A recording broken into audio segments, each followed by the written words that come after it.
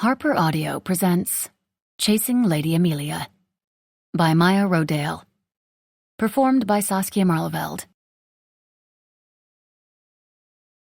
The London Weekly.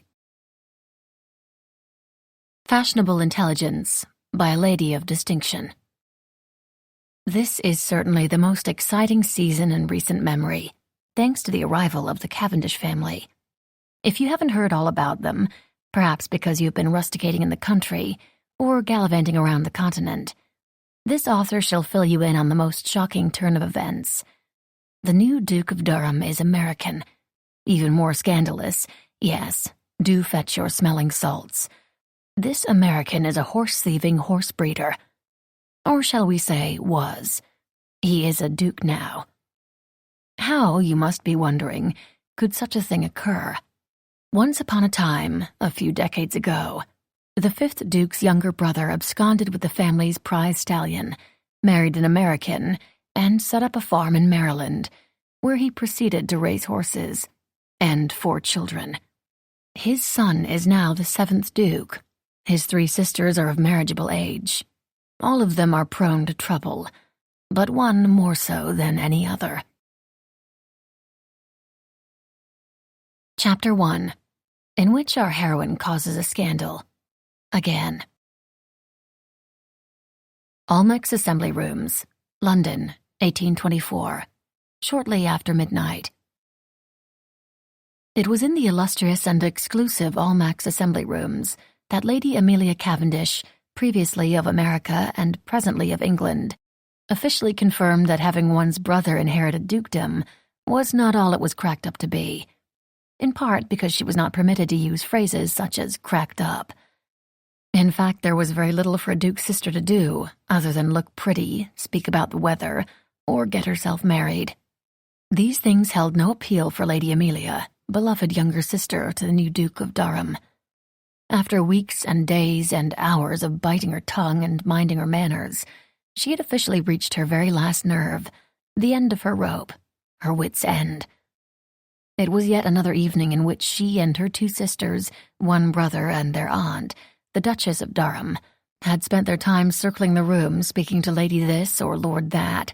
Amelia couldn't be bothered to learn all the names and titles of the British aristocracy, as it went against her independent American nature. Of all the balls, routs, soirees she and her siblings had attended, this one had reached unparalleled levels of tedium. The Duchess made a point of introducing the sisters to eligible gentlemen. She had made it her life's mission to see them all wed sooner rather than later, and to Englishmen deemed suitable, which more often than not meant horrible in Amelia's book. She rather thought that sticking forks in her eyes would be a vastly preferable activity. Not that sisters of dukes ever committed such acts, but if they did, they would surely use the good silver. As Amelia loitered along the perimeter of the ballroom, trailing behind the Duchess, who was on the prowl for potential husbands, she amused herself, barely, by debating what exactly had pushed her toward the edge this evening. There was the fact that they now spent every evening attending at least 1 or 2 balls, dinners, soirees, musicales, and the like. The fact that she'd had to spend the day diligently being taught the finer points of etiquette, forms of address, and steps to country dances. There was the fact that this evening alone she had been introduced to no fewer than 6 gentlemen who wished only to talk about the weather and look down her bodice. It was enough to make any girl mad with boredom, or just plain mad. And now her satin slippers pinched her toes, the whalebone of her corset dug into her skin, and her maid had certainly used an excess of hairpins, all of which seemed to be poking sharply into her scalp. In an advanced state of physical discomfort, she was in no mood to endure the same conversation again about the weather. It was clement. The social season, it was tedious. Her prospective suitors, or lack thereof, and the frequency of attacks from native tribes in America, not nearly as much as the English imagined, and sly digs at her brother's former occupation as a horse breeder and trainer. Never mind the fact that she and her siblings had been in England for weeks, days, and hours, and she had yet to visit the British Museum, stroll through the gardens at Vauxhall, or attend a show at Astley's Amphitheatre. But she'd had a marvelously thorough tour of the ballrooms and drawing rooms of London. "Smile, Lady Amelia," the Duchess murmured in her polite do-as-I-say voice. One of her sisters would have punctuated the command with a pointy elbow to the ribs, but the Duchess would never do something so crass. Her Grace, the Duchess of Durham, Amelia had quickly discovered, was something else. She was one of those small, frail, wispy, and pale ladies of middle age who seemed like they might be blown away and be dashed to bits against the cobblestones. And yet, Josephine Marie Cavendish, her Grace, the Duchess of Durham, was made of strong stuff, like steel or granite or glaciers. Her gaze was sharp and missed nothing. Her wits were sharper. She was also graceful, elegant, and unfailingly polite and proper at every hour of the day. The Duchess knew every person one needed to know, and everyone in London seemed to fear her. One did not call her Josie. Amelia had asked and was treated to a frosty, "One does not." The Duchess also had the sort of indomitable will that could command armies. Amelia would have adored her if she weren't so vexed by her most of the time. The Cavendish siblings, James, Claire, Bridget, and Amelia, newly arrived from America, were Josephine's army. Her mission? To find husbands for each of the girls, and to ensure that James, the new Duke, settled into his role, wed, and had an heir, thus securing the dukedom for another generation. Her one impossibly insubordinate foot soldier, Amelia. The Duchess had a sharp mind, but so did Amelia. The Duchess had very firm opinions, but by God, so did Amelia. The Duchess was accustomed to having her way, and as the youngest sibling, so was Amelia. In order to potentially find a fleeting moment of amusement, Amelia decided to obey the Duchess's command to smile. She stretched her features into a grin, designed to be more comedic than pleasant. It only deepened with genuine amusement when some poncy, overstuffed lord caught a glimpse, dropped his jaw, and turned away. "Ha!" "You look like a gargoyle," James said, laughing. With merely a glance, the Duchess conveyed that dukes did not intimate a resemblance between young ladies and hideous creatures. "Perhaps try smiling a bit less, Lady Amelia." Amelia did her best impression of a simpering English lady. She'd had plenty of occasions to practice the vacant smile, letting her eyes cross ever so slightly while swaying delicately on her feet, which were presently tormented by these tremendously uncomfortable slippers. Perhaps she could slip them off under her dress and no one would notice. She carefully slid one foot out, then the other, and smiled at the relief of being able to wiggle her toes and feel her feet flat on the floor. "Much better," the Duchess murmured. "Now, let us take another turn about the room." "Ah, Lady Nansen, Lord Nansen."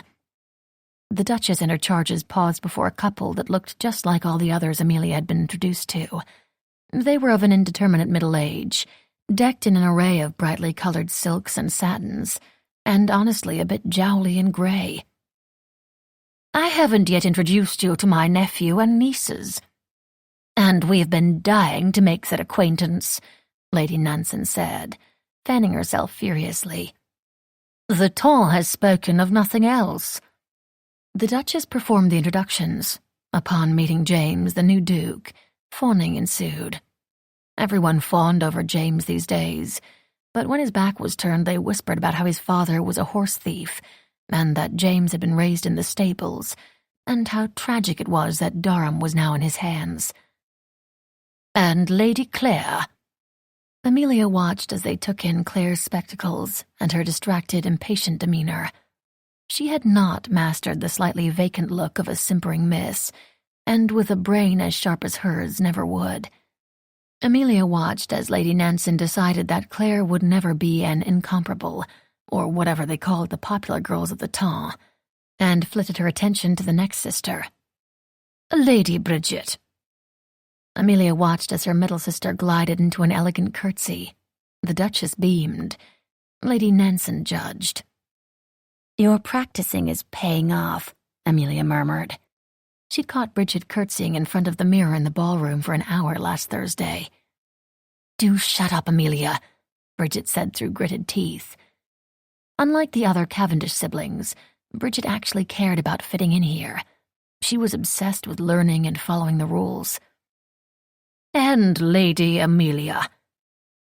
She gave a smile somewhere between gargoyle and simpering miss, but perhaps more on the gargoyle side of the spectrum. You must have your hands full, Duchess, trying to make so many matches. It does give one something to do all day, the Duchess replied, with a tight-lipped smile that Amelia dubbed the one where I am smiling even though I hate what you just said. But I do have every confidence that they will make splendid matches. In fact, I have someone special in mind for Lady Amelia this evening. The Duchess beamed at her charges, as if they hadn't been foiling her every effort to marry them off. Amelia began to dread meeting someone special. I say, Duke, Lord Nonsuch, or whatever began, do you have an opinion on any of the horses running Ascot? The lords always asked James for his opinion on which horse would win a race, so they might win a wager. And then they turned around and made snide remarks about his experience raising and training horses, as if he were beneath them because of this knowledge, even though he now outranked them. I do, James said, smiling easily. Don't suppose you'd tell a friend who you think will be the winner, Lord Nansen or Nancy said jovially, with a wink and a nudge. I might, James replied. This was a conversation he'd had before, and Amelia had begged him to do something nefarious, like deliberately suggest a losing horse. But James refused and just smiled like he knew the winner, and never said a word. I suppose you're going to build up Durham's stables, his lordship said. Nansen, he doesn't have time for horses, his wife said in that exasperated way of wives. He must find a bride first. The Duchess beamed an I told you so smile. Then Lady Nansen turned and fixed her attention on Amelia. Her fan was beating at a furious pace. And Lady Amelia, have you found any suitors you care for? After having met nearly all of England's finest young gentlemen, I can honestly say that no, I have not found any suitors that I would care for, Amelia said. But I do have a new appreciation for spinsterhood. In fact, I think it sounds like just the thing. Just the thing was a bit of slang she had picked up. Sticking forks in her eye was just the thing, but only with the good silver. Flustering old matrons with an honest and direct statement was just the thing. Lady Nansen stared at her a moment, blinking rapidly as she tried to process what Amelia had just said. Well, your sister seems to have snared the attentions of Darcy's younger brother, she said, evidently disregarding Amelia and focusing on Bridget, the one who cared about fitting in and finding suitors. Are Lord Darcy and Mr. Wright here tonight? Bridget asked eagerly. Too eagerly. I haven't seen them. It's not a party without Darcy, Amelia quipped. Darcy spent the majority of every social engagement standing against the wall, glowering at the company, refusing to dance, and begging the question of why he even bothered to attend. But that was neither here nor there, and no one deigned to reply to Amelia, so she sighed and lamented her choice in footwear quietly to herself. When Lord and Lady Nansen took their leave and sauntered off, the Duchess turned and fixed her cool blue eyes on Amelia.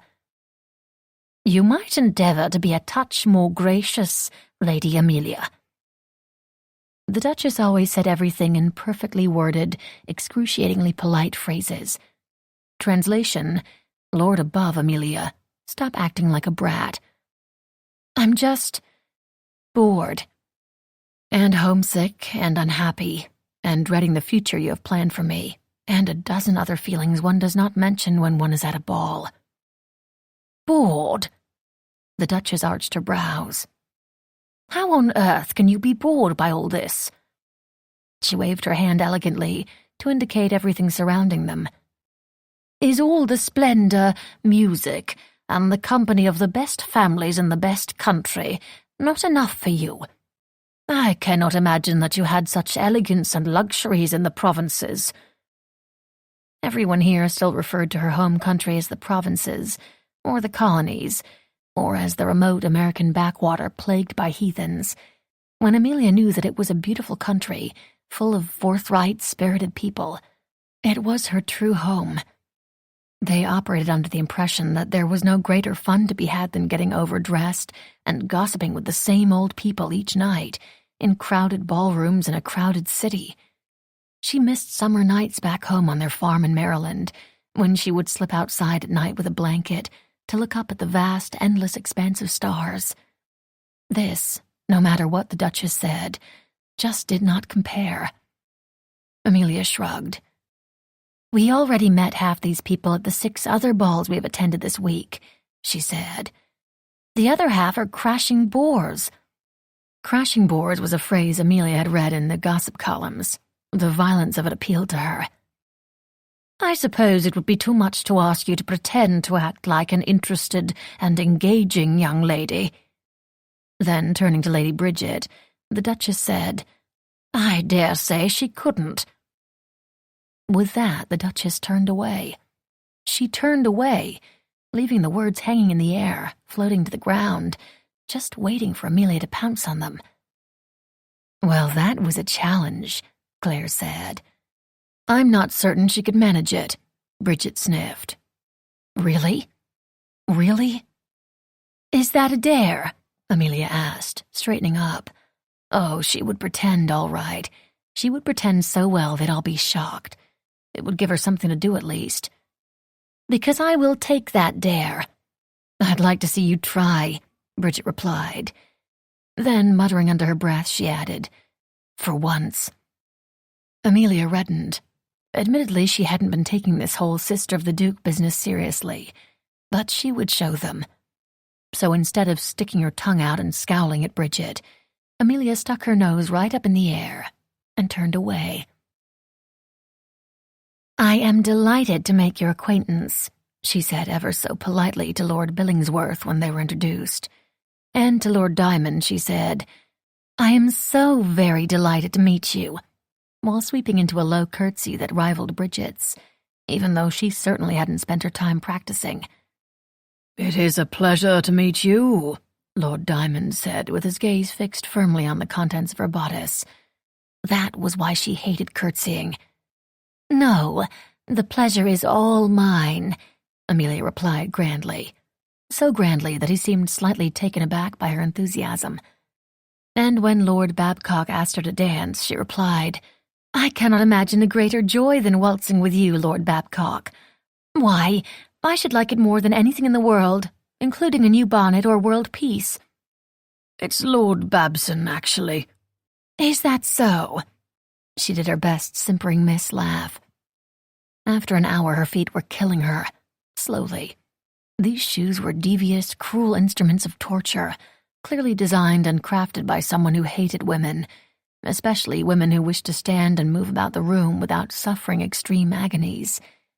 These cursed shoes had turned her, a woman who did love to dance and move, into a creature who wished for nothing more than to lie down and never get up again. It was the way they pinched her toes, and the way they failed to offer desperately needed support after being on her feet for hours, and the way the leather bottoms were so slippery on the waxed parquet floors, forcing her to keep her movements delicate, slow, and restrained, lest she find herself flat on her back. And even the satin had a way of rubbing against her skin, leaving it raw. But they were bejeweled. She was supposed to tolerate this pain because the shoes were pretty and sparkled in the candlelight. Not that anyone even saw them because her long skirts covered them. Amelia suspected that said hideously uncomfortable shoes were not purchased at a shop on Bond Street, but had actually been stolen from the Tower of London after being used to wring out confessions from prisoners of war. Or perhaps they were part of a massive conspiracy to ensure the lady population of London was so distracted by the pain in their feet that they didn't think of anything else, such as all the boorish, unappealing gentlemen who had things like titles and estates that were supposed to make a girl overlook things like personality or respect for women. Amelia began to debate what would be worse, marriage to one of these dolts, or having to wear these shoes for the rest of her life. Honestly, at the moment, it was a vexing decision. She was mulling these things over when the Duchess had another introduction to perform.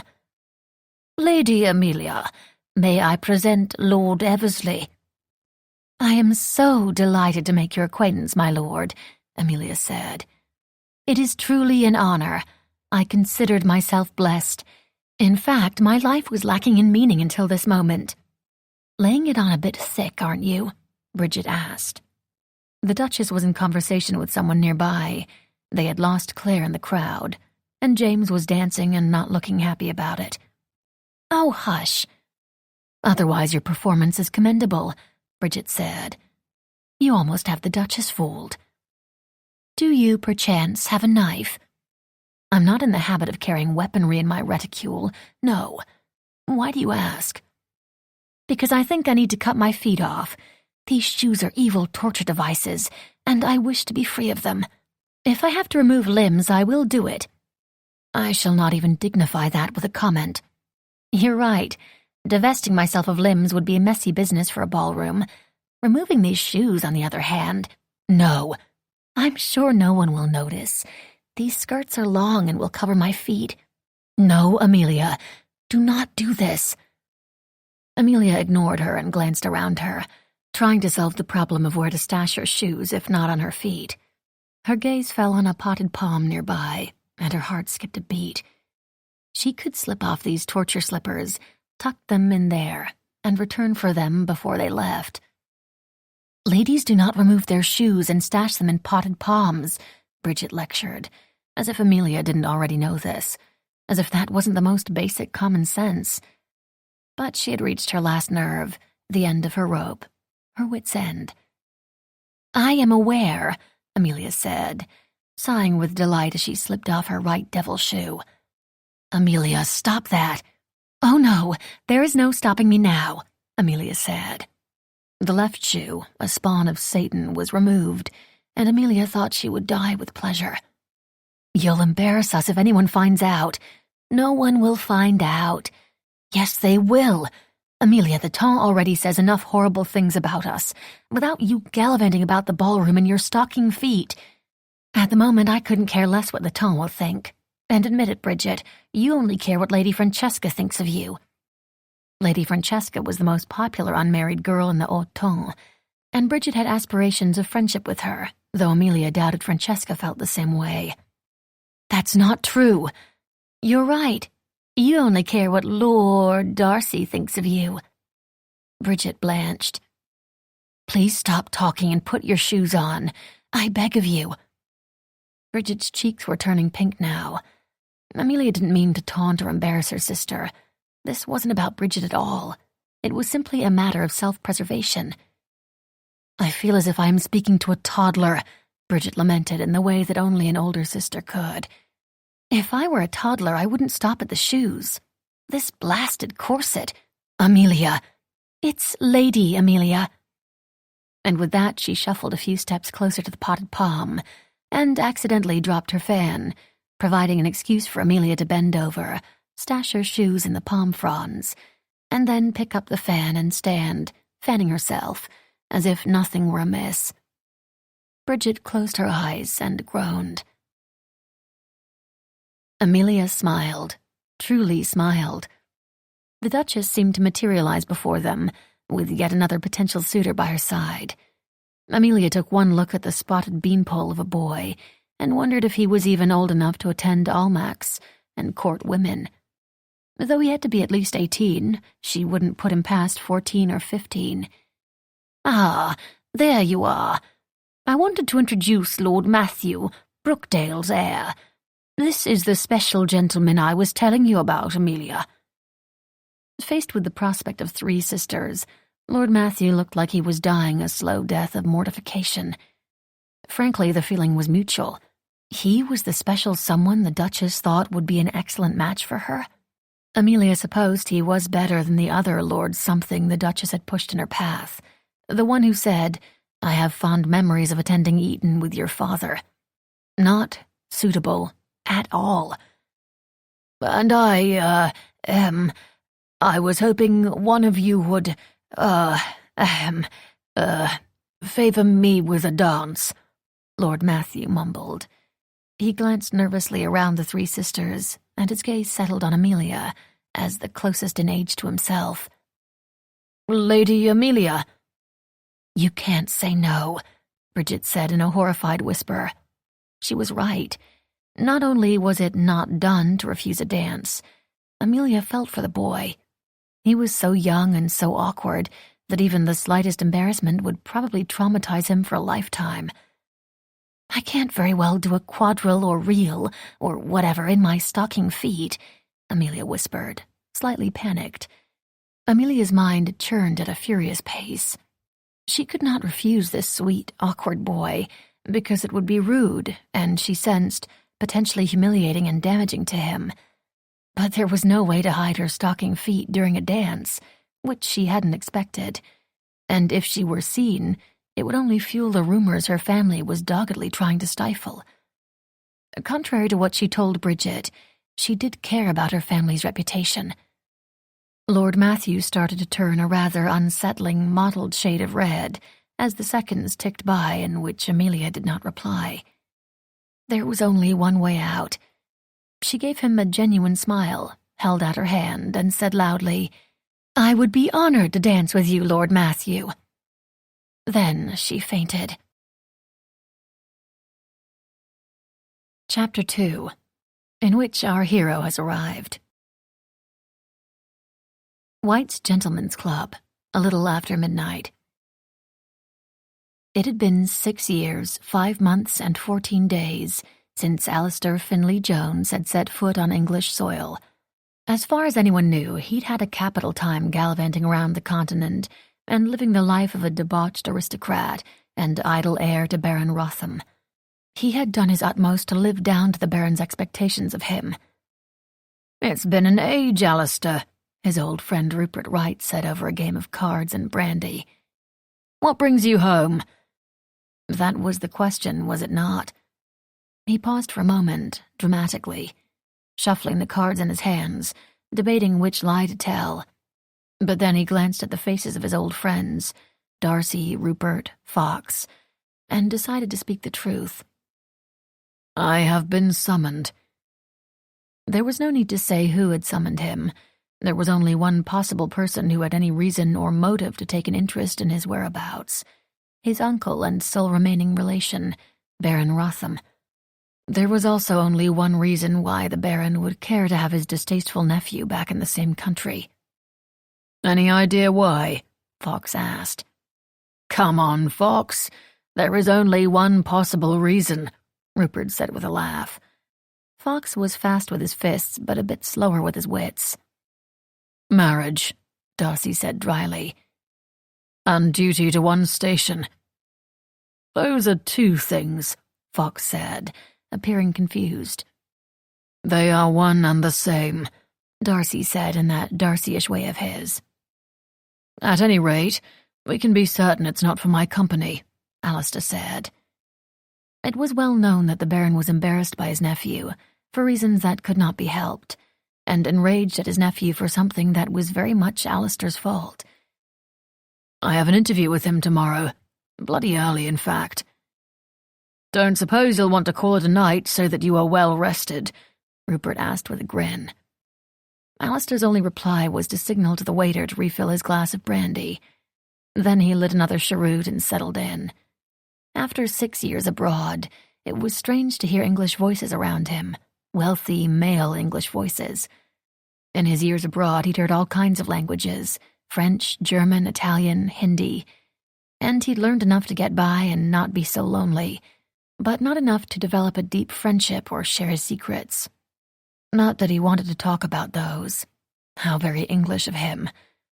But he, Darcy, Fox, and Rupert had survived Eton together, then Oxford. They knew his past, and even after 6 years apart, they settled into a comfortable routine of wagers and games. Rupert won frequently, although Alistair did enjoy raking in a small fortune from Darcy, who seemed unusually distracted. "What have I missed while I was away?" Alistair asked. Then, grinning, he referenced the conversation earlier in the evening. "Besides Darcy and the lake." It seemed the relentless, proper Lord Darcy had found himself soaking wet in a lake at a garden party. Women had swooned. "Fox has women troubles," Rupert remarked. Fox is not speaking of his women troubles, Fox replied sharply. So you admit you have them, Rupert needled. What did I say about gossiping like schoolgirls? Darcy grumbled. The only thing anyone is talking about is the new Duke of Durham and his sisters, Rupert said. Enough about the Americans, Fox grumbled. We've discussed them enough this evening. The conversation shifted to other gossip, and Alistair listened, hoping for a clue as to why. Why, after all these years, had the Baron finally deigned to remember him? Why, after that unflinching fight in which the Baron said he never wanted to see his nephew again, did he summon Alistair back to England? And why did Alistair come running? He knew why, and he didn't like the reason. But he also didn't know what to do about it, other than come running when the Baron called. Alistair loosened his cravat. It had gotten awfully tight. But never mind us, Darcy said. What have you been doing these past few years? Searching for something. You know, this, that. Alistair sipped his drink, played a card. Illuminating, Darcy replied dryly. You should write a book, Rupert suggested. Sell your story to the gossip rags, Fox added. The truth was he hadn't done more than this and that in a variety of foreign locales. This and that being trying to forget the reason he left England in the first place. And, he supposed, waiting for this very moment when the Baron called him back. I'm afraid there isn't much to say, at least nothing of interest to the newspapers, Alistair said with a shrug. And then, because they were men and not schoolgirls prone to gossip, the conversation turned to the card game at hand. Long after midnight, they stepped out of the club onto a desolate St. James Street. Alistair refused Darcy's offer for a ride home in his carriage, preferring to walk home through the streets of Mayfair instead. In which our heroine is distraught. midnight. The carriage ride from Almack's, scene of the scandal, back to Durham House was fraught with tension. The Duchess, of course, did not do anything so pedestrian as yell or even scold. Oh no, Her Grace had a peculiar gift for radiating fury that one was helpless to ignore. Amelia was not accustomed to it. Memories of Amelia's own mother were dim, having lost her at a young age. Amelia had been raised with Claire's absent-minded scoldings and James's pleas to just not get into too much trouble. Without even saying a word, the Duchess had Amelia shrinking back against the squabs in the carriage. Beside her, Bridget was sulking terribly, as if Amelia's little scene was a deliberate affront to her own personal happiness. Perhaps it hadn't been a little scene. Despite her best efforts, she hadn't managed to conceal her stocking feet when she fainted and fell to the floor. Lord Matthew, being young, embarrassed, and terribly awkward, turned and ran. In the process of fleeing the scene, he barreled into the Dowager Countess of Pelham, who fell into the arms of Lord Babson. As she was not a petite woman, and he was the sort of man for whom physical exertion meant pouring his own brandy rather than cross the room to ring for a footman, he was unable to support her, and they both tumbled back into a footman with a tray laden with champagne glasses. There was a terrific clatter, followed by a horrible hush. Everyone saw everything. The fleeing suitor, the tangled lord and lady, the shards of broken champagne glasses, and the stocking-footed American girl sprawled on the floor. No one had caught her when she fainted. "If you think about it, it's quite humorous," she said in a small voice, daring to interrupt the silence. Or not. It was a long moment before anyone even acknowledged she had spoken. "Amelia, the last thing we needed is more rumors about our backward, heathenish, and savage American manners," Bridget said, sighing with tremendous despair. Amelia wanted to tell her to stop caring so much what the gossip rags said. She hated seeing how her sister's happiness had become dependent on it, but for once knew to hold her tongue. "You weren't wearing shoes at a ball." "They hurt my feet," Amelia ground out. "And I don't see why I should suffer." When they'd been at home in America, she wore comfortable boots or nothing at all. Never once had she been reprimanded for it. Of course, she understood that the rules were different here in London, amongst the aristocracy. She knew right and wrong, unless it was the order of precedence. She was still a bit shaky on that. She knew she was supposed to smile prettily and actually consider pledging her troth to one of the simple-minded, weak-chinned boys the Duchess was forever thrusting in her direction. The removal of shoes wasn't merely a matter of comfort. It was rebellion. She didn't feel she could say that. Instead, she mumbled, "I wasn't expecting an invitation to dance." "I don't wonder why we don't receive many," Bridget said darkly. "We are the laughingstock of London. You don't really want to dance with any of these stuffy old bores, do you?" Even in the dim light of the carriage, Amelia could see Bridget's cheeks redden. She did want to dance with at least some of those stuffy old bores. She wanted to impress stick-in-the-mud Lord Darcy and the snobby Lady Francesca de Vere and her vapid minions, friends. Amelia knew this because she read Bridget's diary. "Amelia, some of us are trying to fit in here." Some of us equals Bridget. She spent every waking moment trying to be the perfect English lady. James spent every free moment down at Tattersall's or riding in Hyde Park. He may have left their horse farm, but he still managed to find something like it here. And Claire snuck out to meetings of the Royal Society of Maths or something dull like that. They still got to be themselves, carve out a few hours each day to live like before. Amelia had been allowed to run free at their farm in Maryland. James hadn't cared if she wore breeches to ride astride. Claire hadn't forced her to learn how to keep house, and Bridget had been more prone to join her on adventures rather than practice curtsying in the mirror for hours on end. But here she was always dressed up and perched in the drawing room or paraded around a ballroom. It wasn't in her nature to be so still, so trussed up, so caged. And she was supposed to do this so some man might decide he'd like to be her lord and master for the rest of her life. She knew the feeling of wind in her hair and answering to no one. The idea of marrying someone, anyone, just because the Duchess said she ought to, made Amelia sad in her soul and rebellious in the ballroom. "Some of us do not appreciate the reputation of the Cavendish name being sullied," the Duchess said, "especially when we have devoted our lives to upholding it." Amelia glanced at the Duchess in the dim light of the carriage. How did she do it? How did she behave herself for such a long time? Did she ever just long to take her shoes off if they hurt?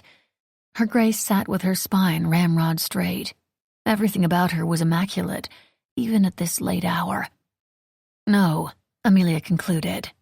She couldn't possibly have such longings like taking her shoes off or letting her hair down. Hoping for sympathy, Amelia looked to her beloved brother James, who always came to her rescue. He would call her scamp and wonder aloud what the devil he was going to do with her. The answer was that he wouldn't do anything, but love her and urge her to be more mindful next time. "It could have been worse," was his meager, pitiful defense. Then he looked away, focusing intently on the darkness outside of the carriage. It could have been worse. She could have removed her dress and run shrieking through the ballroom or set fire to the drapes. It could have been worse. Ha. The rest of the carriage ride was passed in excruciating silence, in which not one of her siblings came to her defense. This was a first. Also a first, not one of her beloved siblings gave her so much as a sympathetic glance, and she truly would have loved a little indication that they knew she hadn't meant to cause a scene and embarrass them all. If only someone would understand that she wasn't ready for all this social whirling, all these potential future husbands, all this planning to settle into a new life. Ever since that letter arrived informing James of his new station and summoning them to England, they'd been a strong family unit, one for all and all for one. Until tonight. She'd felt abandoned tonight.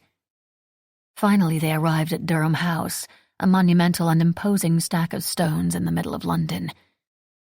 "Well, Amelia, I hope you enjoyed yourself this evening," the Duchess said crisply while she handed her satin cape and gloves to Pendleton, the butler. "Immensely." Her voice veritably dripped with sarcasm, which was a disguise for hurt feelings. "You needn't take such a tone," the Duchess said sharply. Amelia felt her heart starting to pump harder, and her head started to pound. "Smile more. No, smile less. Suffer through the pain of your footwear. Let this old gentleman look down your bodice. Dance with whomever asks, even if you do not wish to dance with him. Simper." And now her tone wasn't right. According to the Duchess, she couldn't do anything right. And according to her siblings, too, since they weren't coming to her defense as they usually did. She felt lonely and tired and wronged, and in such a state she hardly behaved at her best.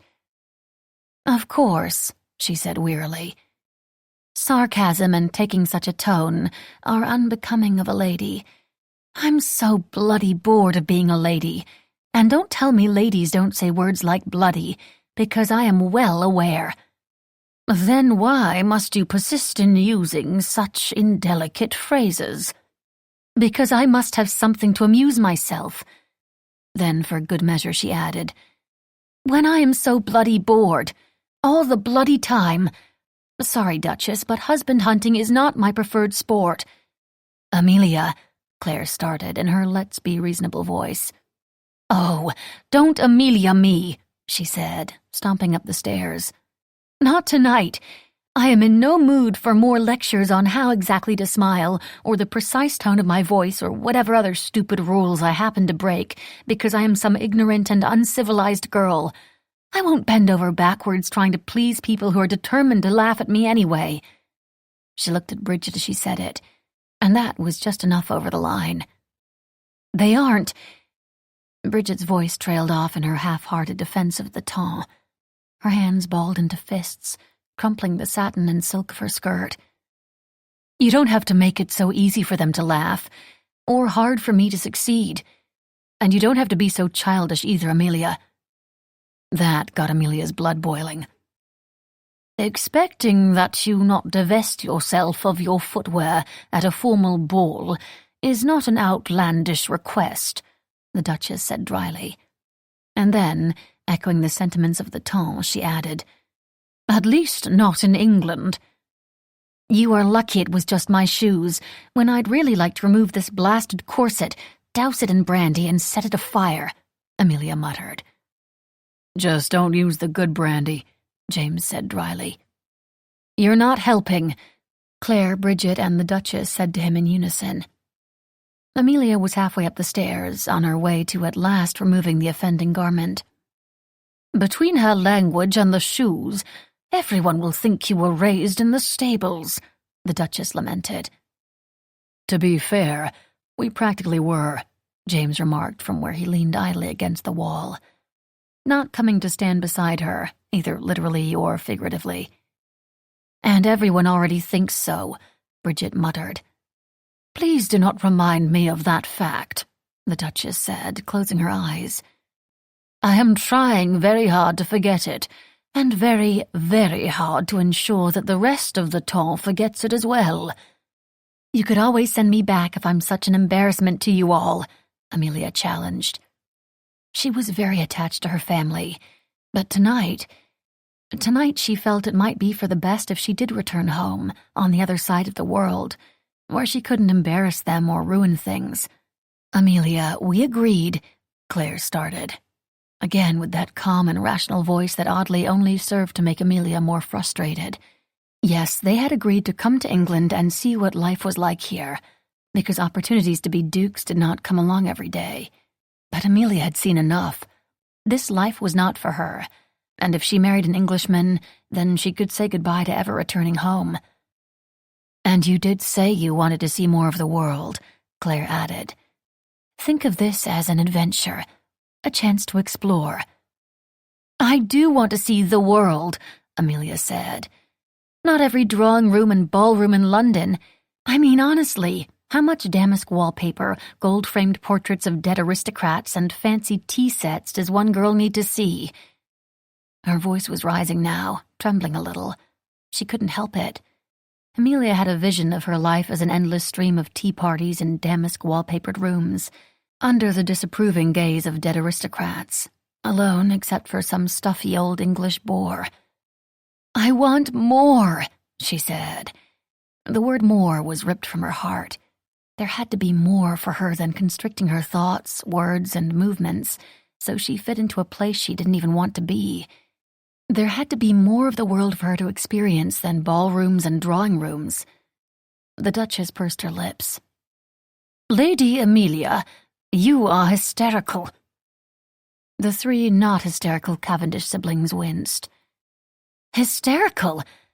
Amelia turned and started descending the stairs in a fury. "Duchess, never tell a hysterical woman that she's hysterical," James said. Then, to no one in particular, James added, "It's the sort of thing a man learns when he's responsible for 3 younger sisters." "Well, if she would just calm down," the Duchess said. Logically. But then again, she hadn't any experience with children. "Calm down?" "Even worse," Claire said, shaking her head. "Never tell a woman, especially Amelia, to calm down." "If you were such experts, then you handle the situation," she said, throwing her hands up. "We have found," Claire began, as Amelia now muttered about the injustice of a woman being deemed hysterical for wanting more from her life than to marry some inbred Englishman. "Over the years," Bridget added, while Amelia carried on about damask-papered prison walls and the interchangeability of corsets and straitjackets. "That it is best to simply allow her to exhaust herself," James said. Amelia had had enough. She started pulling the hairpins from the elaborate coiffure her maid had done earlier, an hour of her life spent forcing her wild curls into an unnatural arrangement. Well, no more. She flung the hairpins one by one across the foyer. They skidded across the marble floor. They ricocheted off crystal sconces. They plunked against portraits and fell to the floor. "Well," the Duchess said, "there is only one thing to do, I suppose. I shall send up Miss Green with some laudanum." A short while later, Amelia felt much calmer. She drank a cool glass of water that Miss Green had brought to her. Her maid had helped remove her corset, gown, stockings, and stays, and dressed her for bed. The others retired, leaving her alone. But Amelia wasn't tired. She had a restless energy, always, even now. It was this feeling that there was always something more out there, just beyond her reach or her vision. The world over, people were having love affairs, conducting business, fighting duels, performing operas, trekking across deserts, making great works of art, or simply cooking dinner, or kissing. She longed to experience it, all of it. As a lady, she was allowed none of it, not love affairs and kissing, or fighting duels, or simply cooking dinner, to say nothing of trekking across deserts. There was a whole world out there, pulsing with activity, and Amelia was cut off from all of it, like some fairy tale princess locked in a tower. She moved to the window and opened it. She looked out at the dark, silent night, and looked up at the stars twinkling over the city. And then she heard a man singing. The sound was too faint for her to make out the words, but there was no mistaking a lovely melody in a man's baritone, ringing through the night. She leaned forward, resting her weight on her elbows, staring out the window dreamily, and hoping to catch a glimpse of him. How lovely it must be to stroll along the quiet streets at night, singing a song, and not caring who heard. What freedom he possessed. Why, if she were out on the streets at night as a lady, which one should never do, she would have to take the utmost care to get right back inside immediately before danger befell her. And it wasn't clear which kind of danger was worse for a woman, the sort that came from unrepentant and unscrupulous scoundrels devoid of a moral compass, but brimming with nefarious intentions, or the danger that came from a single glance out the window by a woman prone to gossip about what she saw. Amelia sighed, thinking how unfair it was that a man could go out at night, singing loudly in the streets, not fearing for his life or his reputation. he could enjoy a leisurely stroll on a beautiful summer night, not a fear or care in the world. She would add it to her list of things she'd do if she were a boy. Such a list also included visiting a gaming hell, racing at Ascot, embarking on a grand tour, or simply getting out of calling hours. Or perhaps not getting married ever. Amelia finally started to feel calm. She yawned. But still she lingered at the open window. His singing was quite lovely, and she longed to know, just for a moment, what it was like to take a quick stroll on a dark summer night while singing a song. She couldn't shake her curiosity. The idea swirled around her head dreamily, and then wicked thoughts crossed her mind. Everyone had gone to bed. No one would notice if she slipped out for a moment. Everyone was already mad at her. What was one more little indiscretion? His voice was closer now, warm and low and tempting. She yawned once more and could not, for the life of her, think of why she should not put on a dress and boots and slip outside to meet the man with the wonderful voice, and have the freedom to stroll through the streets and sing in the dead of the night. She did just that, donning the dress, stockings, boots, and dispenser. She slipped out of her bedroom, darted down the corridor and down the servants' stairs, skipping the creaky one, third from the bottom. And then she stepped outside and into the night. Chapter 3, in which our hero and heroine should not be meeting like this. Very late at night. It was a warm summer night in Mayfair, and Alistair sang an old drinking song as he walked back to his flat after a night pleasantly spent drinking and wagering with his old friends at White's. At this late hour the streets were empty, except for a woman. He slowed his pace and observed. She strolled slowly and stumbled slightly. As he drew closer he heard something like singing, but she was slurring her words and it was hard to discern what she was saying, or singing. But she did have a lovely voice.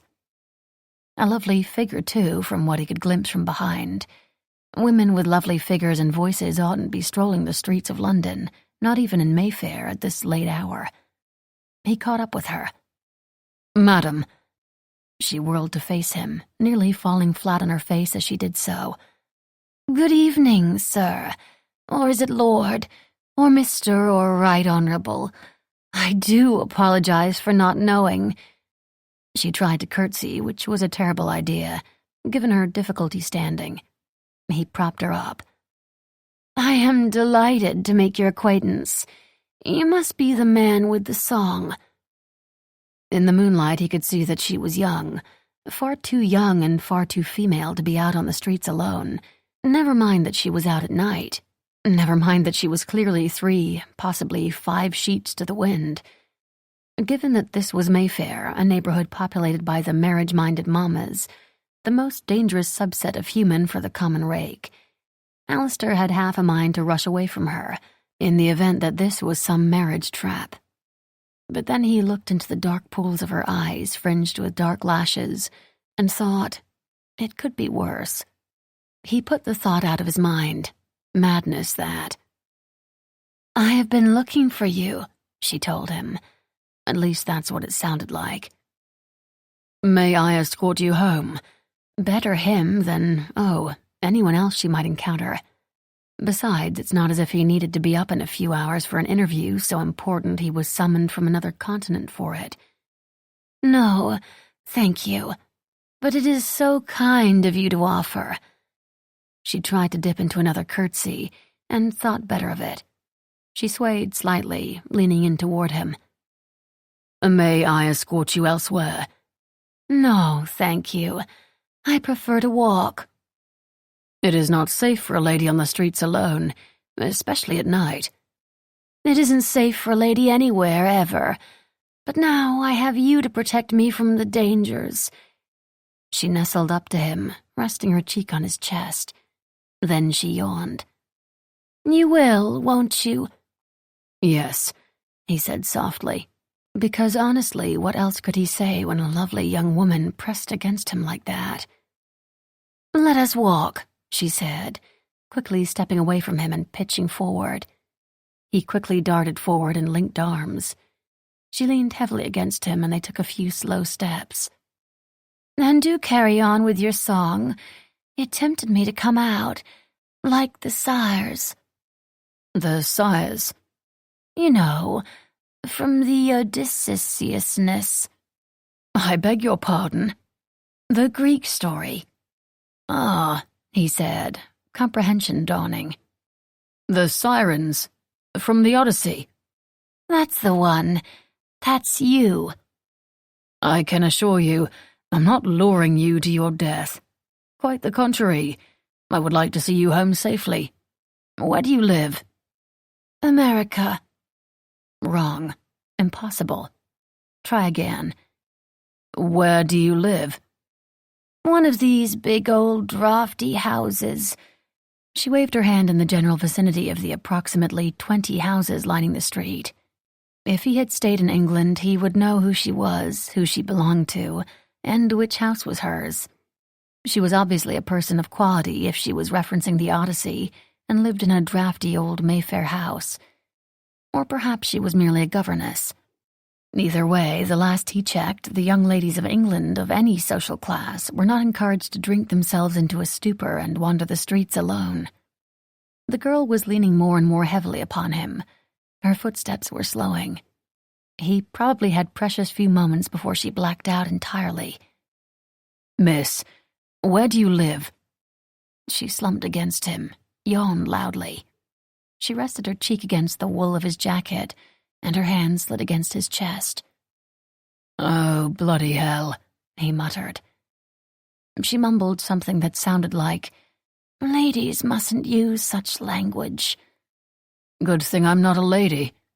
"Wish I wasn't." She nestled even closer against him. He could feel that she was very much a lady. He suddenly, keenly regretted not accepting Darcy's offer of a ride. At this very moment he could be back in his lodgings, loosening his cravat, removing his boots, and falling into bed to snatch a few precious hours' sleep, before the Baron told him why he'd been summoned back after 6 years abroad. But no, he was on Bretton Street in the middle of the night, in a hellish predicament. Somehow he was in possession of a drunk or drugged woman, who probably had rich and powerful relatives who would make him pay for his role in this farce. Alistair considered his options.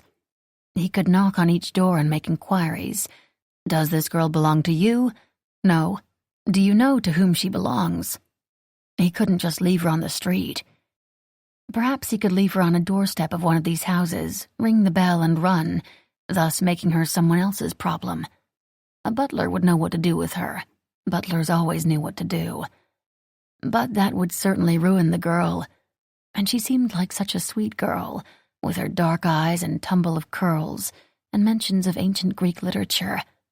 Drunken, unchaperoned, slightly flirtatious antics notwithstanding. He wanted no part in her ruination. But Alistair didn't exactly want the responsibility of saving her from such ruination either.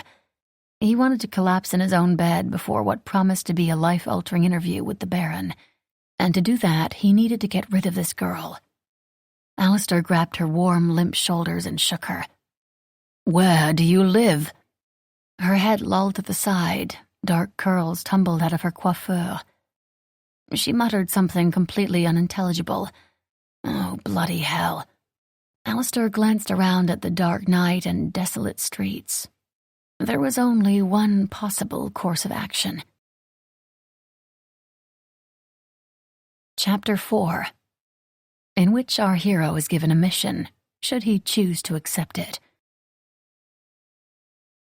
Early morning, but not early enough. The next morning, Alistair woke up with a start, heart pounding, panicked. He reached for his timepiece and swore when he saw that it was 9:30. He was due at the Baron's at 10 o'clock. He needed time to shave and dress. Hopefully Jenkins was up and had tended to the clothes Alistair left on the floor last night. There was also the matter of the girl. He'd carried her home, reluctantly. The last thing he needed was to be saddled with an unconscious young woman, especially one who likely came from a prestigious family. They would not take kindly to finding her thus, and especially with the likes of him. He especially did not need an unconscious woman who nuzzled against his chest affectionately. She snored softly, and it somehow managed to be adorable, which annoyed him, though not as much as having to carry a sleeping female who seemed to become heavier with each step he took. Alistair wasn't some Hercules, and she wasn't as light as a feather. When they finally arrived at his flat, he left her sprawled on the settee in the small chamber that passed for the drawing room in his suite of rented rooms.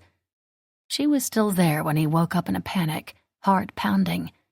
Now he needed to get rid of her. Not in a nefarious way, just in a she's-not-my-responsibility way. He dressed in breeches and a shirt. Jenkins had taken care of everything, good man. And peeked in on the girl. Beautiful pale skin, a dark mass of curls, pink lips parted slightly. "Good morning," he said. There was no response. He shook her shoulder. Nothing. He paled, fearing her dead. The last thing he needed was a high-born and gently bred woman dead, in his flat. He'd hang for sure. He pressed his fingertips to her wrist and exhaled when he felt a pulse, confirming that she was indeed among the living. She was just sleeping off one hell of a bender. "Jenkins!" he called loudly. His valet slept in a room off the kitchen. He emerged a moment later. "I need my waistcoat and jacket. Something must be done with my cravat. Also, there is a woman on the settee. I have brushed your wool jacket, which I found on the floor, which is apparently a suitable place for it." His disdain for Alistair's disregard for his clothing was apparent. "Thank you. I am late for a meeting with the Baron, an interview for which I have travelled all the way from Europe. I am aware. I was with you, if you'll recall." Of course he recalled. Jenkins had been by his side on his first day at Oxford, when he'd been hired to serve as valet to both Alistair and Elliot, whilst they were at school. He hadn't left Alistair's employ since. "If you'll recall, I mentioned a woman on the settee." He glanced down at her. She was quite pretty. He should probably move her to the bed, because eventually she would wake up, and it wouldn't do for her to discover she'd been deposited on a rickety little scrap of furniture. Reluctantly, he scooped her up. She was warm, curvy, and all kinds of luscious in his arms. He dropped her on his bed as if she were something dangerous from which he needed distance. She smiled a lazy, sleepy, sweet dream smile, and curled up and kept sleeping. God, he wanted to strip off his clothes and join her, bury his face in the crook of her neck and breathe her in. Then more. But what man wouldn't? "See that she gets home safely before I return," he told his valet. "Where is her home?" "You'll have to ask her, if, no, when, she wakes up." Confident that his valet would manage to get rid of the girl by the time he returned, Alistair set off for his meeting with the Baron. 10 in the morning. Alistair knocked once, twice, thrice at number 17 Curzon Street. Rutherford opened the heavy oak door. He stared blankly, not showing any sign of recognition. "I am here to see Rotham," Alistair said, obviously. "Your card, please." "Rutherford, we have been acquainted for over 20 years now, since I was sent to this very household to live with my uncle, the Baron, as his ward at the tender young age of 8. As a cruel twist of fate would have it, I am the heir to Baron Rotham, this house, and you." Rutherford sneered at the phrase cruel twist of fate, and Alistair couldn't fault him for it. "I will see if Lord Rotham is at home to call us." It was clear that Rutherford hadn't yet forgiven him for that stupid, tragic thing he'd done. Hell, no one had, not even himself. So Alistair cooled his heels in the foyer, willing to wait out the ridiculous charade. Of course Rotham would be home to him. The man had summoned him from Europe for this interview. And finally, after precisely 15 minutes had passed, 15 minutes in which he wondered about the girl in his flat, and not the mysterious reason for which he'd returned to England after 6 years, he was summoned to the Baron's study, The room hadn't changed at all. Alistair noted the same dark-paneled walls, a faded forest green carpet, and white marble mantel with the same portrait hanging above. Alistair couldn't bring himself to look at it. "Finlay Jones." His uncle and sole surviving relation in the world greeted him formally, as if he did not wish to acknowledge their connection. "Rotham. I'm surprised to see you here," the Baron said, glancing up from where he sat comfortably behind a large carved oak desk. He was a typical English lord, slightly pale and puffy from an excess of fine food and wines, and a dearth of fresh air and exercise. In the intervening years, the lines around Rotham's mouth had deepened. His hair had gone from black to grey. "Well, you did request my presence in no uncertain terms," Alistair pointed out. The exact words of the letter were burned into his brain. "I have figured out a way for you to be useful. Call upon Rotham House in London immediately." "Well, I didn't think you'd listen. You're not known for your sense of duty, responsibility, or discipline." This was fair. He managed no estates, did not run a business or engage in trade. He had not entered the clergy or enlisted in the army, navy, or what have you. Why should he? In school, he thought he might pursue a profession, but then Elliot died, and that changed everything. Suddenly, Alistair was the heir, a role he'd never been prepared for, and a role he never wanted. It was a role Rotham hadn't wanted him for either. There was only one thing to do as he saw it: live life to the fullest because it could end at any moment.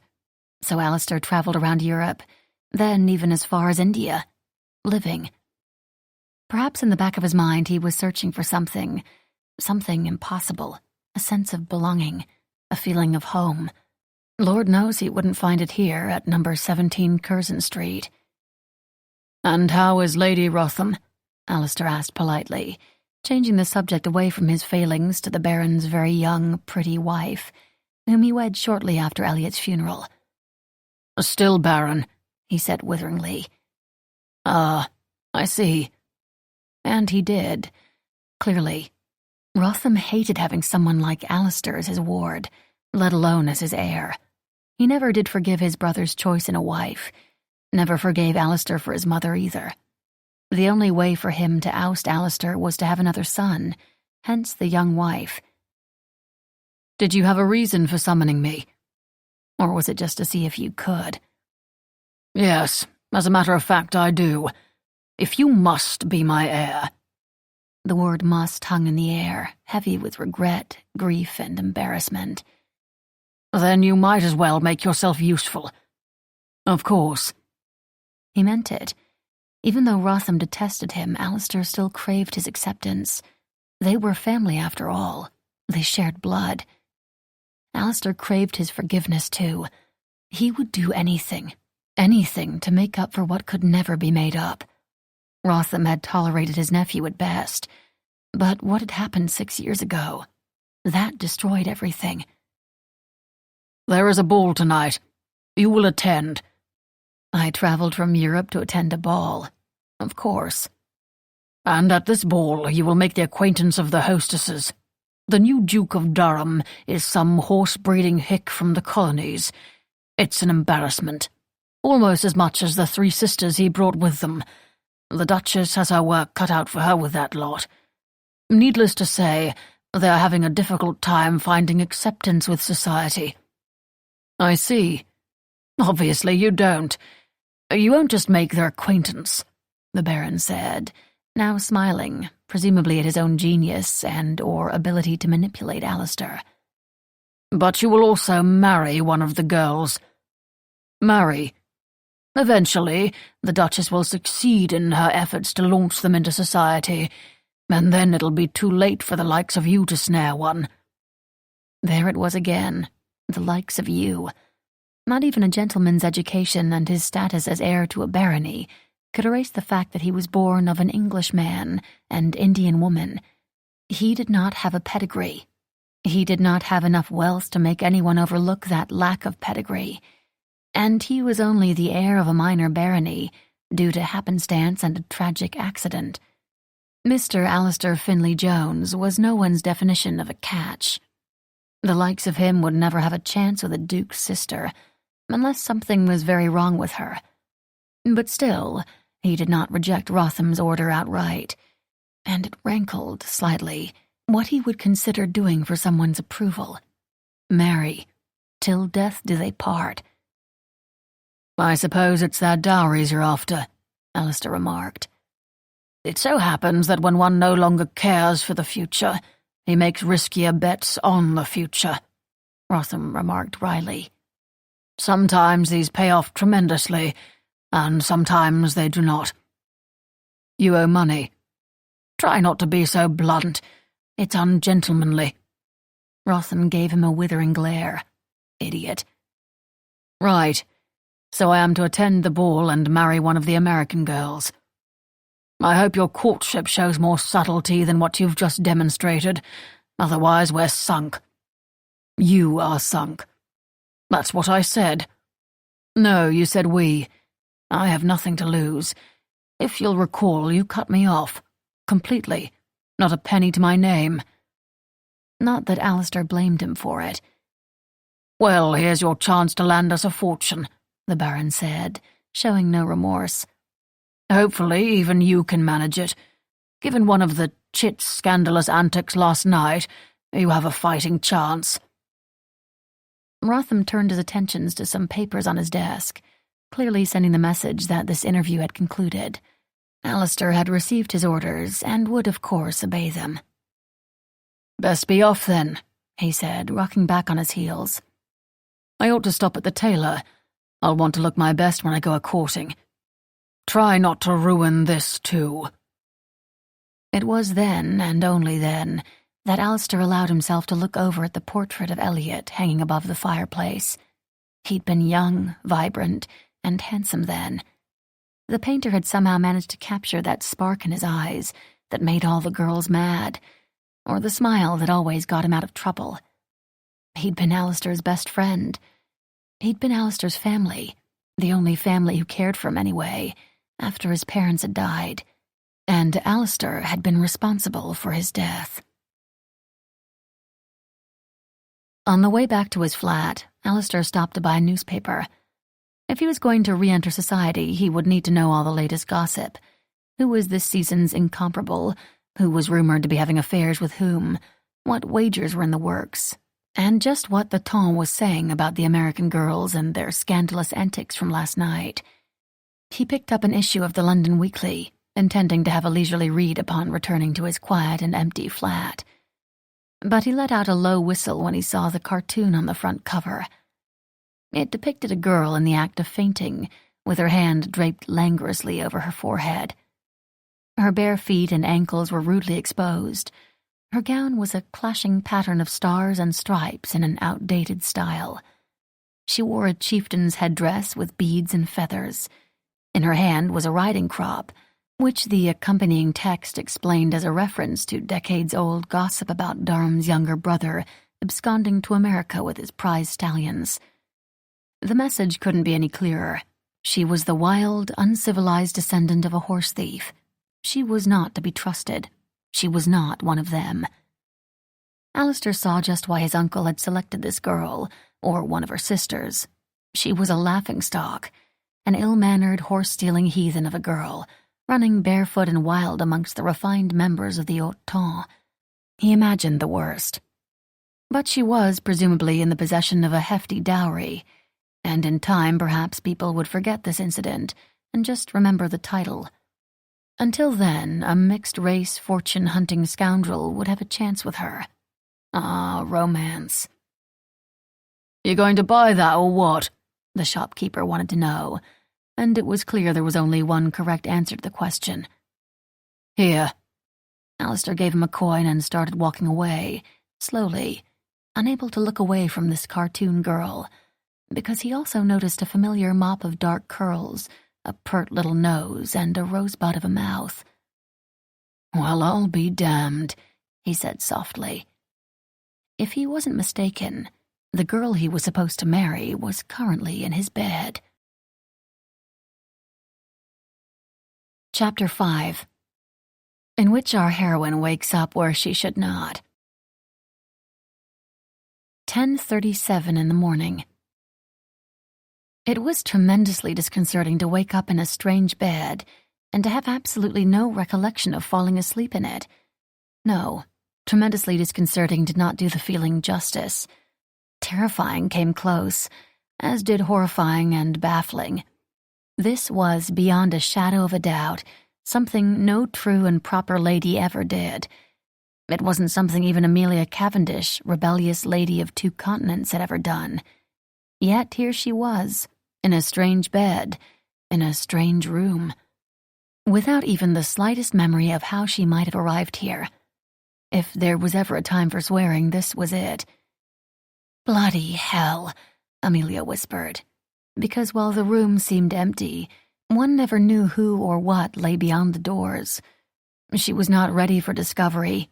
She had just woken up, in a strange bed, in a strange room, without even the foggiest notion of how she might have arrived here. When bloody hell seemed insufficient, she added, "Holy Mother of God." As far as she knew, there was no one here to reprimand her for unladylike language, but that was the least of her concerns. Take a deep breath when you were scared. James had taught her that. Think logically. Claire had always advised her thusly. Think of what a good story it will be in your diary later. That was Bridget, or how Amelia preferred to imagine her. In truth, Bridget would probably be taking this as a personal affront to her quest to be a true lady. Thinking logically, though, that seemed just the thing. If she did not know where she was, she probably hadn't set out for here intentionally. If she did not recollect coming here, she must have been brought here. She immediately proceeded to imagine the worst. Some horrid thug with a few blackened teeth and even fewer brain cells, and who perhaps frothed at the mouth. He would have beady eyes and an air of malevolence. This was bad. This was beyond bad. This was the worst. She didn't need Bridget or the Duchess to tell her that. This was quite possibly, nay, definitely, absolutely, the worst scrape she'd ever found herself in, and Amelia wasn't a stranger to terrible predicaments. The first thing to do was take stock of the situation, and be logical, and be a deep breather. She was still wearing her dress. That was something. She reached under the covers, under her skirt, and exhaled a sigh of relief. Her underthings were on properly, which didn't mean they hadn't been off. But she didn't feel different at all, and she felt like she would feel different if something had happened. Next, Amelia reached up and felt her hair, a tangled, knotted mop of curls that would require the dedicated attentions of at least 2 ladies' maids to untangle. Whoever had kidnapped her had not the forethought or experience with a woman's curly hair to know that it would need to be braided before bed, or else this would happen. But hair troubles were the least of her worries. Amelia slid out of bed, taking care not to make a sound just in case someone was out there. She was not yet ready to face a person, or this day. When standing, it became apparent that her dress was open in the back. She spun around a few times like a dog chasing his tail, trying and failing to do some buttons herself. Stupid, fashionable dresses that required maids. She could not manage it on her own, which meant she could not leave. Walking down the street with her dress falling off was just not done. But presumably she had walked down the street at some point, with her dress undone. That was terrible. She took a moment to pray, fervently, with her hands clasped at her heart, her gaze lifted to the heavens and her lips moving slightly, that she hadn't been seen. She gave up after a moment. She may not have been seen, but getting back to Durham House, half attired in daylight, without attracting attention, would require more than an act of God. "Hell and damnation," she muttered. She decided to explore, perhaps find a clue as to where she was. The bedroom was small, neat, sparse. It didn't even seem as if someone lived here, but there were sheets and a blanket on the bed. She pushed open the door, which opened into a small drawing room. It contained a tiny, rickety settee, and not much else of note. Her spencer was thrown over it. Amelia picked it up, ready to put it on over her dress. The next room was a very small kitchen, and there was another room just off that, It was empty, save for a cot and washstand. She was alone. Escape. This was her opportunity. She spied the door that surely led out of the flat, into the corridor, then out onto the street, and then... She did not know what then. Where was she? How was she to get back? Knowledge of how to get herself to Durham House required knowing where she was presently. This was, she believed, a conundrum. Take a deep breath. Think logically. Think of what a good story this will be in your diary later. With a heavy, nervous heart, she made her way toward the door. But it opened before she could reach it. A man stepped over the threshold. It was with some relief that she noticed he was handsome, as if that made him safe, which was ridiculous. But she had been expecting the very worst, straight out of a Gothic novel, missing teeth, beady eyes. And yet here was a handsome man gazing at her with warm brown eyes that were not at all beady, and a kind smile. All teeth seemed to be present. He was breathing hard as if he'd run here, and she noted the rise and fall of his broad, flat chest that tapered to a narrow waist and muscular legs. And, oh God, was she really noticing such things? Now? Somebody ought to smack some sense into her. "You're still here," he said, sounding relieved. Good morning." English.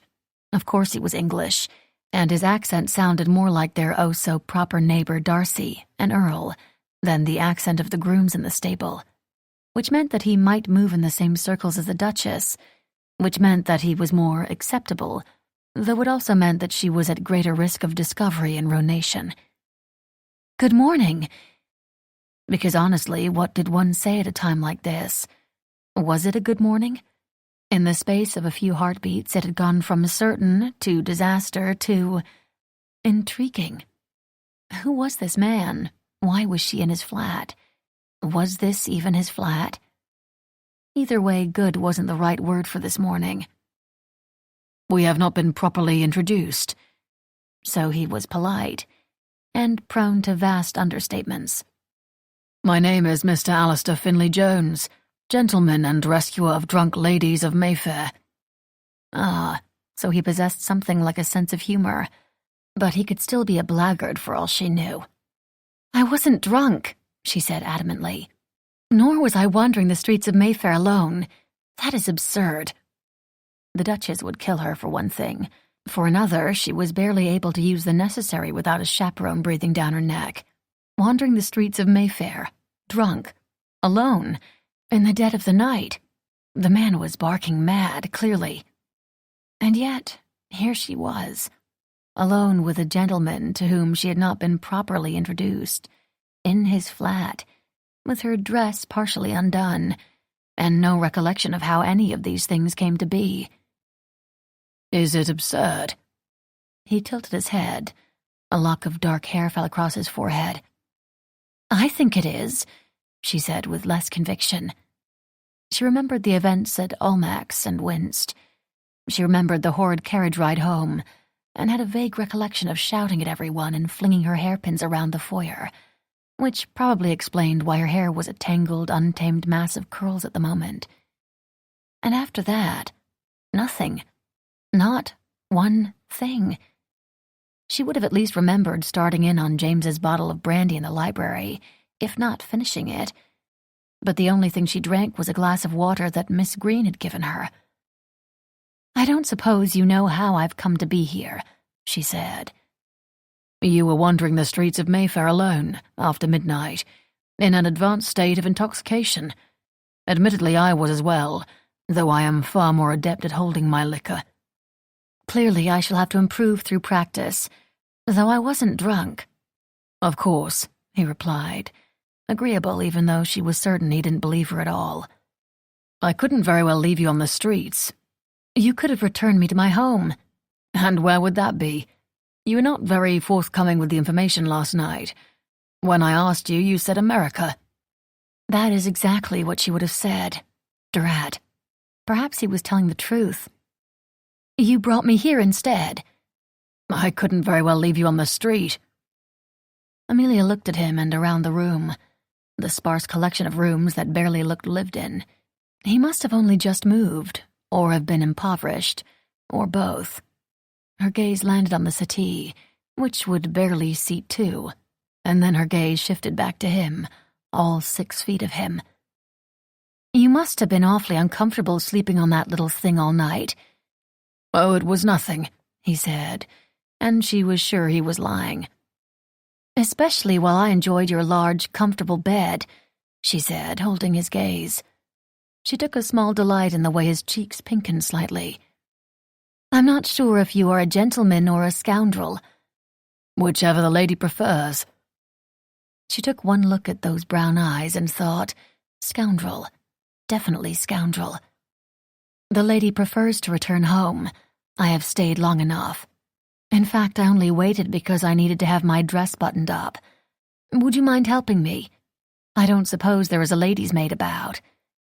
"Would you believe that I've doubled as a lady's maid a time or two?" She looked him over, tall with a broad chest tapering to a narrow waist, olive skin and dark hair, not to mention the kind of face that made even a nun simper. "Yes, I would absolutely believe it." He burst out laughing. "Turn around, then." He proceeded to do up the buttons, slowly, fingertips brushing against the soft skin of her back. He wasn't rushing. She felt the warmth of him from standing so close. This was intimacy that was new to her. And then he was done, quickly, gently. Her skin was tingly and she was feeling feelings. He definitely had practiced as a lady's maid. "Thank you," she said softly, turning to face him. Perhaps they would meet again, or perhaps it was best if they didn't. So she enjoyed one long last look at this handsome stranger. "I should go." "Allow me to walk you home." He smiled, and she was tempted, if only because she didn't know which way to go. But being seen with the likes of him would only make things worse. The only thing worse than a lady alone was a lady alone with a man. "I am perfectly capable of finding my own way, thank you." She smiled to be polite, and started for the door. Then the truth reared its head again. She didn't know where she was or how far from Durham House, though she knew better than to ask him or mention the name Durham. He seemed like he could use ransom funds.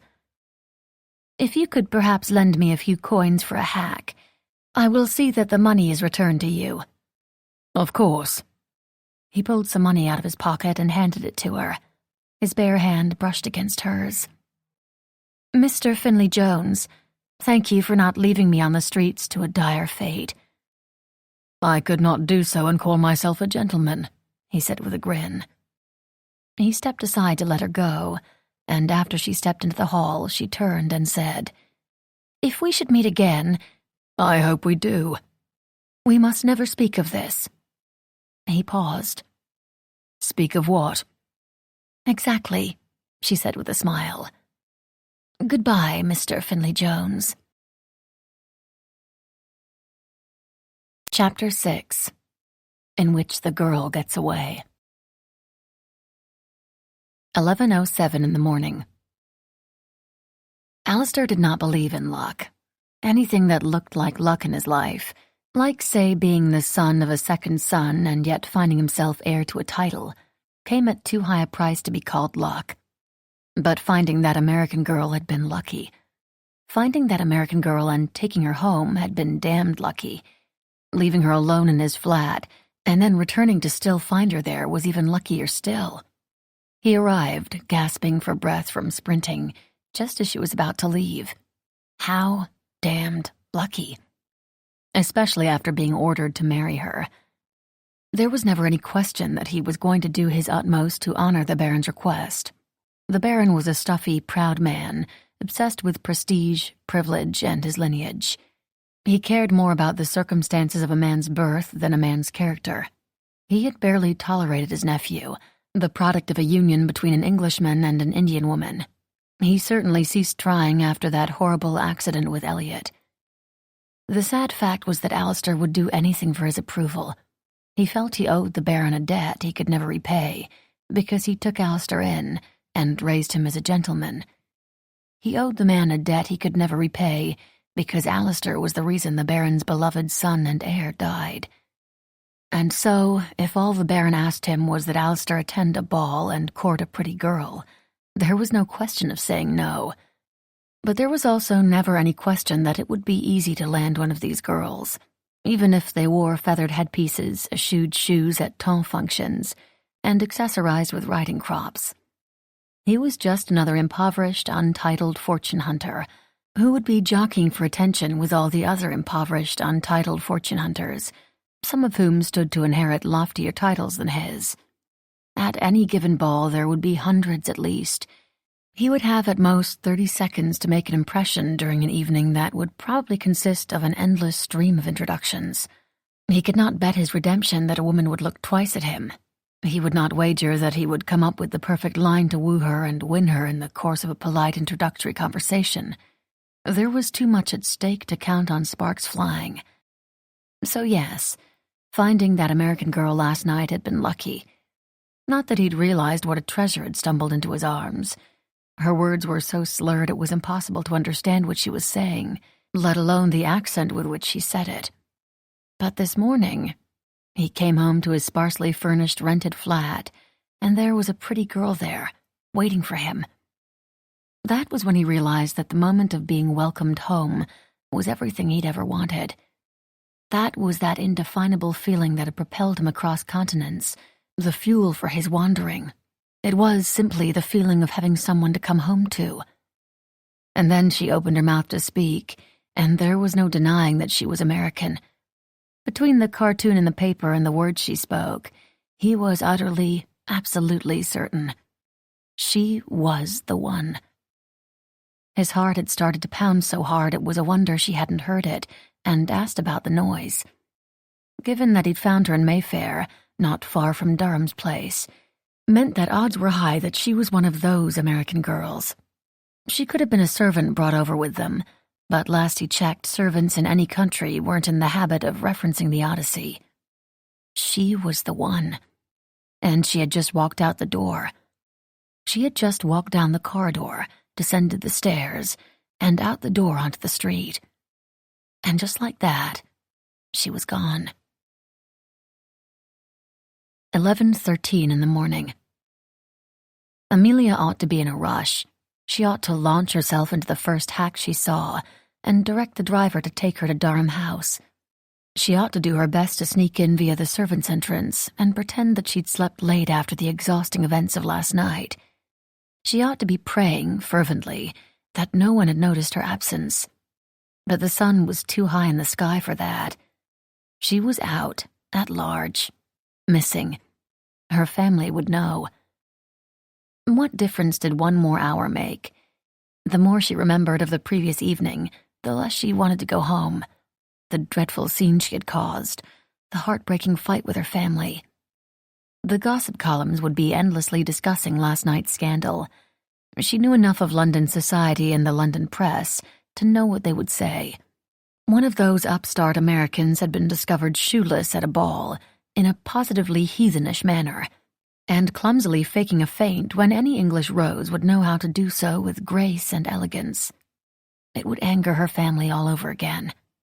No, Amelia was not in a hurry to go home. And then, as she looked around the bustling streets on a rare blue-sky day, Amelia realized the following. She had no idea where she was. She had no idea how to return home. This was a part of London that she was unfamiliar with. The houses weren't as grand, the people weren't dressed as fancily. They didn't stroll by idly on display. They rushed about with a purpose. This was the London she wasn't allowed to explore, and especially not on her own. And this was everything she ever wanted. This, she realized as she strolled down the streets, was a chance to explore, a chance to just be, without the Duchess reminding her to stand tall or wear a bonnet. Not that she had a bonnet, or even a hairpin. Her hair was a vexing, tangled mess falling around her shoulders and falling into her eyes. Perhaps she wouldn't go home just yet, she thought, weaving her way through the throngs of pedestrians. She'd take an hour, just 1 hour, to explore. After all, what difference could 1 hour make at this point? Perhaps she could find her way to the British Museum or the Tower of London. As long as there was no damask wallpaper or disapproving old dowagers, she would consider herself happy. It was then that she spied a sign for a wig maker. Amelia grabbed a fistful of her hair, thick curls that plagued her to no end, and that foolish women with straight hair always claimed to envy, and didn't think twice about what to do next. She stepped into the shop and spied a stout older woman at work. Her face was deeply lined, her gray hair sprung from her head in a frizzy mess. "Good morning," Amelia said. "Will you cut my hair?" "Cut your hair?" She looked up, perplexed. Then she looked at Amelia's hair, the gleaming dark curls cascading down to the middle of her back. "No." It was a no that suggested Amelia was insane to consider such a thing, and this woman was doing her a favor by refusing the request. "Yes," Amelia said firmly. "No. Please." "Perhaps the lady would like a wig instead," she said, gesturing to the ones available for purchase. "Perhaps you can see that the lady has absolutely no need of a wig and would like you to cut her hair instead," Amelia said, as sweetly as she could manage.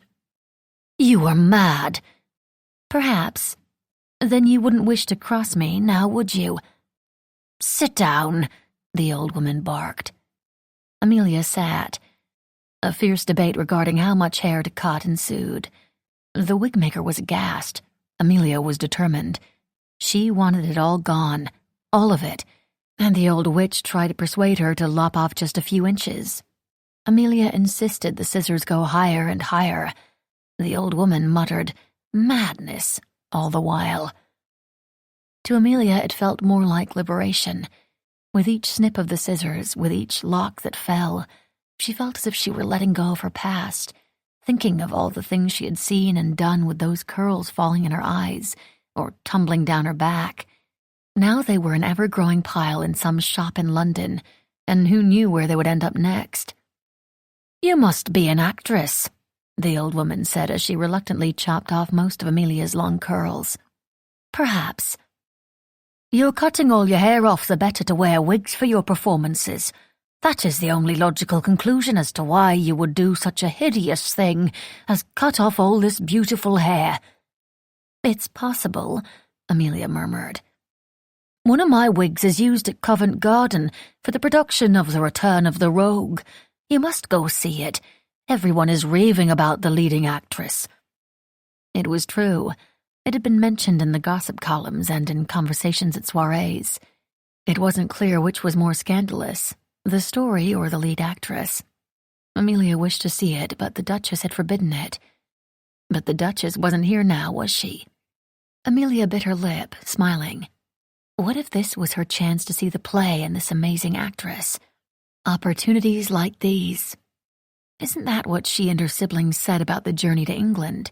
It was. This seemed like yet one more opportunity she would be foolish to pass up. When she re-emerged from the shop a short while later, she felt the sun on her neck and a weight lifted from her. Her head felt lighter. Her very being felt lighter. She felt renewed. Her long hair would now be made into fashionable wigs, perhaps worn by actresses or even members of the haut ton who snubbed her, while she had a daring, scandalously short haircut that would give the ton something to talk about other than her shoes, or lack thereof. 11:42 in the morning. Alistair followed a safe distance behind, newspaper in hand, as she wandered blithely through the busy street. He watched her peer in shop windows and examine the wares of street vendors. She moved at a slow pace, at odds with everyone else's frantic bustling. He saw her duck into the wigmaker's shop. What did she fancy, a disguise? It wasn't the worst idea. He stood outside, pretending to read the newspaper, waiting for her. He learned that the ton had been beside themselves when it was discovered that Durham's heir was a horse breeder in the colonies. The haut ton's worst fears were realized when the family arrived and showed very little inclination to assimilate. According to this gossip rag, it sounded like they didn't even try. As someone who spent a decent portion of his existence trying to make everyone in the haute temps forget, or at least overlook his origins, let alone desperately hoping for their approval, this struck Alistair as foolish and arrogant. Or perhaps it was brave. Either way, it was not something he was going to consider presently. He peered in the window of the wigmaker's shop and felt relieved when he saw that she was still there. He hadn't lost her. Not yet. Now she was taking a seat. What? Now the proprietress was lifting a heavy pair of scissors. She couldn't possibly mean to. She did. No. Big chunks of dark brown curls were lopped off and fell to the floor. What the hell was she doing? Her hair, her glorious curly hair, had been chopped off haphazardly, and she had just a little bob of curls around her head. It was not fashionable. It was not done. But there was no denying how fetching she looked. He watched as the shopkeeper gave her a bonnet and helped secure the ribbons. If he hadn't been staring intently at the doorway, if he hadn't watched the whole damn thing through the window, he would have missed her when she stepped out a short while later. She looked like a regular lady, except for that daring haircut and genuine smile. The newspaper had deemed her wild, unpredictable, rebellious, and now he understood. Alistair continued to watch as she did at least 6 scandalous things at once, and spent his money, and not on a hired hack to take her back to respectability. There was only one thing to do: continue to follow her. 11:44 in the morning. So this was London. The streets were pulsing with the movements of people, so many people pulsing and pushing around her. The air was thick with the dull roar of people talking, of horses and carriages clattering through, of life just happening at a fast speed and a high volume. Then there were the cries of vendors seeking buyers for their wares. Violets! Oranges! Fresh fish! Amelia had no need for fresh fish. She had no need for a posy of violets either. But there was a girl selling them, and she simply seemed far too young to be out alone on the streets, earning her keep by selling something as frivolous and delicate as violets. Amelia hovered close to her, wondering, where did she go at night? Did she have family, friends, or a suitor? For that matter, where did one find fresh flowers in London to sell? And what did she do when the violets were not in bloom? "Violets would look so nice with your hair, miss." Amelia smiled, because the girl knew to give her exactly the compliment she needed to hear at that moment. And she bought violets, possibly the last thing she needed at the moment, because she wanted to support this girl. And oh, she had 100 questions to ask her. But as soon as she paid, the girl was on to the next customer, doling out compliments and extolling the virtues of violets. Amelia moved on, knowing that the girl probably didn't have a place to return to, and certainly nothing so lavish or even comfortable as Durham House. She felt a little something, a pang perhaps, at running away from such a comfortable residence and existence so she could muck about on the streets. But the thought, or pang, or whatever it was, retreated as quickly as it came, as Amelia's attentions were captured by the next new thing. A similar scene was repeated with a woman selling oranges. A similar scene was almost repeated with one of the Mercury women selling gossip sheets, until Amelia saw a cartoon of herself on the cover. Oh, bloody hell. She spun around, determined not to look, and ended up bumping into a servant girl. "I'm so sorry, ma'am," the girl said. "Oh, it's all right. The fault is mine. I ought to watch where I'm going." Amelia gave one last look over her shoulder at the wretched news rag. She would not spend her last coin, literally, on that rubbish. Thus she lifted her nose high in the air and marched past. She was in the process of said marching past in a very dignified manner, when a very rude person in a terrific hurry bumped into her. She stumbled forward and caught herself, and turned to deliver a scathing set-down. Then her heart began to beat hard and fast. 11:50 in the morning. First, Alistair pretended to bump into her. Then he pretended not to recognize her. "I beg your pardon," he said gruffly. and then he slowed his pace and did a double take, allowing something like dawning recognition to assemble in his features. She recognized him immediately. "Fancy meeting you here, Mr. Finley Jones." She smiled at him, such a sweet, artless smile. Already he felt terrible for deceiving her, even though he hadn't exactly misrepresented himself or behaved in an unbecoming way. Yet, the day was young. She was his ticket to everything he ever wanted, a way to repay his debts to the Baron, and maybe even a family. He would do well to remember that today. "What a coincidence," he said, smiling, even though it was anything but. "I see you're enjoying the sights and offerings of London." "Oh, yes. I did mean to hire a hack and go home immediately, but there is so much to see. I suppose I got distracted." She smiled sheepishly. "There is much to be distracted by in London."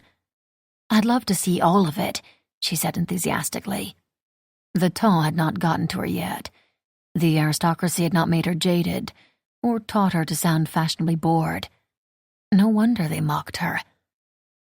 Even he felt taken aback in the face of such genuine enthusiasm. From a young age he'd been made aware that he was different and didn't quite fit in.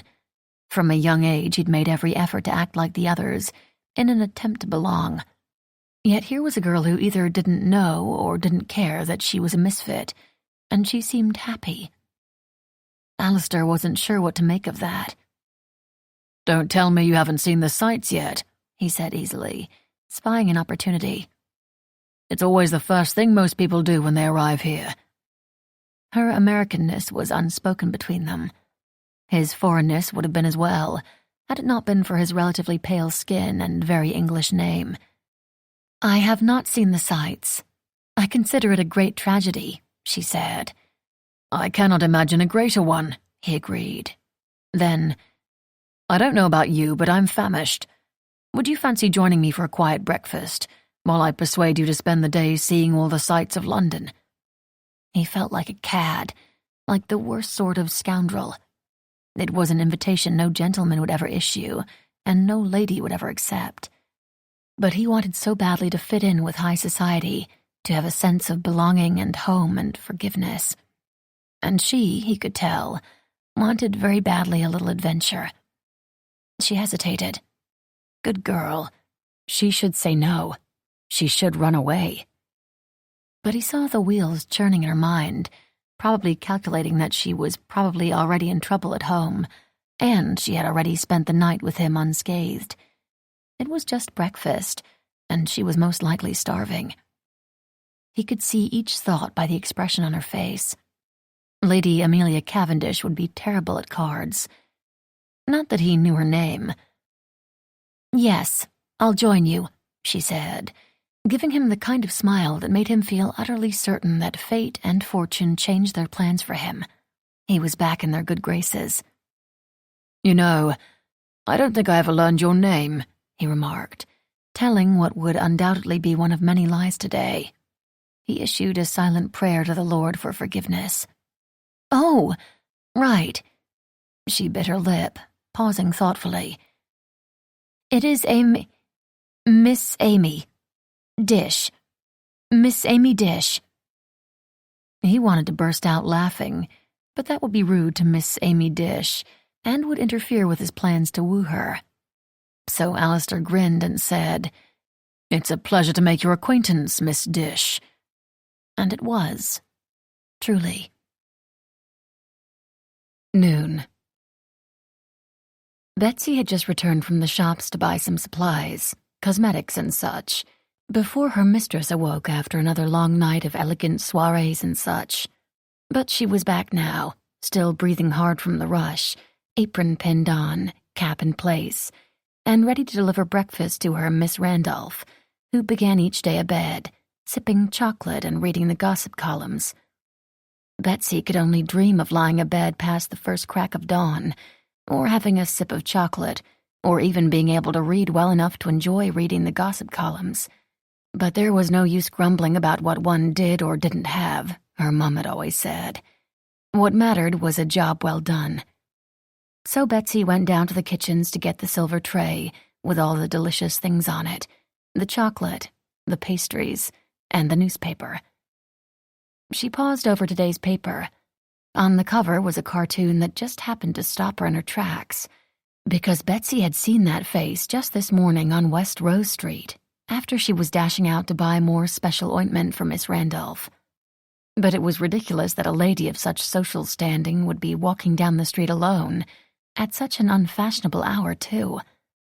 She shook the crazy idea out of her head and thought nothing of it until Miss Randolph saw the front page and said something about it. "Oh, no, she did not," Miss Randolph gasped. "Beg your pardon, ma'am.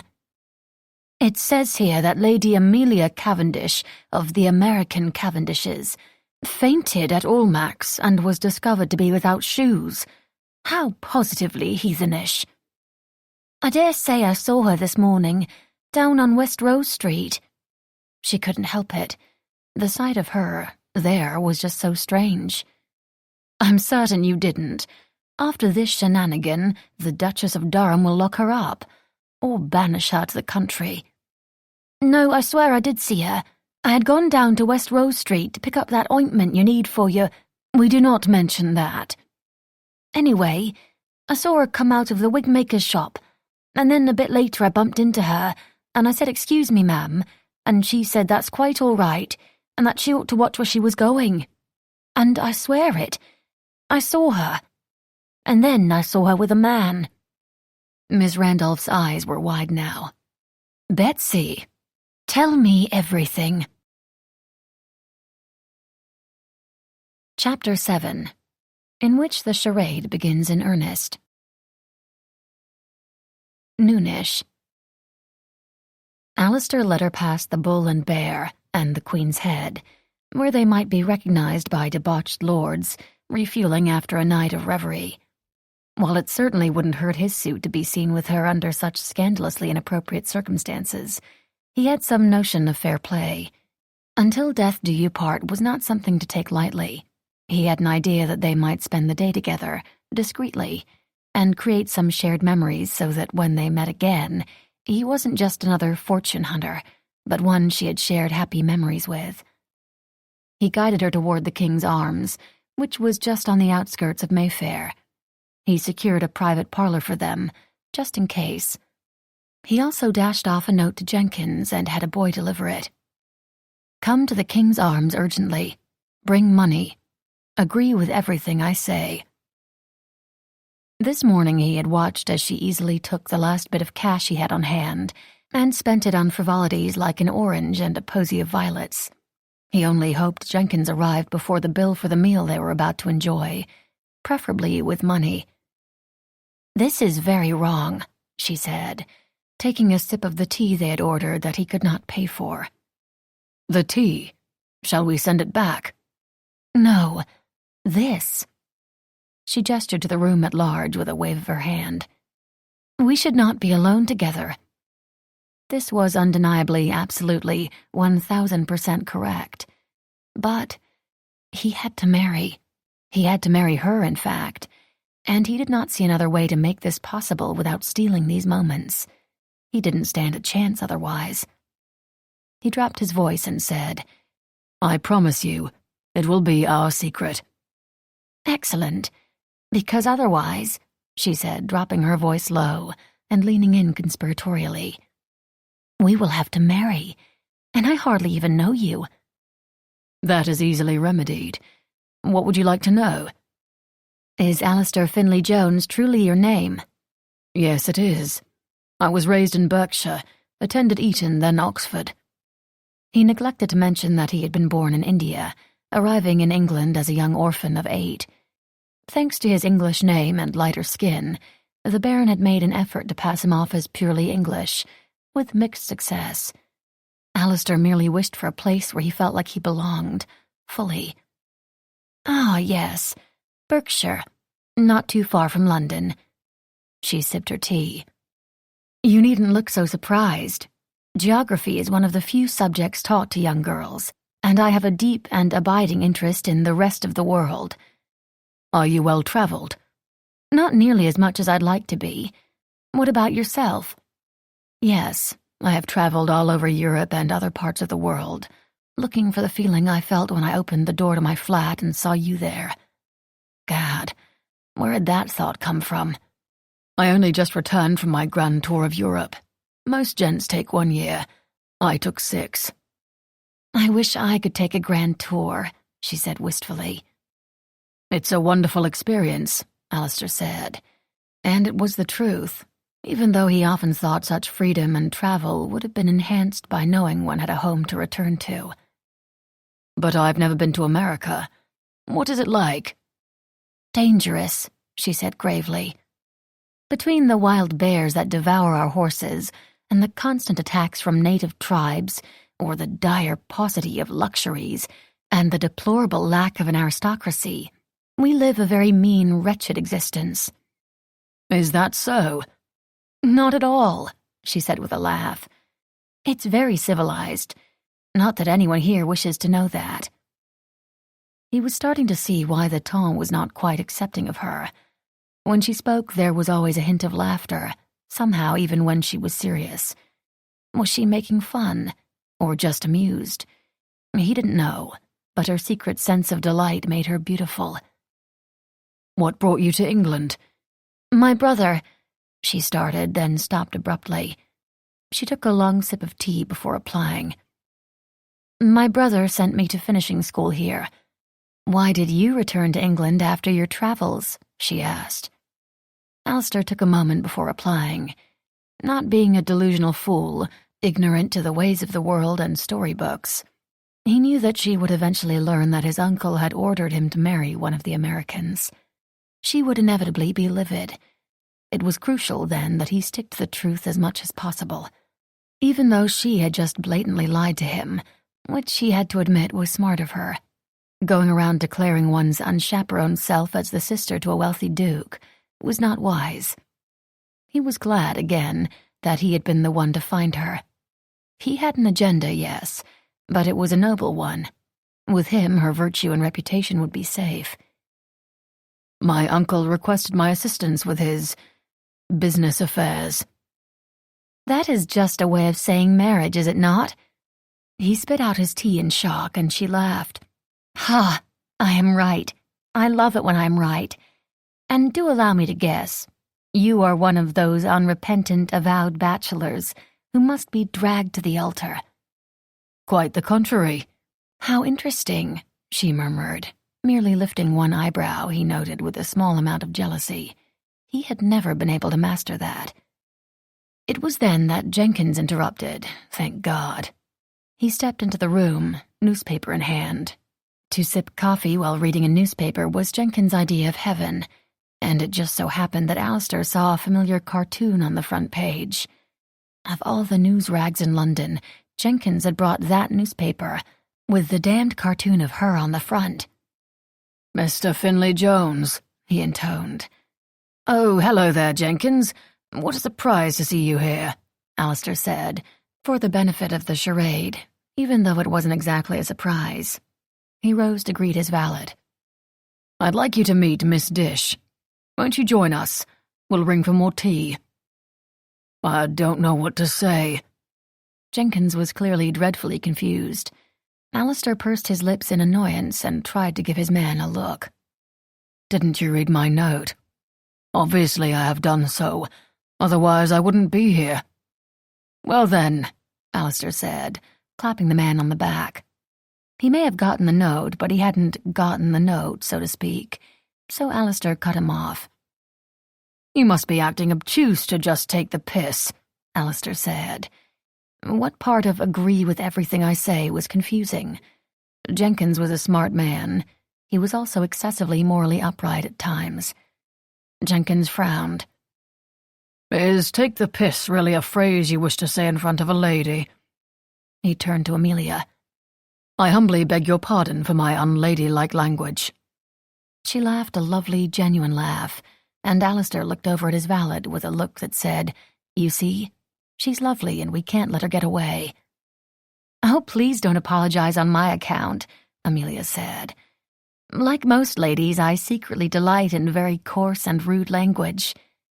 Like most ladies? At least I hope so. Otherwise, I am dreadfully unfashionable."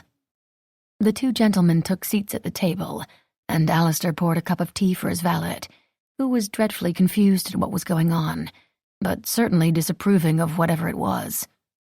"I doubt it. I wager that you're tremendously popular." She shrugged and, "Not exactly, but I don't mind." But he got the impression that perhaps she did mind. She certainly would once she saw what the newspapers were saying about her. And she would see that any second now, because Jenkins, obliviously, had set down the newspaper right next to his plate where anyone could see it. "I thought ladies wanted to be popular." "Oh, many do. They fret over what is said in the gossip columns and simper with only the most eligible bachelors and make a point to cut the ladies who are not popular. It is very dangerous being a lady in society." She caught herself. "So I am given to understand from my reading in the gossip rags, because I am in finishing school and would not know firsthand. Why, I'll bet we could prove my point by reading that gossip column in that very newspaper." She started to reach for Jenkins' paper. Alistair couldn't let her see the horrid cartoon on the front page, so he accidentally tipped over his cup of coffee. "Oh!"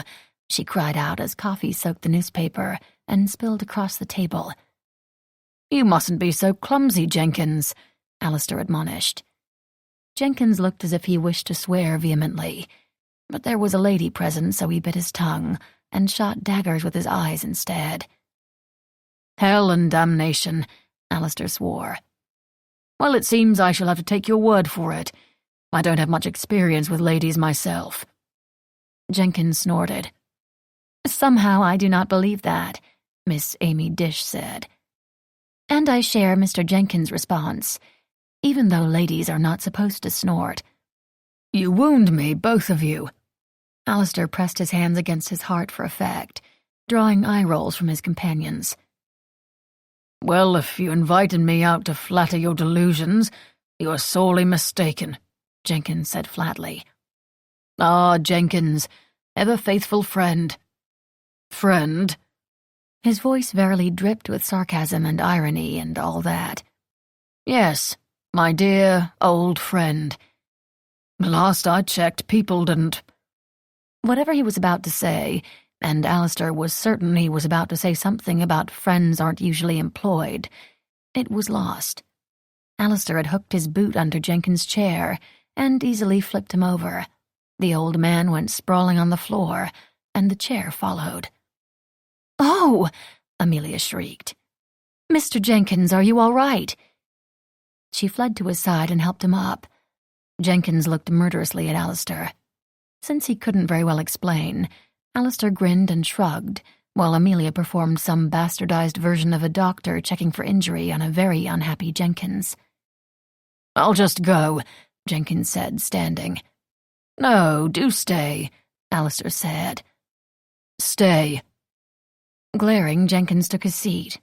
Alistair turned to Amelia, back in her chair, sipping tea, and that laughing sparkle in her eyes. "So tell me, Miss Dish, what would you be doing right now if you weren't here?" "Daydreaming about being here, probably." "Is that so? Here? I find that hard to believe." Here was a second-rate pub on the fringes of a fashionable neighborhood. It was not the stuff of daydreams. "If not here, per se, at least out. I spend far too much time—" She paused, searching for exactly the right words. "Indoors." "I understand. Blink twice if you're being kept in a tower against your will, waiting for Prince Charming," he said, and she laughed. "But how are we supposed to climb up and rescue you, Rapunzel, if you chopped off your hair?" "You noticed." "Hard to miss. Rather fetching." Jenkins snorted again, but everyone else ignored him. "Thank you. The truth is, I've actually recently escaped from being held captive in the Tower of London." "Miss Dish, are you saying that Jenkins and I are harboring a fugitive?" "Do you have a problem with living dangerously, Mr. Finley Jones?" "I have a problem with harboring a fugitive of the lady variety," Jenkins said flatly. "Come on now, Jenkins. Where is your sense of fun?" "I haven't seen it in quite some time now." "I haven't seen it either. Alistair said. Jenkins was not employed because he was amusing, but that mattered little when Alistair's future happiness sat to his left. Miss Dish, now that you've escaped from the Tower of London, how would you like to spend the day? How would she like to spend the day? Some girls would have said shopping on Bond Street or parading along Rotten Row, especially with such a handsome gentleman. A stupid, simpering miss would say, "Oh, I haven't thought about it," mainly because such a stupid, simpering miss probably didn't think about much at all, ever. Amelia sipped her tea, considering. She was not certain that she would spend the day with the handsome and charming Mr. Finley Jones, a sentence that sounded ridiculous as she thought it. Until this very moment she had presumed that she would return to Durham House immediately upon the conclusion of this breakfast. But now another possibility had presented itself, a very, very attractive possibility.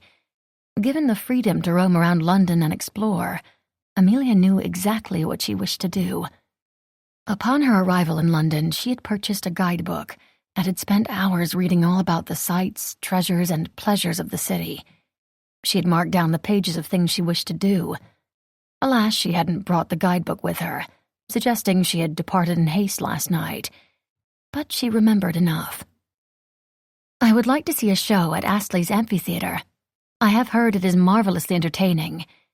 In fact, she had suggested to the Duchess that they hire acrobatic performers from Astley's for the ball they were planning to host, and which was scheduled for— Amelia felt a flare of panic. A few days hence. Phew, she need not rush home to decorate the ballroom, yet. But it went without saying that was not the sort of entertainment that the Duchess considered proper. "What else would you like to do?" "I should like to stroll through the pleasure gardens of Vauxhall." "A classic London adventure." "Yes. And I would also like to see a play."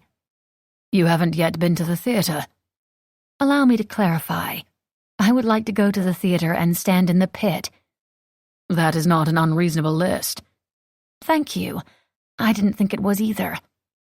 But the Duchess, on the other hand, had been aghast at all the suggestions. She said that when Amelia was married, she could seek her husband's permission and escort to attend the theatre in such a compromising manner. She had a feeling he, whoever he was, would have the same conventional opinion as the Duchess. "In fact, I think if one put their mind to it, one could easily do all of those activities in just one day," he mused. Then he leaned in close to her and treated her to the kind of smile that made a girl throw caution to the wind, and said, "The question is, shall we do it today?" Of course they should not. Ladies and gentlemen did not do anything, not even breathe in the drawing-room without a chaperone or 6.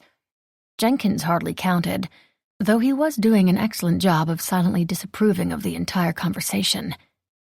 The right thing to do was thank him for everything thus far, rescuing her from a dire fate, allowing her to sleep in his comfortable bed whilst he spent the night on that dreadful settee, and this lovely breakfast, and hire a hack and return to her family, immediately.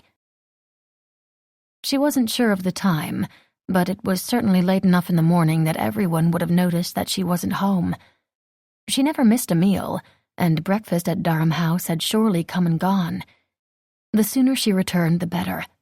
Everyone would be livid. They would yell at her and banish her to her room, or force her to write thank-you notes, have her hair arranged, and change her dress at least 3 times.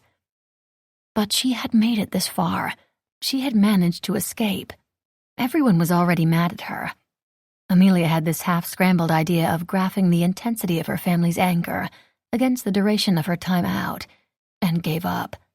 Claire would know exactly how to plot the points and draw the line to show that one could only be so angry. So what then did it matter if she was gone 12 hours or 20? Or something like that. There was also the matter of Mr. Alistair Finley Jones. He was a handsome devil, there was no doubt about it. He wasn't like all the other poncy, stuffy lords she'd met so far. He was younger and leaner. His gaze was sharper, his grin more charming, his humor like hers. His dark hair fell rakishly toward his eyes, those warm, brown eyes, with just a hint of sadness to make her wonder about what secret pain and tortured secrets he might possess. Sometimes she got bored and read Bridget's novels about heroes with secret pains and heroines with the perfect, tender touch to heal all emotional wounds. They were vastly more entertaining than Claire's mathematical papers or James's agricultural treatises. But never mind all that. There was a handsome man who made her laugh and was inviting her to spend the day exactly as she wished. There would be hell to pay, and she would gladly pay it. Later. "Yes," she said. His eyes brightened. "Yes." She laughed now. "Let's go have the perfect day." "That is a terrible idea," Jenkins said flatly. "I know," she said excitedly. "But let's do it anyway." Chapter 8, in which a walk in the park is not merely a walk in the park. Nearly 1 o'clock. After leaving Jenkins to settle the bill, they stepped out of the King's Arms and onto the street. Amelia, rather Miss Amy Dish, craned her neck, looking here and there and taking in everything. If there was any doubt that she was new to the city and eager to see it, she dispelled it. Alistair realized that the Temps, a collection of people known to throw the most fabulous and expensive parties, at which they stood around in satins and jewels and declared how bored to death they were, must be horrified by Amelia and her unbridled interest in the world around her. All that enthusiasm must confound them terribly. She intertwined her arm with his and looked up at him. "Shall we hire a hack to take us to Astley's?"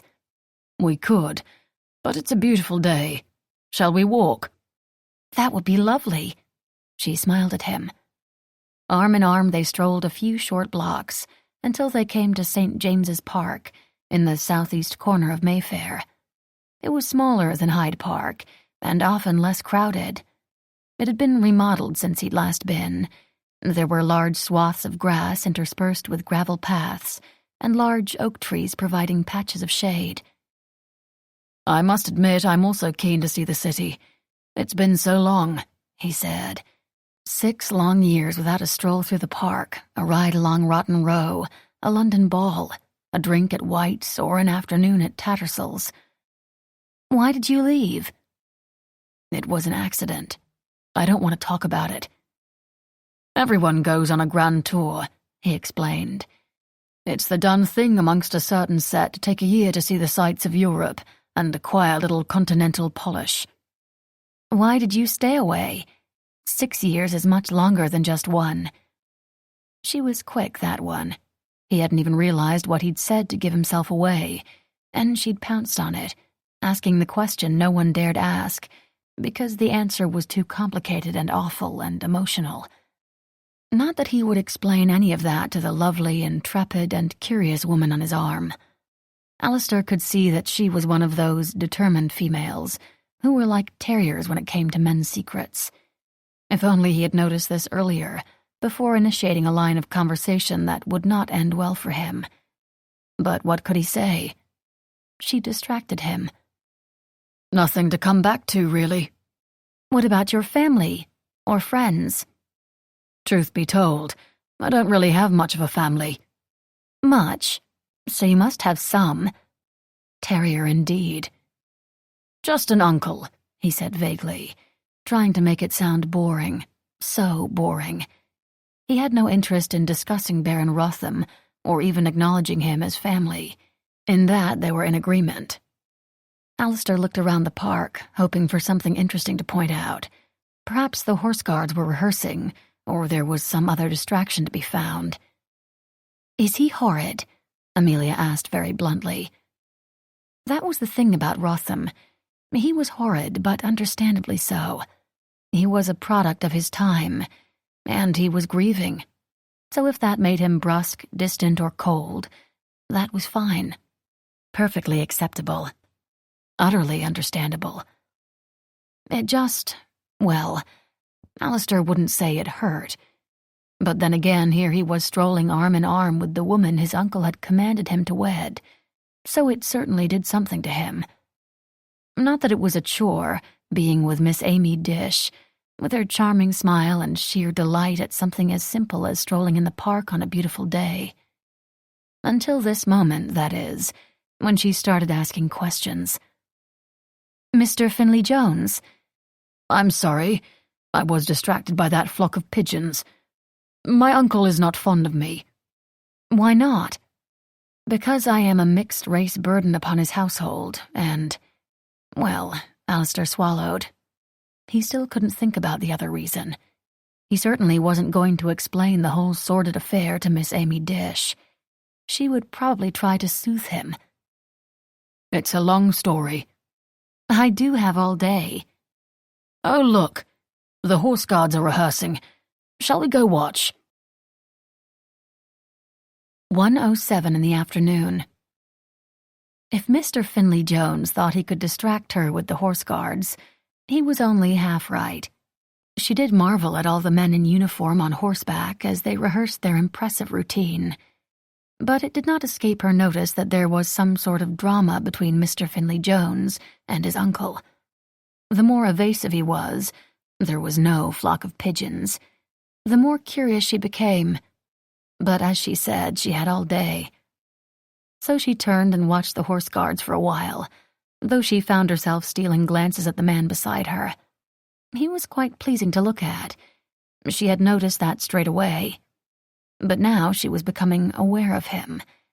It seemed she could feel the heat of him, which was absurd. It was probably the sun, but still. She glanced at his chest. It was broad and flat, and she had the mad urge to rest her head there, listen to his heartbeat, feel the warmth of him. When they continued on their walk through the park, arm in arm, she was aware of the muscles in his arm. Of all the asinine things, of course he had muscles in his arms, everyone did. But she noticed them, felt them, and imagined them holding her. Amelia knew she was not the first woman to have such feelings.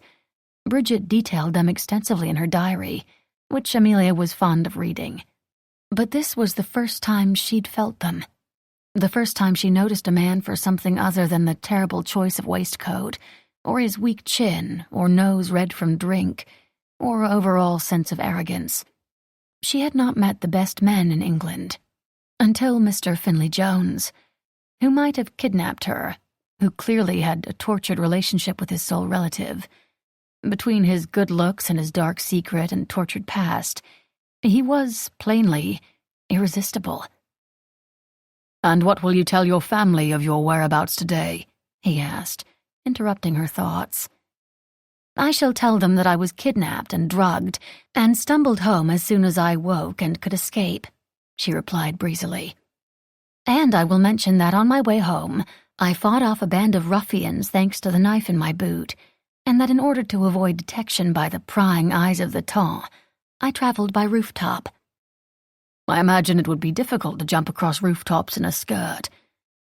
"I love that that is the part you find outlandish."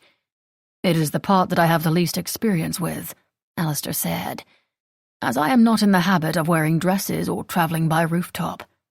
"Are you saying that you have a knife in your boot, that you have woken up after being drugged and kidnapped?" Alistair sighed and smiled at a memory. "There was my 18th birthday when I was brought against my will to the local brothel and plied with excessive quantities of alcohol. I hardly knew my own name when I awoke the following afternoon." "Against your will," she said flatly. He grinned. Lud, but that grin made her giddy. Not that she'd let him know it. Instead, she rolled her eyes and heaved a sigh. "Boys. Men." "I find it hard to believe that as a young lady in finishing school, you have such experience with men that you can heave long-suffering sighs about their behavior," he said with a laugh. "I have an older brother. He has friends. That is sufficient." "I hope I might change your mind," he said softly, seriously. Suddenly they weren't joking anymore, which made her heart race. She smiled up at him. "As I said, I have all day." In which two gentlemen see something. Maybe. Meanwhile, on a park bench nearby, there were two gentlemen, still dressed from the formal ball they'd attended the night before, and still drunk from the gaming hell they'd attended after that. "I say, she's a fine bit of muslin," Fraser said, waving his hand in the general direction of a few women strolling in the park. Algernon took a look and didn't see anyone who fit that description. "I say you are most likely still deep in your cups," said someone who was probably still deep in his cups. "Have a look. Have you ever seen short hair? On a girl?" Algernon reluctantly had a look. Squinted. Fraser watched her closely. She did seem familiar. Maybe. Perhaps. Where had he seen her? If he'd had more sleep or less to drink, he might be able to place her. But it didn't matter. Besides, who thought it was fun to watch the horse guards? He watched her a little more. She did seem very familiar, and gasped like a shocked old matron as it dawned on him. Horse breeders from the colonies. That's who cared to watch the horse guards. Fraser looked again for the girl with short hair, out with a gentleman he didn't recognize. But she was gone, and he couldn't confirm what he saw. It was probably nothing, and he had debts to worry about, not hicks from the colonies with unfashionable coiffures. Beside him, Algernon started snoring. Chapter 9, in which our heroine runs off to the circus, as one does. Just shy of 2 o'clock. It inevitably occurred to Alistair that if Amelia was truly the sister to a duke, and niece to the Duchess of Durham, a woman he remembered as a terrifying dragon who regularly struck fear into the hearts of grown men and made babies cry, probably, people would be looking for her. Bow Street runner kinds of people. Perhaps even the King's own army. Perhaps, even most terrifying of all, the Duchess herself. At the very least, there would be household servants, whom he wouldn't have a prayer of identifying, and thus avoiding, roaming the streets searching for her. It would not be a good thing to be caught together. Charges of kidnapping would swiftly follow, especially once other damning facts emerged, namely that Amelia had no memory of how she came to wake up in his bedroom, and that his uncle had essentially ordered him to marry her. There was a chance that the Duchess would insist on a wedding, which would certainly suit his purposes, and there was no reason he should have qualms about it. But it felt wrong to take advantage of a woman thusly, especially one as open, trusting, and kind as Lady Amelia. Besides, entrapment was no way to begin a marriage. His noble concerns could all be for naught. There was also a chance that Amelia's relations would refuse a match with him. He was hardly a catch. He was a mixed-race orphan who stood to inherit an impoverished minor title. Why would someone as lovely as Amelia wish to pledge her troth to the likes of him? What family would even allow it? This was a quandary. She was a quandary. Alistair reminded himself that they only needed to spend enough time together so that when they inevitably met again, he would stand out amongst all the other desperate fortune hunters. By that rationale, he could return her home now. He glanced down at her. Even with her hair lobbed off, she appeared feminine. With her short hair, petite frame, and delicate features, she reminded him of a fairy or a woodland sprite. Except he wasn't in the habit of lusting after fairies or woodland sprites. Perhaps after Astley's he would escort her directly back to finishing school, otherwise known as her home. He glanced at her again. Focus. Focus not on her lips or the dimple in her left cheek when she smiled. He ought to focus on avoiding anyone who looked like a Bow Street runner or who eyed Amelia twice. She seemed oblivious to the fact that more than a few gentlemen took a long look or two at her, until they saw Alistair glaring murderously at them.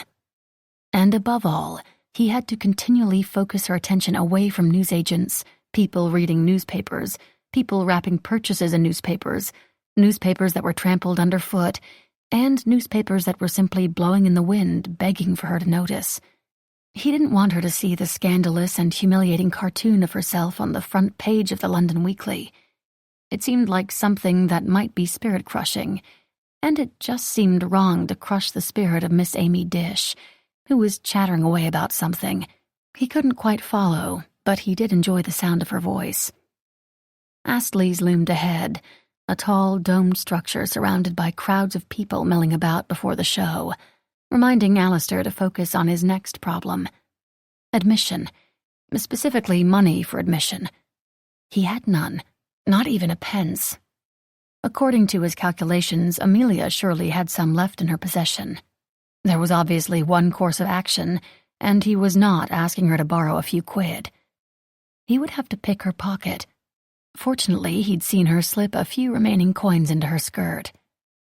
The crowds were a help. It gave him a reason to draw her in close to him and wrap his arm around her, sliding lower, to her waist. This was wrong. On so many levels, this was wrong. But she fit against him so perfectly, her head nestled right below his shoulder. He could easily imagine them lying like that, lying other ways. Alistair made the mistake of breathing her in, and he was left with that heady, sated feeling of having just made love.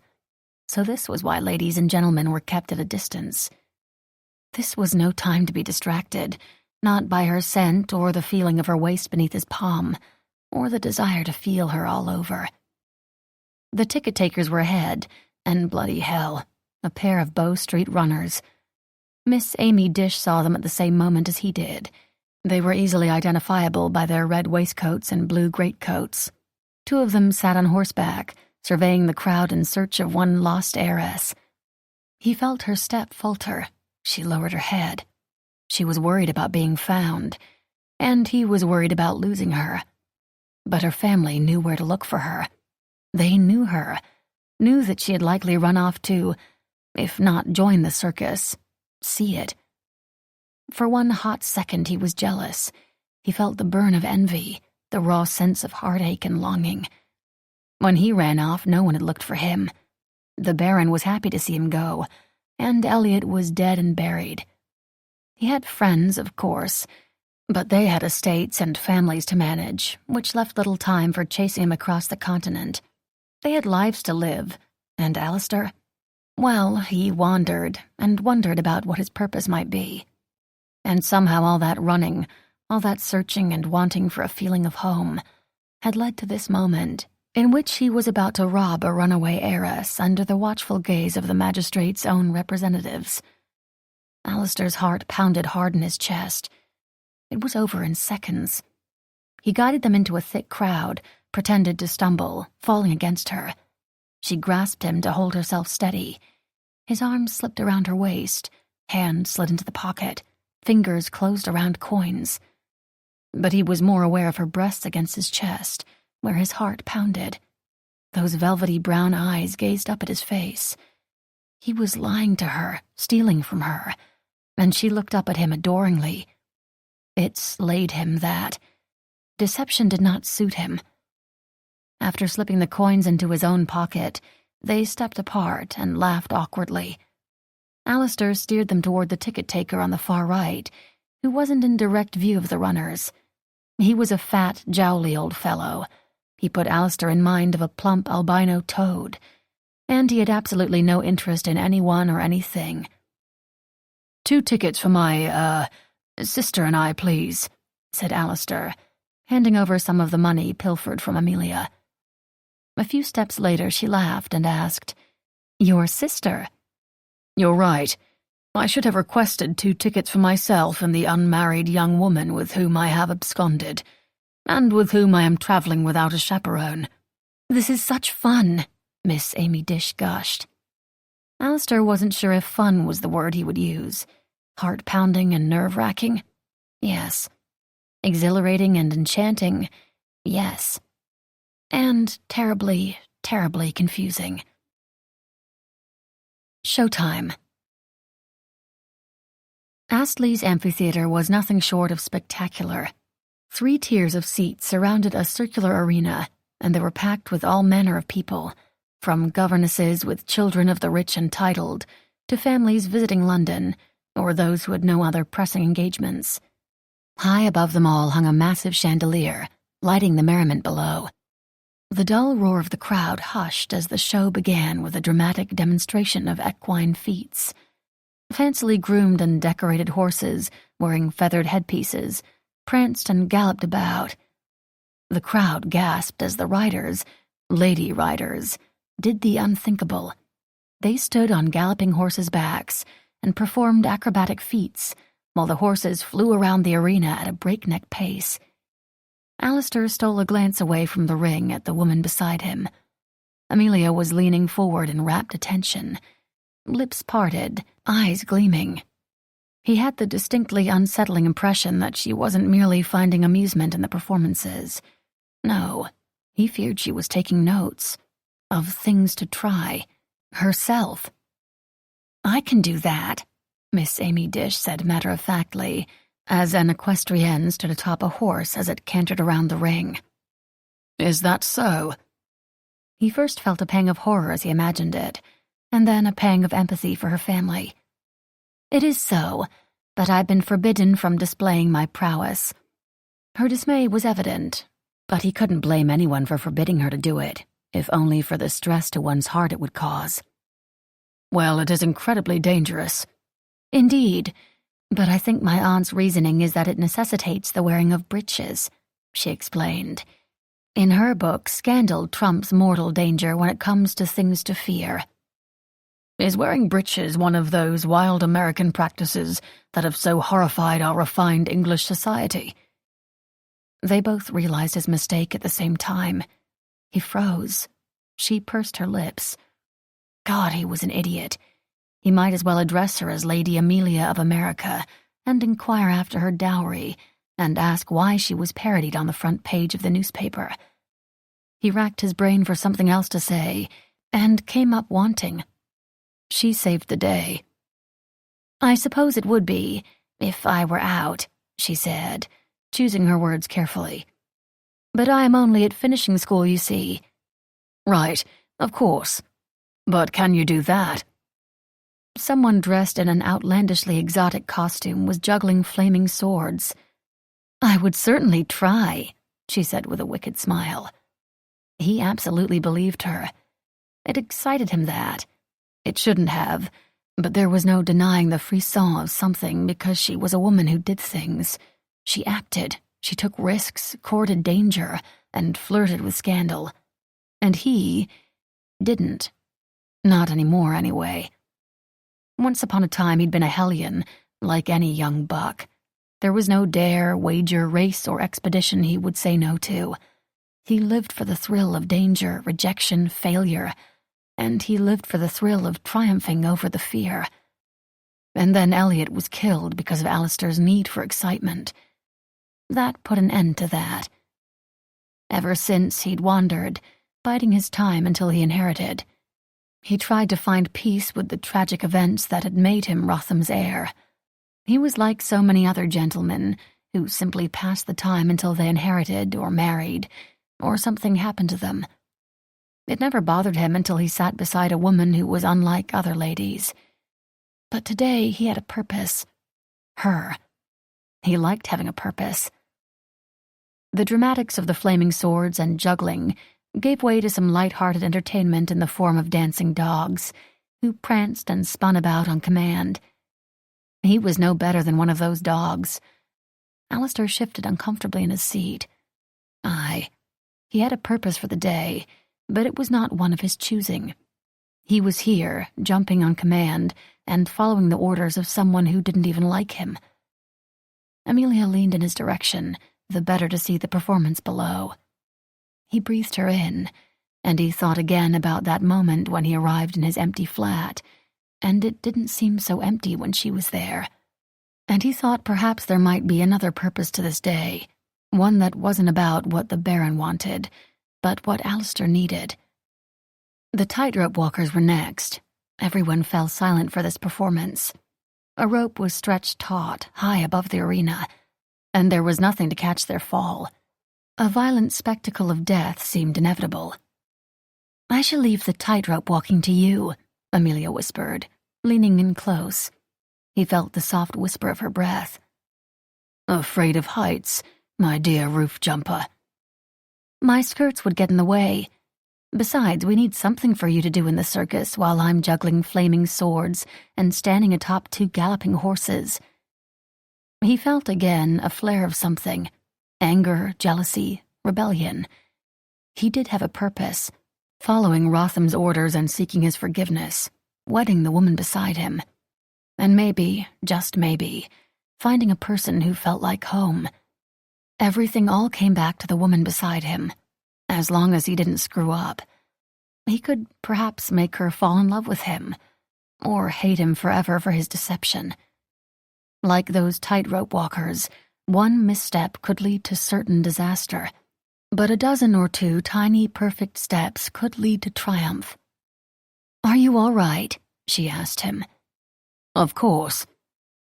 "For a moment I thought I might have hurt your feelings, but then I remembered that Englishmen don't seem to have any." "Right." He cleared his throat. "That would be unseemly." "Of course they do have some feelings," Amelia continued, unaware of his turmoil.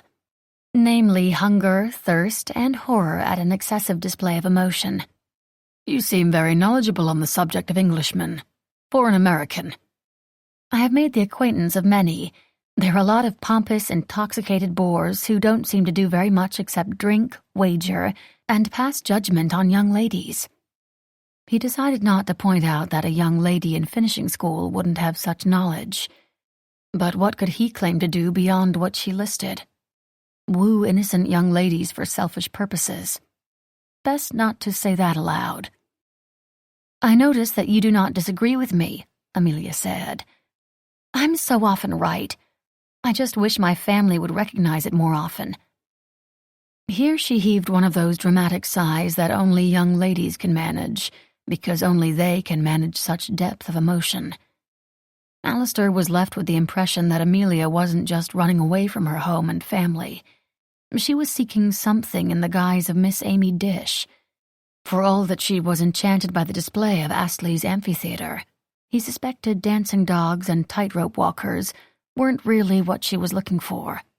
Just like him. He wanted to tell her to return home to her family, who undoubtedly loved her. He could just tell from the way she spoke of them in that teasing but loving way.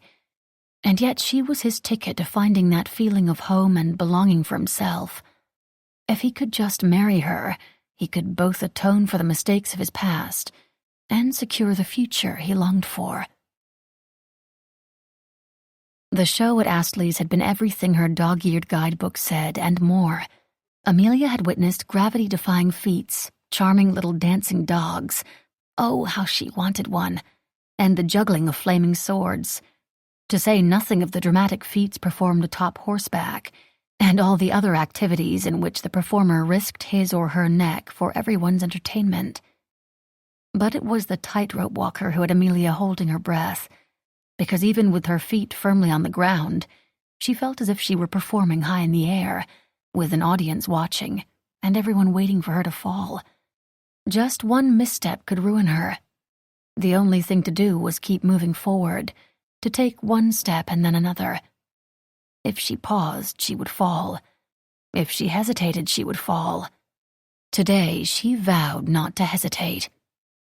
With an extra spring in her step and sparkle in her eye, she linked her arm with Mr. Finley Jones as they strolled along the Thames. "I feel my life would be complete if I only had one of those dancing dogs," Amelia sighed. She felt Alistair stiffen beside her. Had she said something wrong? "I'll see what I can do," he murmured. She noticed that he spoke, if however vaguely, of a future encounter. He couldn't be so terrible if he planned for them to meet again, right? Thus far he had been a perfect gentleman, as far as she knew. It mattered. Amelia wanted him to be good, a gentleman, because she liked him. His company was enjoyable, and he seemed more than happy to indulge her whims to see the city. He wasn't like any of the other stuffy, boorish gents the Duchess had introduced her to, with the absurd hope that Amelia would want to marry one of them. That reminded her of what awaited her at home, the Duchess, the pressure to marry, the horrible suggestions of future husbands. "Where shall we go next?" Amelia asked. "Vauxhall." "Wherever the lady wishes," he said, which were words any lady loved to hear. Or you might wish to return home, which were words she was less thrilled to hear. Of course she would go home, eventually. Naturally, she should go home immediately. But the sky was blue, the air was warm, the man with her was quite handsome, and said they could do whatever she wished. He was not giving her grief for, say, being discovered at a ball free of her footwear. Not quite yet. She thought of the tightrope walkers, halfway between one ledge and another. Turning around and going back was an impossibility. One had to simply keep moving forward. Somehow it seemed the same for her. Your family must be worried. Oh, Lud. Amelia glanced up at Mr. Finley Jones. He seemed genuinely concerned. She found herself imagining a dramatic scene involving her worried family in the drawing room. I should never have insisted she wear shoes, the Duchess wailed, clutching a perfectly starched linen and lace handkerchief to her dry eyes, because duchesses do not do anything so human as cry. And I should have taken her to the British Museum instead of my horridly dull lecture at the Mathematical Society, Claire lamented. I almost bored my sister to death, and now she might actually be dead. Don't say such a thing, Bridget cried. Although then I would have something else to write about in my diary, besides Darcy and Rupert. When she returns, her dear brother James said in her imagination, I vow to buy her another horse, and allow her to ride astride whenever she wishes. What is a little scandal compared to Lady Amelia's happiness? The Duchess asked. Indeed. Yes, they are probably worried. I ought to send word that I'm alive, but I'm not yet ready to return. You do know how lucky you are to have a family that cares about you. Gah, he had turned serious and sentimental, and it made her nervous. Of course, she replied flippantly. Doesn't everyone? No. He said this so darkly, she paused. Your uncle doesn't care for you? No. Darker still. Why is that? She saw him shrug as if there was really nothing to say, and certainly nothing deeply emotional. It was an evasive maneuver, one she'd seen James employ a time or 2 or 10. Amelia found it at once amusing and exasperating that these men thought a casual shrug signified, oh, nothing to see here, when in fact the opposite was true. It signified to her, a person who wanted to know everything, that she ought to dig deeper. So she said, Ah, I see. What do you see? Mr. Finley Jones sounded nervous, which meant she was right, and she would have to explain. Some tragedy hath befallen, leaving you both estranged. You are both broken-hearted, but too proud and angry to admit to grief. Mr. Finley Jones stared at her in mute horror. It wasn't the best look for him. She far preferred when he gave her that charming smile. And then she thought it was very troubling that it was only early afternoon, and she had already catalogued his expressions and developed preferences, and that they involved charming smiles that, if she were a lesser woman, would make her weak in the knees. I see that I'm right, she said.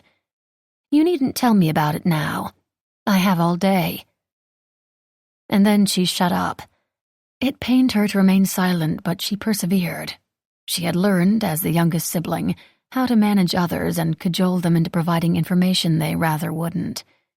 A moment later, when she had been admiring the blue of the sky and marveling at the grossness of Thames water, and wondering if grossness was a word, Mr. Finley Jones finally got his tongue back from the cat. There's nothing to tell, he insisted. Right. My uncle and I simply don't get along. Of course. It doesn't really signify. I would never presume that it would. We haven't spoken for years, except for this morning. I missed that. You were asleep. So while I was sleeping, you were meeting with your estranged uncle for the first time in years, about nothing in particular. He didn't answer, except to say, Why do I feel the need to prove myself to you? It wasn't entirely clear if the question was addressed to her, to himself, or to the universe at large. Amelia, being Amelia, answered without thinking. Because you might be falling for me. He laughed. Oh God, he laughed. Was that friendly laughter? Awkward laughter? Was he laughing at her?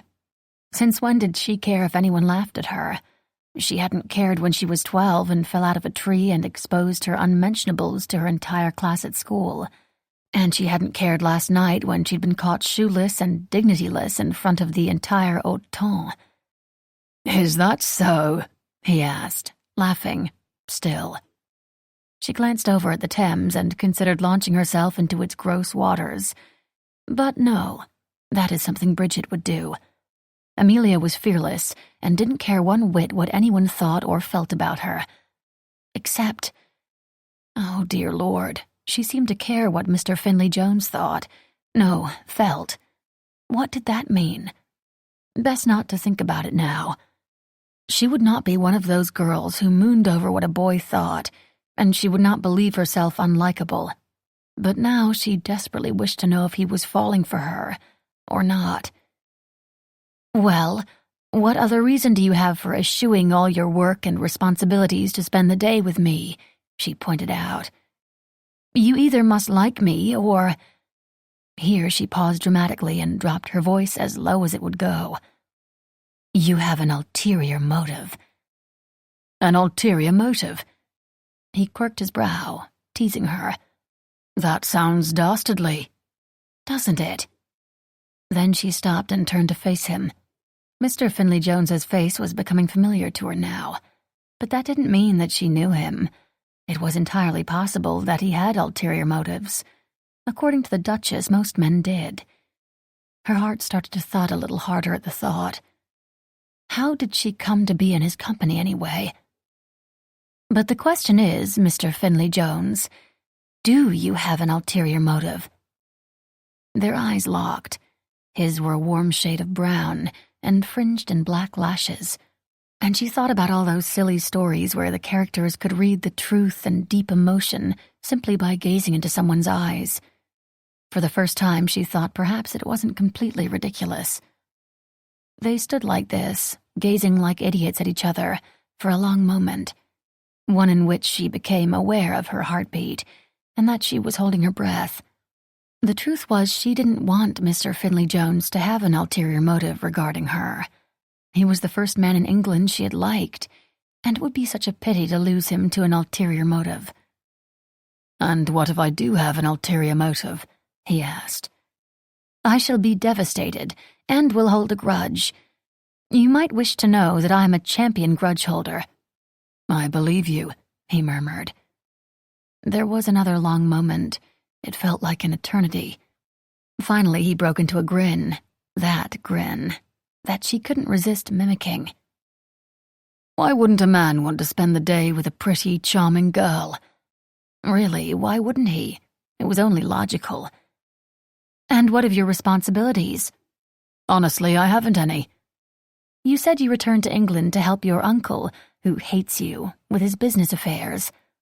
It's complicated, which is why I'm eager to avoid it. He was more complicated than she had originally thought. Earlier this morning, Amelia had taken one look at him and thought him handsome. In conversation, she found him charming, quick-witted, in possession of a sense of humor, but not complicated. She had him pegged as the sort of man who spent time wagering on horse races and games of chance, the sort of man whose main activities were lounging about, being roguish and flirting with women of questionable morals. Which wasn't to say he wasn't that, just that he might be more. He had a secret pain and a tortured past. He could have an ulterior motive. It was entirely possible, nay, even likely, that he had an ulterior motive. She started to fret. Would he blackmail her into marriage? Kidnap her and hold her ransom? Dear God, what if he'd already sent a ransom request to the Duchess? But then again, how would he even know who she truly was? She'd given him a fake name and a fake story, and he seemed to believe it. But then again, how did she come to be in his flat? But for all he presented himself as a carefree rogue enjoying a beautiful day with a pretty girl, Amelia detected that there was something more. She was desperate to know what it was. There was no way she could discover it whilst locked in her bedroom at Durham House. "Let us go to Vauxhall. I've been in London for weeks now and have yet to go. This might be my only chance." "That can't be true." "After I return home, I doubt I shall ever be allowed out ever again. If I am destined to be a spinster, held captive against my will until my dying day, it's imperative that I see Vauxhall today. With you." Chapter 10, in which our hero and heroine explore the pleasure gardens. 3:36 in the afternoon. Vauxhall was best seen at night, when thousands of lanterns hanging from trees illuminated such attractions as the famous rotunda, concerts, hot air balloon rides, and the infamous dark walks, where young ladies, chaperones, and their virtue were often lost. It was best to approach Vauxhall by the boat that ferried people across the Thames. The other entrance for those walking was far less magnificent. But the lady had insisted on Vauxhall today, this very afternoon, and they were already on the south side of the river, having walked through St. James's Park and over a bridge to Astley's. Alistair purchased 2 tickets for their admission, which left him with very little, which made him nervous. It was one thing to steal his own money out of the pocket of his own companion. He didn't have it in him to steal from a stranger. "We ought to have come tonight," Alistair said as they strolled through the gates. They were not the only ones who had decided to come out and enjoy the lovely afternoon at the gardens. "There are concerts and fireworks." "And those dark walkways where romance happens. Or so I've heard." "That is one way of putting it. I thought young ladies aren't supposed to know about such things. What are they teaching you at school?" "Oh, nothing interesting. Nothing that compares to this." They set off down a well-worn garden path, one he'd trod many times before, usually at night, usually whilst in his cups, probably with female company on his arm. It was just something one did while in London, and he never thought of it while abroad. But this time was different. Amelia delighted in seeing Vauxhall for the first time, every statue, water fountain, flower garden, or what have you. He viewed those things through her eyes now. Her delight was contagious, even to a seen-it-all, done-it-all, wrecked-it-all scoundrel like himself. Alistair was also seeing her. Her expressions were so animated that her features were never quite still. She was constantly looking around and thinking and feeling, and not trying to hide any of it. He caught her delicately biting her lip while in thought, or she pursed her lips in annoyance when someone walked slowly in front of her.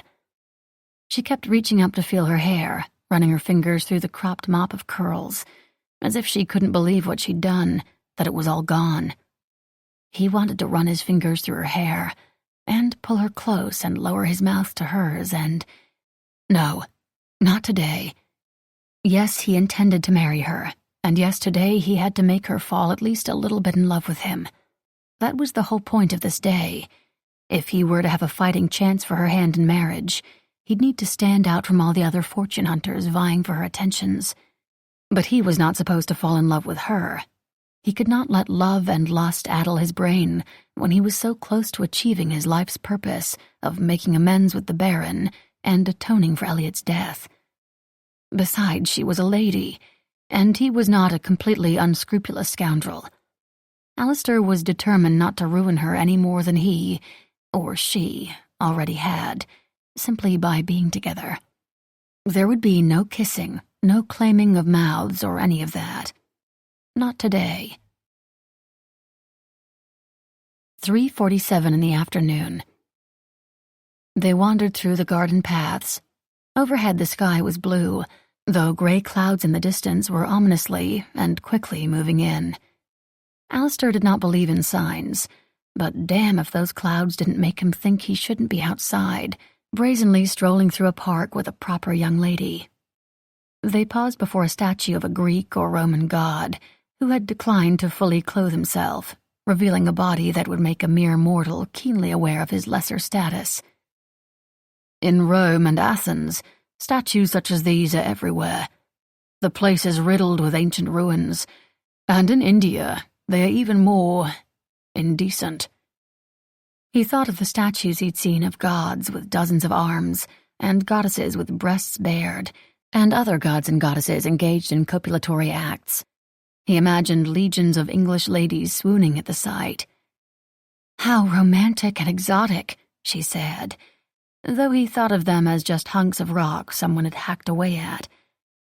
"I so wish I could see them." "Perhaps when you marry, your husband will bring you to Rome on your honeymoon." "I will never marry," she said darkly, flatly, with a note of finality. That gave him pause. Her determination not to wed certainly conflicted with his plans to atone for his sins and secure his future happiness. He stood there, still, not quite hearing her as she chattered away. He wouldn't just have to convince her to marry him, but to marry at all. Bloody hell. He forced himself to focus on what she was saying. "I know, I'm supposed to want nothing more than to be chosen by a man and to have a passel of brats. But that doesn't excite me." As if that was all that marriage was. That was the thing with sheltered women and virgins. They just didn't know about the rest of it. The lust, the longing, the pounding heart, the taste of a kiss, the luxury of early morning lovemaking. But then again, no one ever told them. He wasn't about to start. "And a pile of old rocks and stone does make your heart beat faster?" Alistair asked skeptically, with a dismissive wave at the statue before them. "Well—" "Do you really long to see what this man looks like without his fig leaf?" he asked. She blushed. For all her bravado, she blushed. Then she recovered. "The thought does keep me up at night," she said, looking him in the eye. "I can just imagine you lying in bed, swathed in moonlight, thinking wicked thoughts about a statue's secrets," he murmured, wanting to see her blush again. But she didn't blush. She gave him a teasing smile and said, wide awake and wondering if perhaps a real man wouldn't be more revealing. Alistair coughed. "I wonder, would his skin be as cool to the touch?" She reached out and rested her palm on the statue's chest, right above the heart. "And would a real man be as hard?" He stifled a groan. This was wrong. It made him want to do wicked things that he swore he wouldn't do less than an hour ago. "We should go see the rotunda," he said. "It is famous." "Well, if it's famous." And off they went, away from the secluded paths where anything might happen, and into the dark, cool, and most important, populated interior of the rotunda. Everything echoed, their steps, their voices, the voices of people a few feet away. It was a terrible time and place to have a conversation, especially one of a personal nature. But he couldn't imagine a woman not wanting to marry, and he feared what it meant for his future plans, which involved wedding her. She did mention sisters, but now that he thought about it, he wanted her. Her plump little mouth, her mop of curls, her enthusiasm for everything, and the way she didn't seem to care at all about the things he obsessed over, like fitting in. He liked her. His heart started to beat a little harder at the thought. Damn, what a warning that he was getting in over his head now. It was just marriage, just to a girl.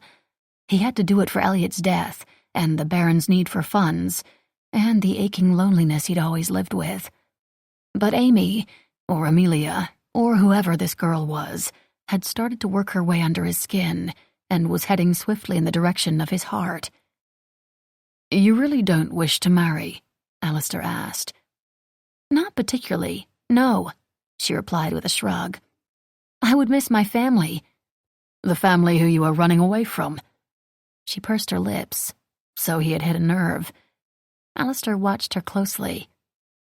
"I'm running away from finishing school," she said finally. "Right. Sorry," he said. "Marriage is a terrible bargain for a woman. We give up what little rights and freedom we have. I shouldn't want to be owned by anyone or beholden to anyone." She had a point, but it wasn't like that if there was love, right? He thought it too early in the day to begin speaking of love to her. "I'm curious, Mr. Finley Jones, why it matters to you whether I wish to marry or not." There was nothing coy about the way she asked or her manner of asking. Such a forthright question asked for a forthright answer. "I owe a debt to someone I can probably never repay, but your hand in marriage would be a start." Also, he had started to fancy her. It was hard not to. Of course, he didn't breathe a word about any of that. "It doesn't matter to me," he said with a shrug. "It's just curious. I seem to have misunderstood women." "Or a woman," Amelia corrected. "We are not all the same. Like snowflakes, each one is different if you care to look. And you should know by now that I'm not just any other stupid, simpering English girl." "I knew that from the moment I met you," he said softly. "Pity I can't remember it." 4:03 in the afternoon. Having observed the rotunda, it was round. They exited and recommenced their strolls through the gardens. In this moment, everything was perfect. She was out of doors instead of in some stuffy drawing room. She had the company of a man with whom she could be herself, and who had a strange effect on the direction of her thoughts. She had just become so aware of his mouth, the full lips so often stretching into a charming smile. She had never before given so much thought to a man's mouth, wondering what it would feel like or taste like to press her lips to his.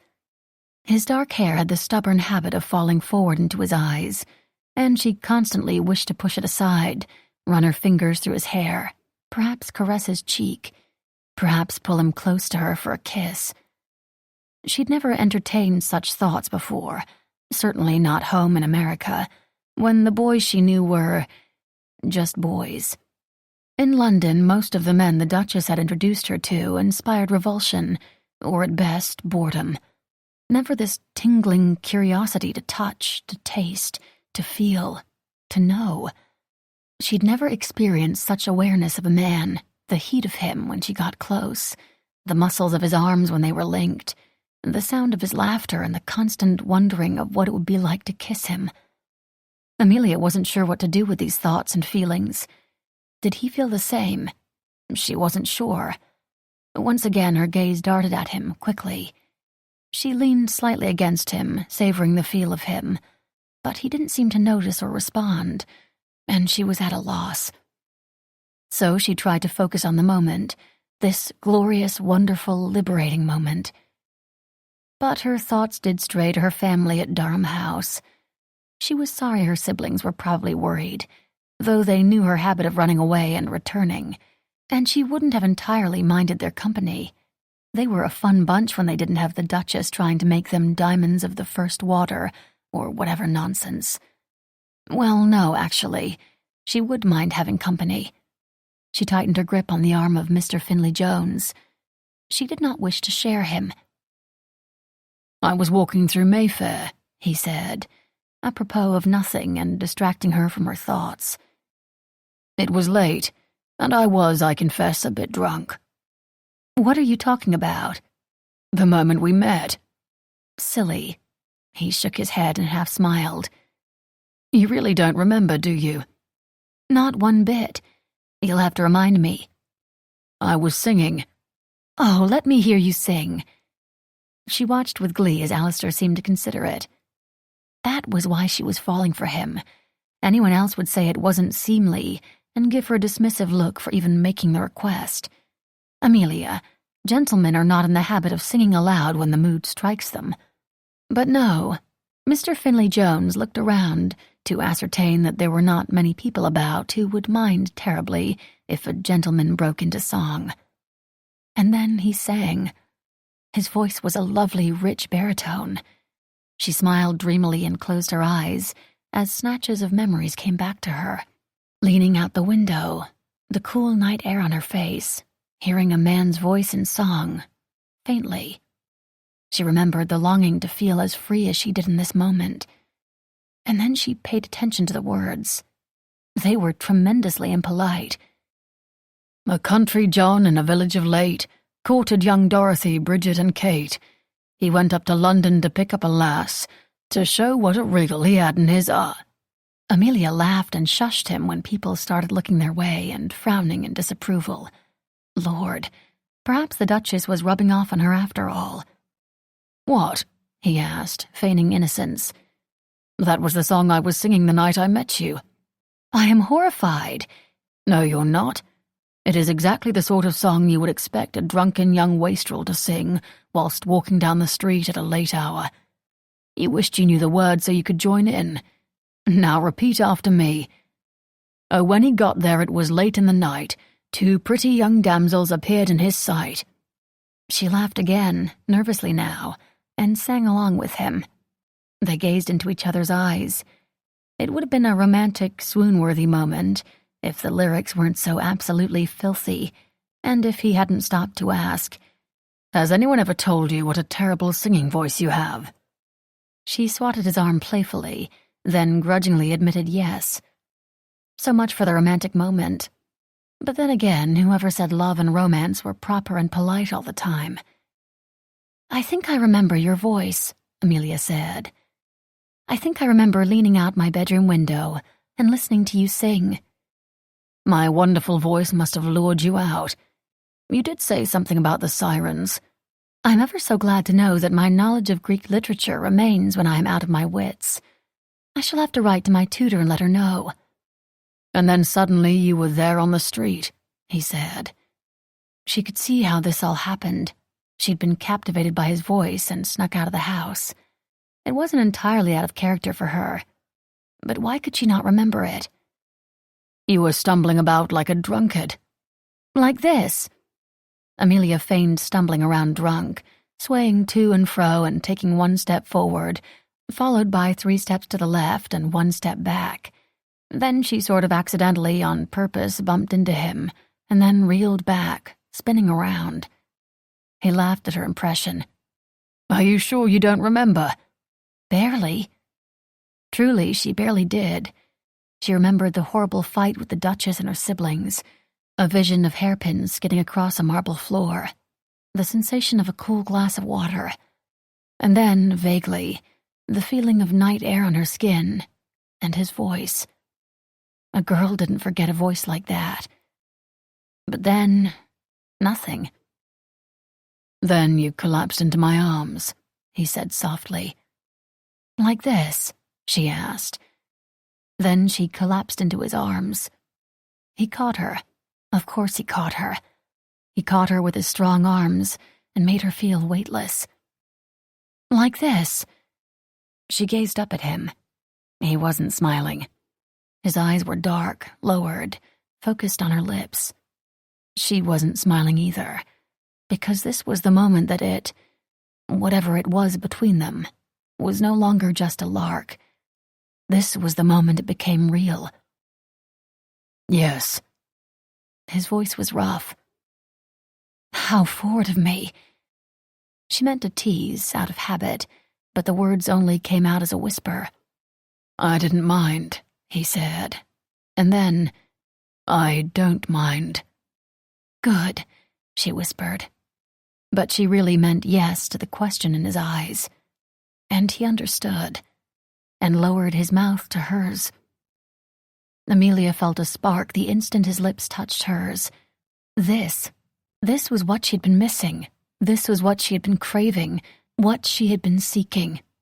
He tasted like excitement, adventure, like mystery. He made her feel alive, tingling skin, pounding heart and all. His lips were firm, and she yielded to the gentle pressure, opening to him, willing, so willing to explore this. Every tangle and thrust and gasp, every beat of her heart. As he pulled her close, the sparks turned to a slow burn of pleasure. She never wanted to let him go. The time?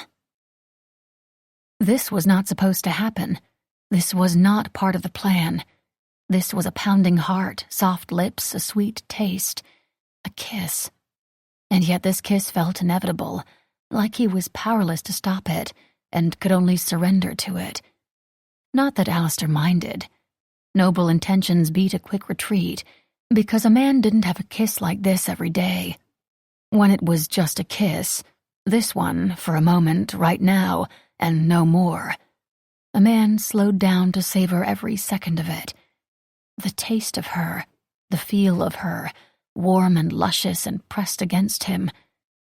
The way he could plainly tell that she wanted him. It made him a bit dizzy, so he held on to her tightly, pulled her close, completely forgot about plans and intentions. Instead, he kissed her deeply, as if nothing else mattered.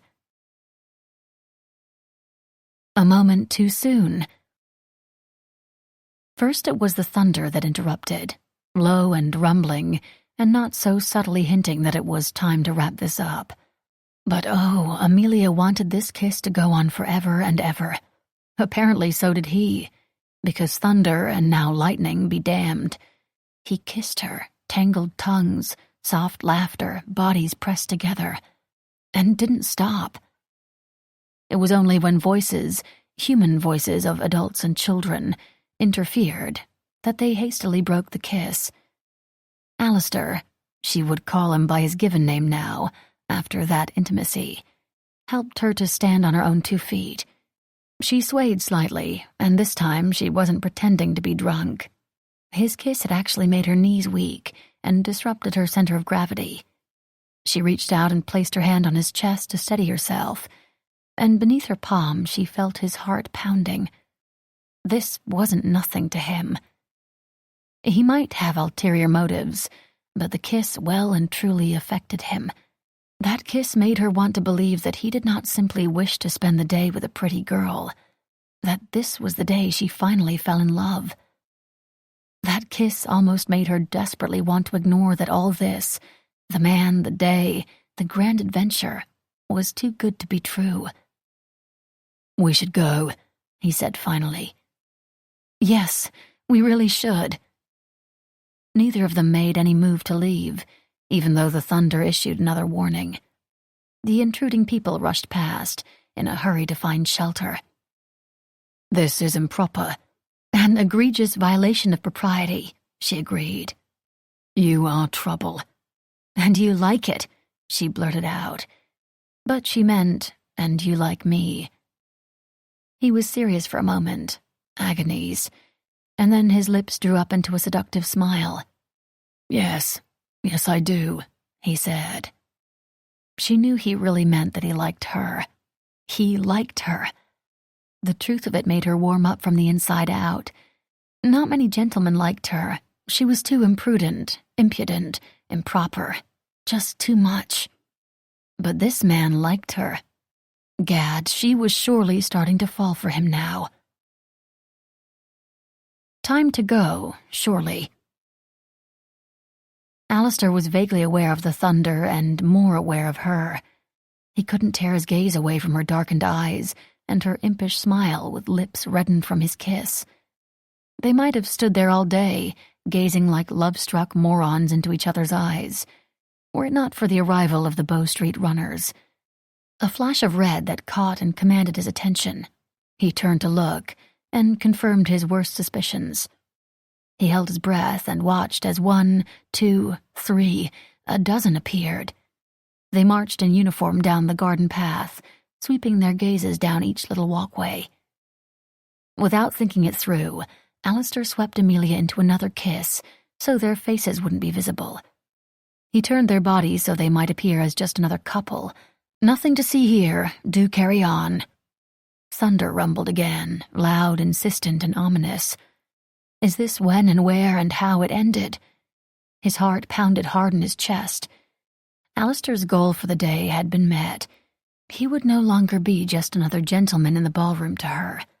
If they were to part now, and meet again at a soirée, she'd certainly give him a special smile and favor him with a waltz or two.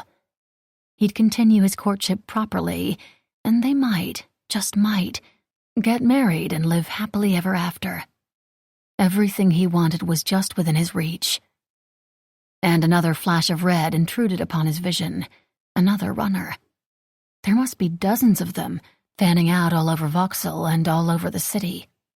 Odds of escaping undetected were low. But Alistair wasn't ready for this day to be over. He wasn't ready to part with her just yet, not when he could still taste her on his lips, and his heartbeat hadn't returned to its normal pace. "The rainstorm seems imminent," he said, "and we are out of doors. Exposed to the elements. At nature's mercy." Neither of them moved. They stood there, gazing stupidly into each other's eyes, and the thunder grew louder, more insistent, and lightning cracked in the distance. The Bow Street runners picked up their pace. "Shall we stroll towards shelter?" he suggested. Perhaps they'd find some out-of-the-way building. They couldn't stay in the open and risk discovery. "Yes, it wouldn't do to be caught in the rain," she replied. "Let's find a place to wait out the storm," he suggested, forcing his voice to stay neutral. Wouldn't do to sound the alarm about the runners and let the runaway heiress know that he knew that she was a runaway heiress. 4:29 in the afternoon. Amelia saw the runners, but quickly decided not to say anything. Dozens of men in uniform did not search the city for one wayward girl running away from finishing school, but dozens of men in uniform, under the command of the government, did, apparently, search for Duke's sisters who were missing. She didn't want Alistair to know the truth about her, not yet. He would insist on taking her back to Durham House, where her brother would kill him. In the meantime, Alistair would become formal and proper and stop kissing her. Their wonderful rapport and perfect day would be over. She wasn't ready for that just yet. Best to continue to allow him to believe she was just Miss Amy Dish. Arm in arm, they strolled quickly along the paths, taking turns to avoid runners. Amelia took care to keep her head down to escape detection. The thunder had become louder, more insistent, and she was glad of it because it covered up the pounding of her heart. The sky had darkened considerably, too. The lightning came next, a terrifically loud and bright crack. It was instinct to look up and turn toward the noise and the light, and it was instinct that doomed her. Her face was turned up and exposed at just the moment a runner turned and saw her. He murmured something to his companion, and both men started stomping toward her. "I wonder what is down here," she murmured, turning and pulling Alistair down a different pathway. He did not resist turning left with her, nor did he protest that right turn, another left, a turn around and a quick kiss in the bushes before another dashed down a pathway to the right. As soon as they'd lose one runner, another would appear. She was haunted by those red coats trailing her, and afraid of being caught. It did not escape her notice that Alistair seemed just as keen as she was to avoid the runners. She wondered if perhaps they weren't after her, but him. Or was he just trying to avoid being caught in the imminent rainstorm? They were walking at such a brisk pace that they were nearly running, and she was too breathless to ask. There was more thunder, more lightning, and then, with one terrific burst, the heavens opened up and unleashed a deluge upon them. They were both soaked in an instant. Amelia shrieked. Alistair did not. Suddenly, finding shelter was the most important thing, and the runners were the least of her concern. 4:41 in the afternoon. Alistair dared to breathe a sigh of relief when he and Amelia had not only managed to evade the runners, but also to find shelter from the storm in a pavilion. A crowd of people had gathered, all seeking protection. When it seemed they were safe, they turned to each other and burst out laughing. She shook out her wet curls, and he laughed harder. A rivulet of water trickled down her cheek, and he wanted badly to lick it, then kiss her. But there were people present, just average, everyday people. Women in dresses, men in hats, children with governesses begging for sweets. And, here he gulped, a few men in those telltale red coats, one of whom was threading his way through the crowd, his black, beady eyes fixed on Amelia. He came and stood close, far too close for comfort. Though he didn't look at her, the runner leaned in and murmured into her ear. "Lady Amelia." She stiffened. A flush of pink suffused her cheeks. "I don't know what you mean." "Come with me." "I beg your pardon." The runner placed his thick, gloved hand on her arm. That is when Alistair stepped in. "Sir, unhand me." Her voice was a strangled whisper, as she did not wish to draw attention to herself. "You heard the lady," Alistair said in a voice so low and fierce he almost didn't recognize it as his own. There was no denying the surge of possessiveness he felt upon witnessing that man's hand on his woman. "Who are you?" the runner asked gruffly. "This young woman's protector." Truer words were never spoken. But the runner wasn't buying it. He started to pull Amelia away, despite her protestations. The crowd had swarmed around. There was no other entertainment, watching this agent of the crown attempt to take and subdue a spitfire of a woman. Alistair threw a punch. It connected solidly with the man's jaw. And with that, all hell broke loose. More runners arrived, streaming in with the rain.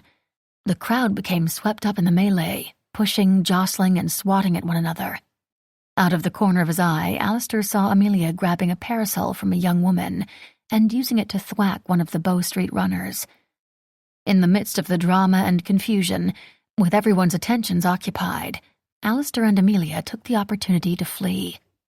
Hand in hand, they dashed along the garden paths, seemingly taking one wrong turn after another, skidding into each other as they tried to stop, getting tangled up as they tried to turn around. "How do we get out of here?" Amelia cried out over the rain and thunder. "I have no idea. Did you not take a map?" "When would I have taken a map? I thought you knew the way since you've been here before." 6 years ago at least, while drunk, in the dark." "We will have to talk about your habit of wandering around drunk in the dark," she said in a nagging, wifely way.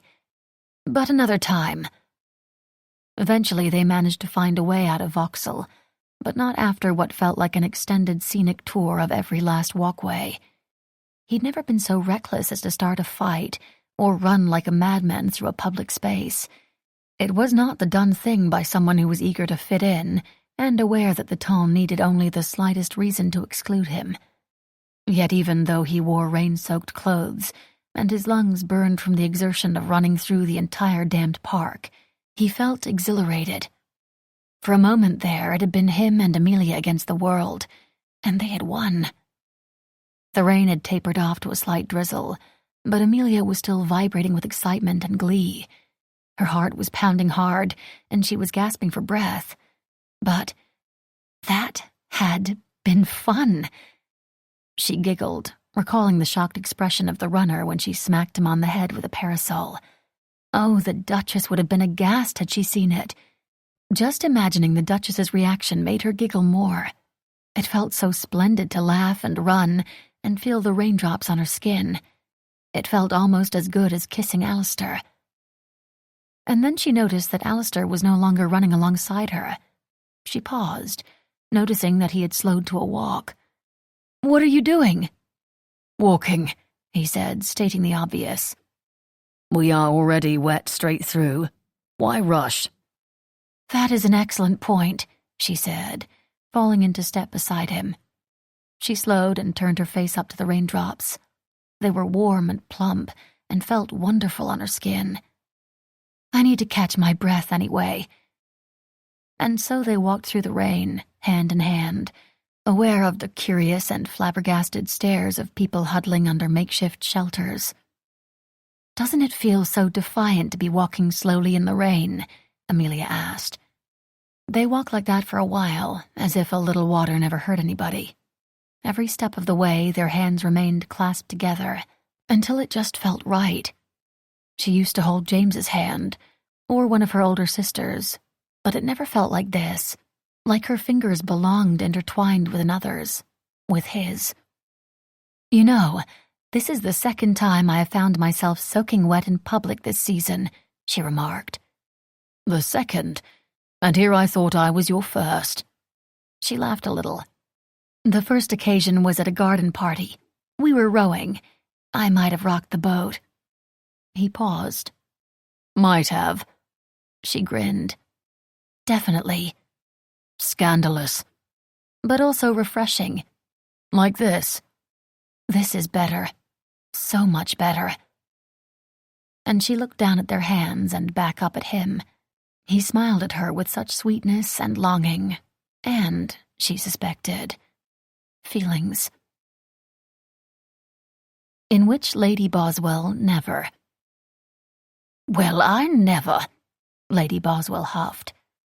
That was very exciting, Grandmother. No, it was not, Matilda, she admonished vehemently. One had to swiftly disabuse a child of such ideas as soon as they took hold. Otherwise her granddaughter would end up like that girl and her companion who caused the melee. Given the presence of all those Bow Street runners, she assumed they were probably criminals. It was a stunning lapse of elegant behavior, and I'm certain terrible things are in store for that girl. That's what happens when you cause scenes. So you mustn't get any ideas, my dear. But Matilda was already dashing out into the rain, spinning around and knocking into people who dared to venture out from the gazebo, the recent site of a shocking brawl. In broad daylight, at Vauxhall. Stop running. But she is running, Matilda said, pointing to the girl dashing through the rain, making her escape. A Bow Street runner dashed after her, but then tripped on a parasol lying on the pathway and sprawled face first on the ground. Lady Boswell could not be certain, but that girl looked familiar. She'd caught a glimpse of her during the brawl, and again as she dashed past during her escape. The girl looked back at them and the scene she was leaving behind. I dare say she looks like one of those Cavendish girls, Lady Boswell murmured to herself. But that cannot be. The Duchess would never allow it. Lady Boswell strained to get a glimpse of the gentleman. She noted only dark hair and a figure a bit taller than average. First she wrangled her granddaughter. Then she approached one of the runners in the red coats. Sir, what was the meaning of all this? We're looking for a runaway lady, he said. Lady Boswell gasped, her brain frantically churning to put all the pieces together. Damn it, Watson. Don't you know what discretion means? Watson cleared his throat and apologized. His superior stepped in to add, There is nothing to see here any longer, ma'am. Our apologies for the disturbance. Nothing to see here, indeed. Humph. Chapter 11, in which our hero and heroine embark on an awkward ferry ride. 4:52 in the afternoon. Alistair stood at the front of the ferry they had boarded to take them across the Thames and back to the north side of the river. She stood beside him, finding amusement by listing to herself all the rules she was breaking. She was without a chaperone, she was soaking wet, she was alone with the gentleman. She had been kissing said gentleman, which perhaps meant he wasn't a gentleman.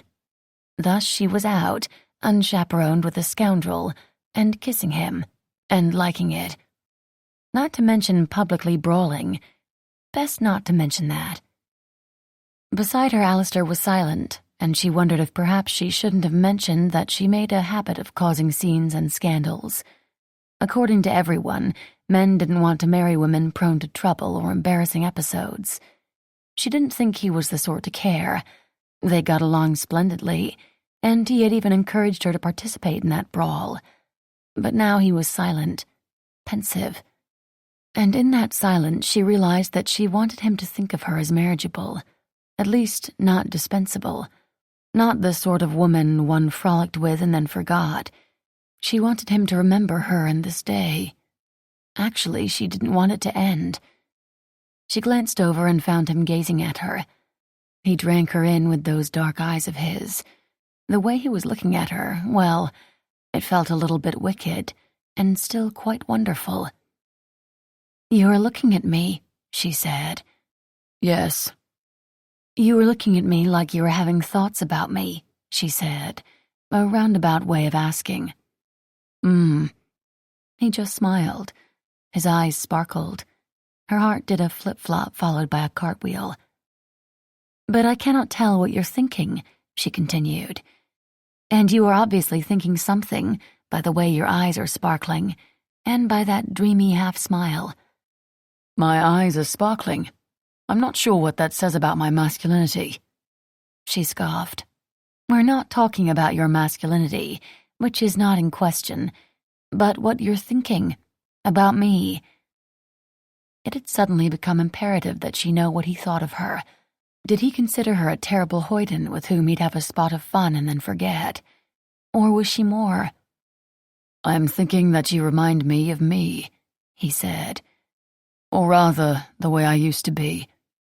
Used to be? Do tell. Before I had to grow up. Oh. Her voice was flat. If there was one thing she hated, it was being called childish, which was what he just said in so many words. She'd heard it all her life, especially when her siblings didn't want to explain something to her, or wanted to leave her out of an activity. When they arrived in London, it seemed all the Duchess ever said to her was, "You must grow up, Amelia. You must act like a proper young lady. You must put away your childish notions and start to think about marriage." She had to dress like a woman, stuffed into corsets that molded her into the perfect feminine shape, but still remain completely innocent. She was supposed to be witty and provocative, but also ladylike. She had to ride side saddle at a walk, when she really wanted to wear breeches and stand atop a galloping horse. She was caught between these states of childhood and womanhood, neither one quite satisfying her. And now Alistair saw her as childish, and it gave her the mad urge to put on lip paint and sway her hips and say seductive, womanly things. She wanted him to see her as a woman, not a wild and silly girl. Lud, she must like him. She must like him. She must like him in a way that wasn't childish at all. As if sensing her distress, he tried to verbally dig himself out of the hole. Which is not to say that you are childish. Quite the contrary, in fact. Here she noted that his cheeks reddened. So proper, so English of him to blush at such an indirect way of saying that he noticed her person. We wouldn't have if... She knew what he meant to say. He wouldn't have kissed her like a woman, as he'd done, if he'd found her at all childish. This whole conversation had suddenly become unbearably awkward. Her emotions had flared. That made him uncomfortable. As they were on a boat, she could not walk away. She loosened her grip on the railing and considered launching herself overboard, escaping into the murky depths of the Thames. And why not? She was already soaking wet. Finally, after a long moment of excruciating silence, Alistair spoke. I lost someone. How very careless of you to lose a whole person, she quipped. Because if they could just stick to light-hearted, easy banter, it would be so much easier. You know what I mean, Alistair said seriously. He was my best friend, like a brother, my only family. Before that moment, I didn't know loss, or that sense of responsibility that dulls everything, when I thought everything was a possibility. So you remind me of me, before I knew those things, and when I lived like nothing could ever go wrong. Like she was an innocent, who hadn't lived. But whose fault was that? It's a wonderful quality, he said. I miss it. I'm sorry about your loss, she said. It's not your fault. It was my fault.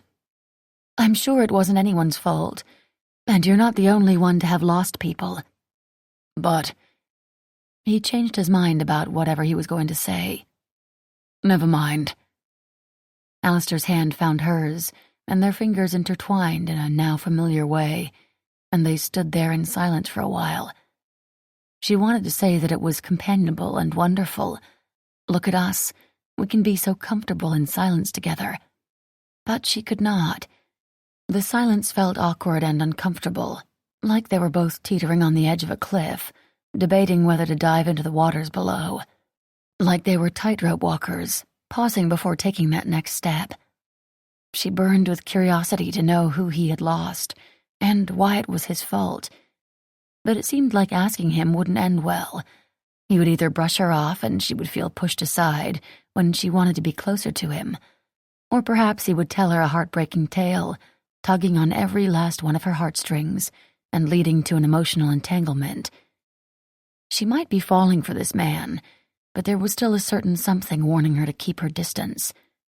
Besides, if she were to ask him, he might ask the same of her. To speak of loss and locked-away secrets was to open up in a way she might not be ready for. He could ask her why she was in England, why she was running away from school. Wouldn't her parents be worried about her? Oh, they were dead. How long and how? And what few memories did she have of them? She sighed. Perhaps it was immature of her, but she didn't want to talk about any of it. She didn't want to cry like a child on a ferry into the starched cravat of a man she barely knew. Too many questions. One would lead to another, and her carefully constructed story might unravel. Perhaps it was the same with him. Besides, who wanted to speak of such serious things on a carefree day?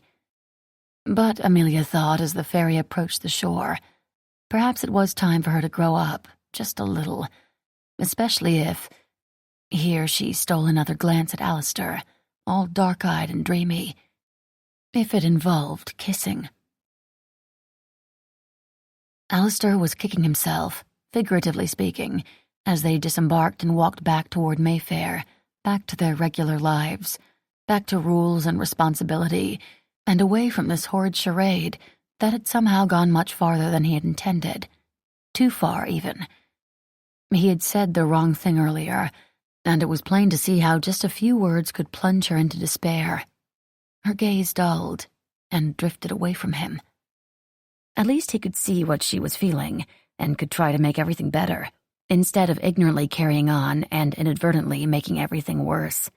But in his efforts to explain himself and console her, he started thinking about Elliot. Sort of. And thinking about Elliot had him in a state of despair. He wanted to know who she had lost, but he didn't want to ask, because he didn't want to explain about his stupid, idiotic, childish behavior leading to Elliot's death. Feelings. They were messy, complicated things that were best ignored. "I suppose we ought to do something about these wet clothes," he said. And then he mentally kicked himself again, because God, if that didn't make him sound like some sort of lecher. "And perhaps we should return home. You have been gone quite a long time now."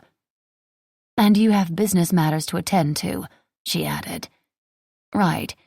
He was attending to those business matters right now. Not that he could say that. He wasn't a complete idiot. After disembarking from the ferry, they found themselves on a fairly desolate stretch of road on the north side of the river. The rain had sent people seeking shelter indoors, and many had yet to venture back out.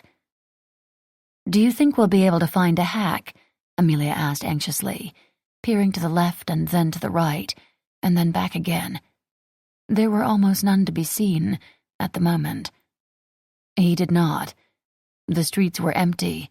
The few hacks passing by were already carrying passengers.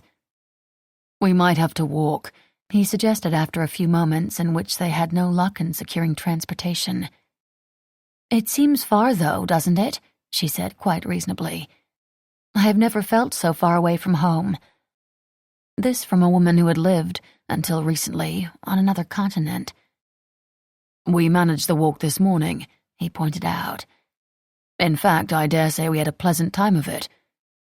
She looked at him curiously, as if wondering why on earth he would argue with her about something as mundane as taking a hack back home, when they were both uncomfortable in wet clothes and tired from a long day of walking halfway across the city. But he wasn't arguing so much as providing an alternative mode of transportation, when their first choice seemed impossible. "Yes, but this morning we were in dry clothes," Amelia pointed out, now sounding quite peevish. Oh God, she wanted a carriage. Ladies always wanted a carriage. They never wanted to walk, and they especially weren't keen to walk when the conditions were not optimal. A cloud in the sky, too much sunshine, rain the day before or the threat of rain tomorrow, imperfect footwear, an inconvenient hour, a distance just a bit too far, the temperature a degree too high or low. "I doubt we'll find one," especially with the rain," he said. "Perhaps we could procure horses." He was not hopeful of this, even as he suggested it. "But what if it starts to rain again?" "We are already wet. Besides, there are no hacks to be had." "I'm sure we can find something, and I have money to pay for it." But she didn't have money. He knew this because just hours earlier he had robbed her of it and spent it on admission to the amphitheater in Vauxhall Gardens. He watched as she reached into her pocket, 3, 2, 1 second away from discovering it empty. "My money!" Frantically, she dug around in her pockets, turning them inside out. "I've been robbed!" He said the first thing that came to mind. "Calm down. It will be all right." "Calm down," she echoed in the sort of calm fury that was more terrifying than the shrieks of a hysterical woman. Very well, that was the wrong thing to say. It was so wrong. If he had 3 wishes, he would use 1 to take the words back. "How can you tell me to calm down in a moment like this?" "Because I am just a man who doesn't know what to say in a moment like this. I only said the first thing that came to mind. I don't mean it at all. Do not calm down." That gave her pause. In that pause, she took a breath, and that calmed her down marginally. "Let us walk back to my lodgings and try to secure a hack along the way," he said gently. "We can have a meal by the fire as our clothes dry, and then I'll see that you get back to school safely." "That is a terribly scandalous idea," she sniffed, "but one I find very enticing at the moment." Returning to Alistair's flat was a terribly scandalous idea. It was beyond scandalous, but she had to admit it was also enticing. The prospect of removing this sodden dress was all she could think about. That rainstorm, and their insistence on reveling in it, meant that each layer was soaked, right down to her skin. The wet fabric was heavy and cold. She wanted to remove it all and sink into a hot bath. She suddenly had a new respect and even longing for the comforts of Durham House. She and Alistair walked along in silence, and she considered somehow finding her way home directly. This was more complicated than it seemed. She still did not know the way, and now she had the lie about finishing school to maintain. Blood, this was quite a situation. She needed a good pot of hot tea before she could sort it all out. Never mind to have the strength required to contend with the inevitable brouhaha when she returned home. Yes, she simply needed to let her dress dry, warm up before a fire, and sip a fortifying cup of tea. Then she would concoct a story to get herself home. One thing at a time, one small step in front of the other, just like the tightrope walker. One step closer to removing this wet and wretched dress. It dawned on her just then that she would require Alistair's assistance with the dress. Alistair, who had been walking beside her quietly, and with whom she'd been exchanging those sly, darting glances.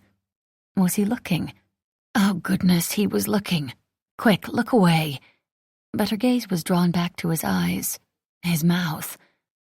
She remembered the feeling of his fingertips upon her back as he did up the buttons this morning, and shivered at the anticipation of that feeling once more. He would see her bare skin, inch after inch of her back, exposed. He would probably get ideas of the sort that ladies took great care to ensure a man did not get. Lusty thoughts. Wicked thoughts. And then what? Her lusty thoughts and wicked thoughts dared to consider what then? Amelia wasn't certain of much, other than that her skin suddenly felt hot, which was remarkable considering this cold, wet dress. She became aware of the beats of her heart. Did it always beat so quickly? What would he do when confronted with her in a state of undress? Would he take advantage? Or would nothing happen? After all, had he not had every opportunity to ravish her already? There was another question demanding attention with every shiver, heart pound, and blush. What would she do when alone with him, whilst in a state of undress? She ought to get into a hack right this minute, but she had come this far. In for a penny, in for a pound. Was that how the saying went? Perhaps she might as well go all the way. Chapter 12, in which they are alone now, and there doesn't seem to be anyone around. Sometime after 5 o'clock. The flat was empty when they returned. God only knew where Jenkins had gone off to, which was probably for the best. He'd been introduced as a friend, and friends didn't help friends deal with their attire. Valets did. Only gentlemen had valets. He had not presented himself as the sort of gentleman who had a servant. To reveal one might raise questions. Alistair did not wish to be caught in a lie, at least not now. This day had gone much farther than he had ever dreamt, and much farther than necessary. He wanted to quit whilst he was ahead, but wasn't sure how to end their day together. How was he to escort her back to Durham House in broad daylight, whilst maintaining the charade that she would be returning to finishing school? Alistair would sit and think about this whilst Amelia changed, and she had to remove her dress, just as he had to change his attire as well. Their clothes were wet, but they would have to be removed, lest they might contract a fever and die. Thus it was not a stretch to say that the removal of their attire was a life-or-death matter. Alistair's mind went places, like, say, places under Amelia's dress. Because he was not a gentleman. He was a man, tortured with emotions, caught in a ridiculous lie and entangled, possibly entranced, with a pretty woman who was presently in his flat, alone. He thought of her lips and he thought of her skin. Skin he would not see and would not caress and would not taste. He had done enough damage to her reputation and marital prospects today. He would not take her innocence. Besides, if they were to marry, and the idea was becoming less and less about the Baron and more about his desire, he wanted their wedding night to be special, meaningful. He went into the bedroom to see what Jenkins had left about that she could wear. I apologize that I do not have extra dresses lying around the flat, but you can wear this while yours dries. He handed her one of his shirts and a pair of his breeches. They were not even remotely going to fit her. You don't seem to have much lying around at all. She glanced around, and he did too. There was a bare minimum of furniture that came with a furnished flat, the delicate rickety settee, and a mismatched chair or two, the large bed and wardrobe, a small table and chairs in the kitchen. There were no paintings or knickknacks or any such item that would indicate this was someone's home. I only just arrived in town. But you have hardly any luggage. She was right. He traveled light, given that he didn't stay in any one place for very long. The bedroom is through there. You can change. I'll see about making some tea. He turned to go. I need help with my dress. He paused. Stupid ladies' dresses, always demanding someone's attentions. Stupid dress of hers, demanding that he undo button after button, exposing her soft, pale skin. Resolve. He needed resolve. Turn around. His voice sounded brusque and bothered by the task, but the truth was that this day had already gone farther than he had intended it to. He'd meant to simply share a meal or enjoy an innocent walk in the park. His only goal had been to have one little excursion, one harmless secret that they could smile about when they met again. He wanted to stand out from all her other suitors. That was all. And yet now they were here, alone, and he was undressing her, all whilst engaged in an epic battle between his honor and his baser self. He would marry her, now for reasons beyond Rotham, beyond even matters of her reputation and his honor. It was because of that moment when he'd opened the door to his flat and found her there waiting. It was because of the way his heart beat faster with the appearance of her dimple when she smiled, because of the sparks of delight when she laughed, and the feeling of connection when her fingers were intertwined with his. It might be something like love. There was also the matter of the deep-seated feeling of righteousness he felt at this exact moment, when his fingers fumbled with the buttons on her dress. There was something so elementally simple and right about this. A woman in his home, the intimate act of undressing. And then, of course, the lust. It had been smoldering all day, and was now sparking with each button. Alistair flicked open the top button. Then the next, then the next. Inches of milky white skin were exposed. She was holding her breath. So was he. He undid one button after another. With the last one, he forced himself to turn away. If he looked, he would want, and if he wanted, he would have to resist. Alistair had this notion of a proper wedding night. The proximity of her bare skin, her lips, her, was making him forget. "Tea," he said, voice rough, apropos of nothing.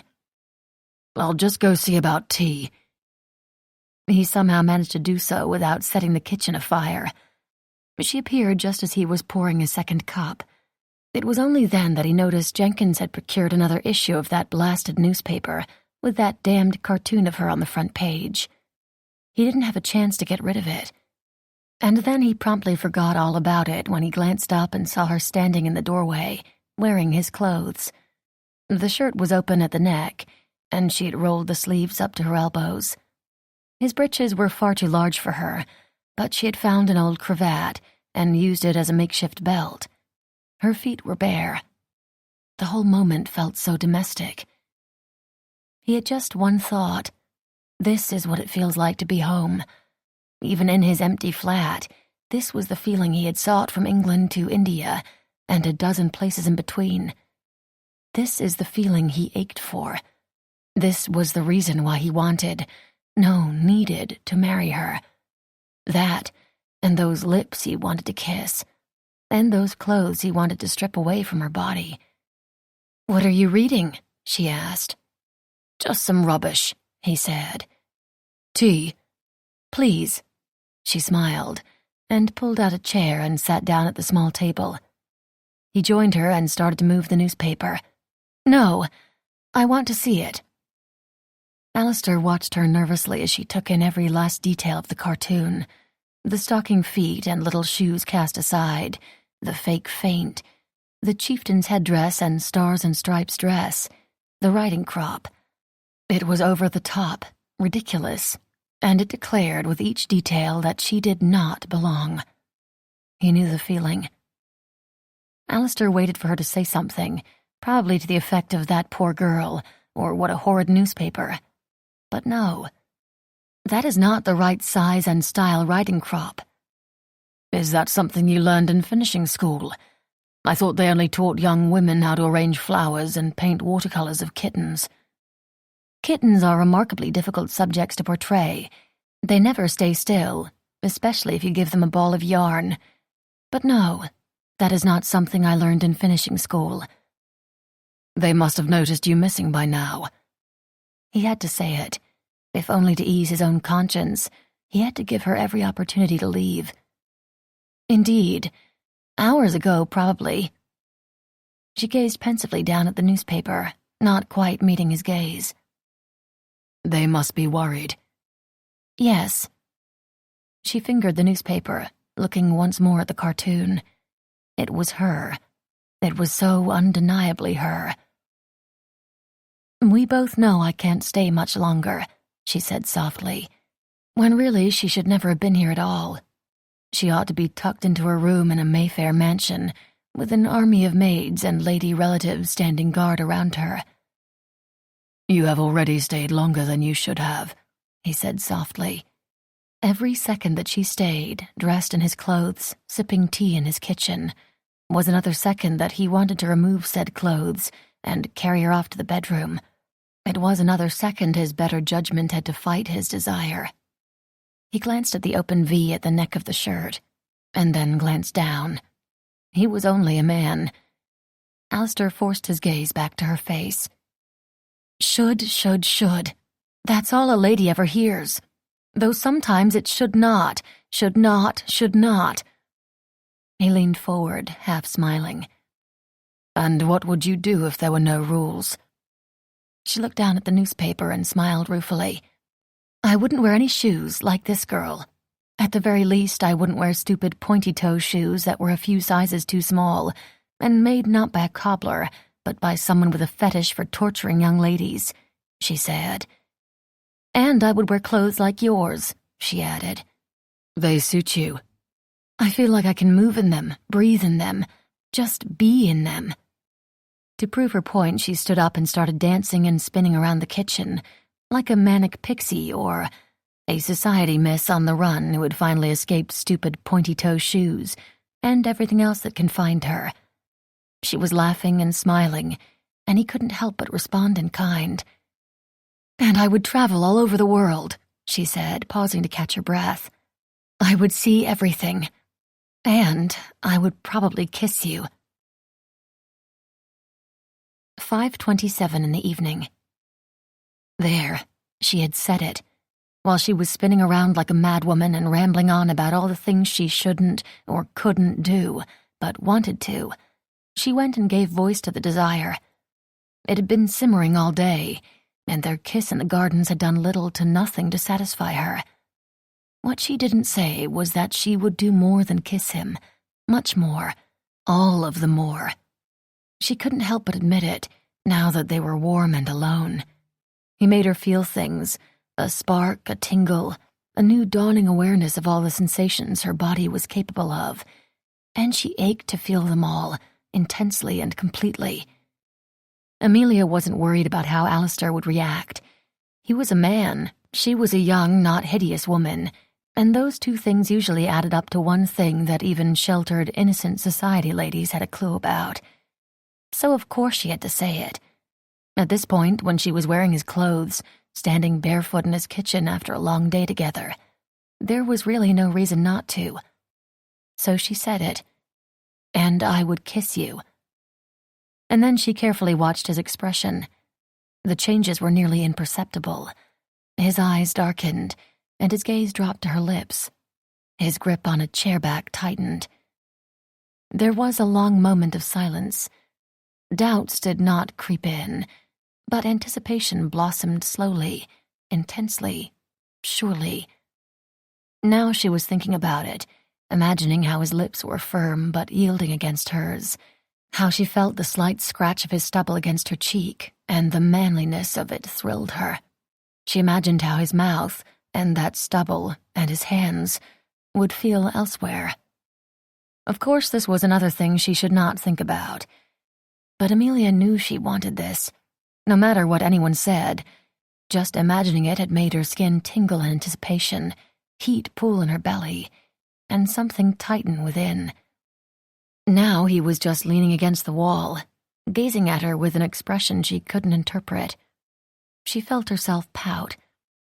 Wasn't he supposed to stride across the room in 2 long masculine strides, and sweep her into his muscled arms, and crash his mouth down to hers? Wasn't he supposed to be dying to ravish her? Wasn't his jaw supposed to be clenched and his knuckles white, all due to his tremendous self-control, battling with his raging desire for her? It seemed that Bridget's books were wrong. It seemed all the warnings were wrong. It seemed that her reputation would be ruined, and she wouldn't have any romance to show for it. And she wanted to know all that, to feel all that. Finally, after it felt like eternities had passed, when it had probably been only half a minute, he said something. "You're a bit too far away for kissing." "Yes, I know. You're supposed to stride across the room and sweep me into your arms, and have your mouth crash down on mine." He smiled slightly. Oh God, he was laughing at her. Laughing. She had made herself vulnerable, and he had laughed. Her options were to throw herself out the window or scowl at him. So she scowled. "Am I now?" "So I've been told." She punctuated this with a shrug designed to convey that she honestly could not even care less. "By whom?"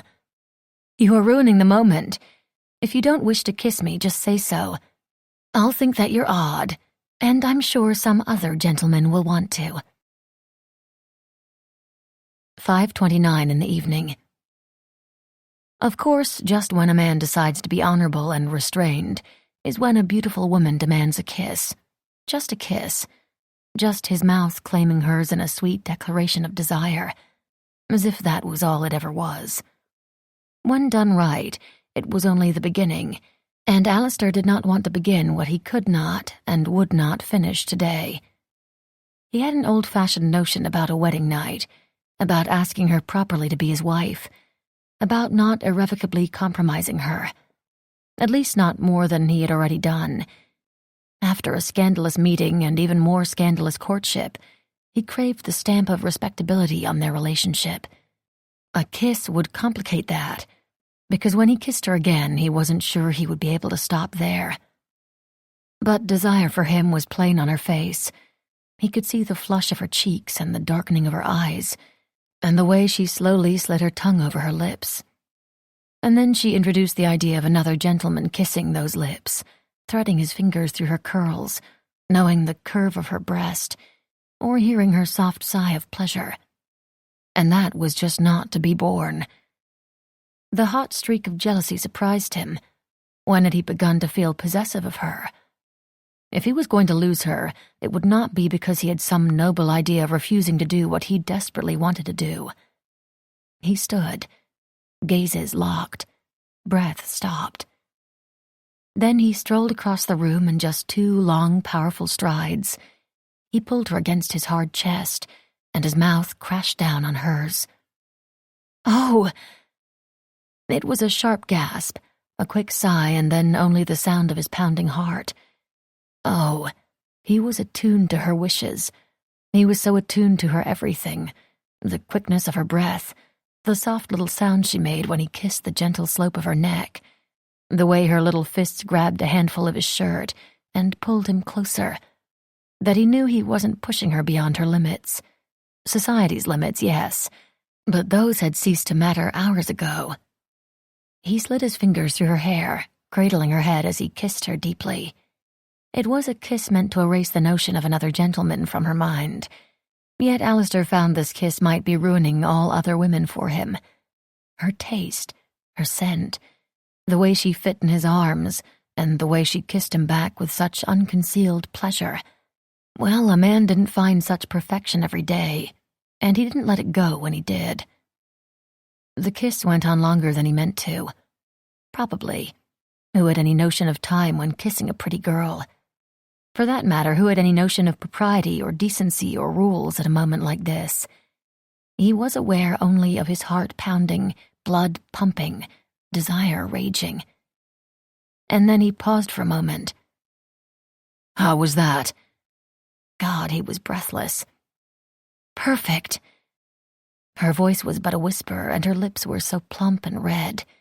He wanted to claim them again. "Good, because it is just the beginning." "You know, I've been on my feet all day." Words. She said words. It took him a moment to process. "You poor thing," he murmured. She gave a coy smile, a very pointed glance, and said, "I might like to lie down." His brain was hardly working, but he still understood an invitation to bed, to making love, when it smiled, murmured, and batted its eyelashes at him.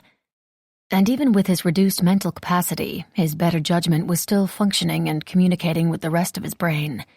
He should send her home immediately and untouched, right now, this very minute. But apparently she wasn't the only one desperate to just be and feel and love without rules or limits. She pressed her palm against his chest, sliding it down his abdomen. She bit her lower lip, and then her fingers hooked on the waistband of his breeches. Alistair was going to marry her, if he didn't die first. It was entirely possible that he was already halfway in love with her. If not, it was only a matter of time. Therefore, he groaned. There was no therefore. There was no rationalizing his way into lovemaking or anything like it.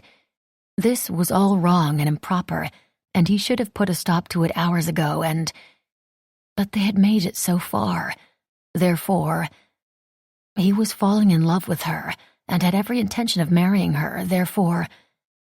Then she stood on her tiptoes and pressed a gentle kiss on his lips. He felt the length of her pressed against him.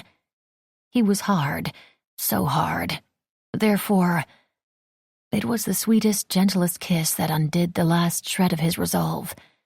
With some vague notion that they would continue kissing, just kissing, lying down on his bed, he scooped her up in his arms.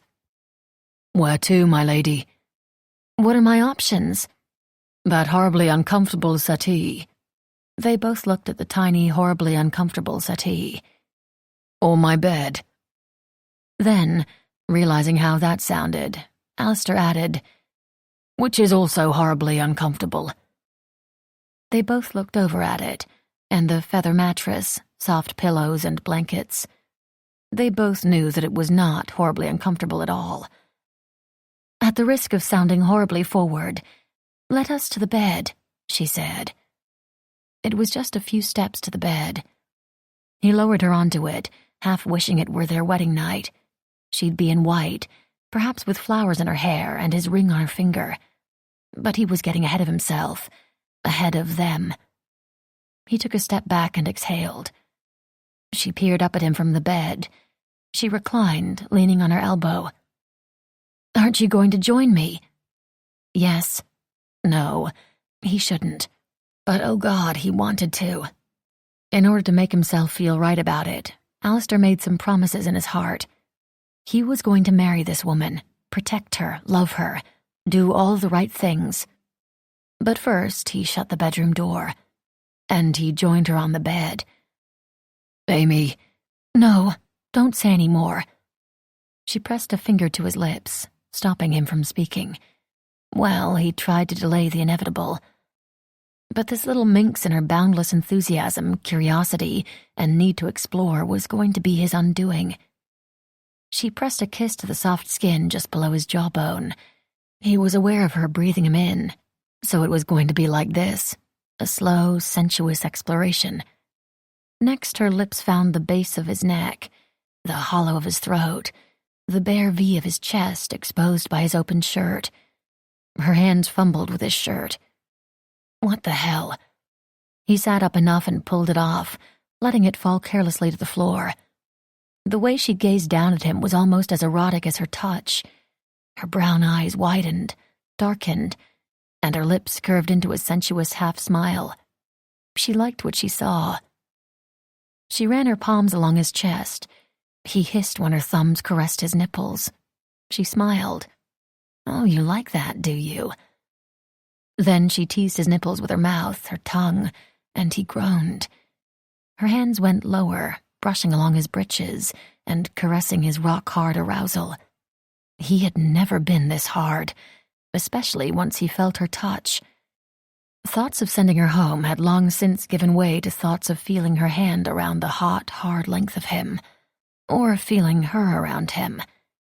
She teased him with her soft touch, here and there and all over his body, as if she were memorizing it or claiming it. When he could tolerate it no longer, he flipped her onto her back and rolled on top of her. "You are trouble," he whispered. "But you like trouble," she whispered back, and there was no denying that. Amelia had but one thought in her head. Yes, this. She loved the feeling of his hot, bare skin under her palms, or, better yet, her mouth. And there was something about his scent that went straight to her head and chased away all and any thoughts. Except for, yes, this. She couldn't quite explain this desire to explore him and to know him intimately. It wasn't merely curiosity about a naked man, though there was certainly some of that. It wasn't merely a desire to be wicked and break the rules and do just one more thing that proper young ladies would never do. She just wanted to know him, all of him. From the thoughts in his head and his earliest memories to the feel of his skin and the way he tasted when she kissed him. And now she knew the way he felt on top of her. His body was strong, heavy with muscle. Alistair propped himself up on his arms, caging her in. He gazed down at her with those dark eyes, fringed with ridiculous lashes. Two could play at this game, his eyes seemed to say. She smiled back. "I won't stop you." He pressed a kiss at the hollow of her throat and started moving lower. Yes, this. And this. His palm pushed the shirt up, sliding the fabric along her skin, followed by his hand. Skin to skin. It felt intimate. It felt right. And this. He lowered his mouth to her décolletage, and then lower. And then the blasted shirt was in the way. In but a moment it was gone. And, oh God, this. He took the dusky centers of her breasts in his mouth. She arched up into him. He laughed softly. "You like that, don't you?" She gasped. "Do not stop." And then she writhed a little bit beneath him because he was heavy and hard, and she felt him pressing against her intimate place. Even with the layers of fabric between them, just the feel of him there did something to her. She felt something tighten in her core. She felt a warmth blossoming and taking over. Yes, this became, yes, more. Or not. "We shouldn't," Alistair gasped. "I have honorable intentions." Oh, yes, those. She had forgotten. However, there was a wicked gleam in his eye, one that made her heart beat faster. "What do you have in mind?" He didn't answer her, just slowly worked his way down her body, pressing kisses along her belly. "Oh." He paused, glancing up at her, seeking permission. She didn't know what he wanted, or what she would be agreeing to, because if she was imagining things correctly... Alistair lightly pressed his lips to the soft skin below her belly button, then gently flicked the skin with his tongue, teasing her with a hint of what was to come. Oh, yes, this. At some point her breeches came off, gone. Good riddance.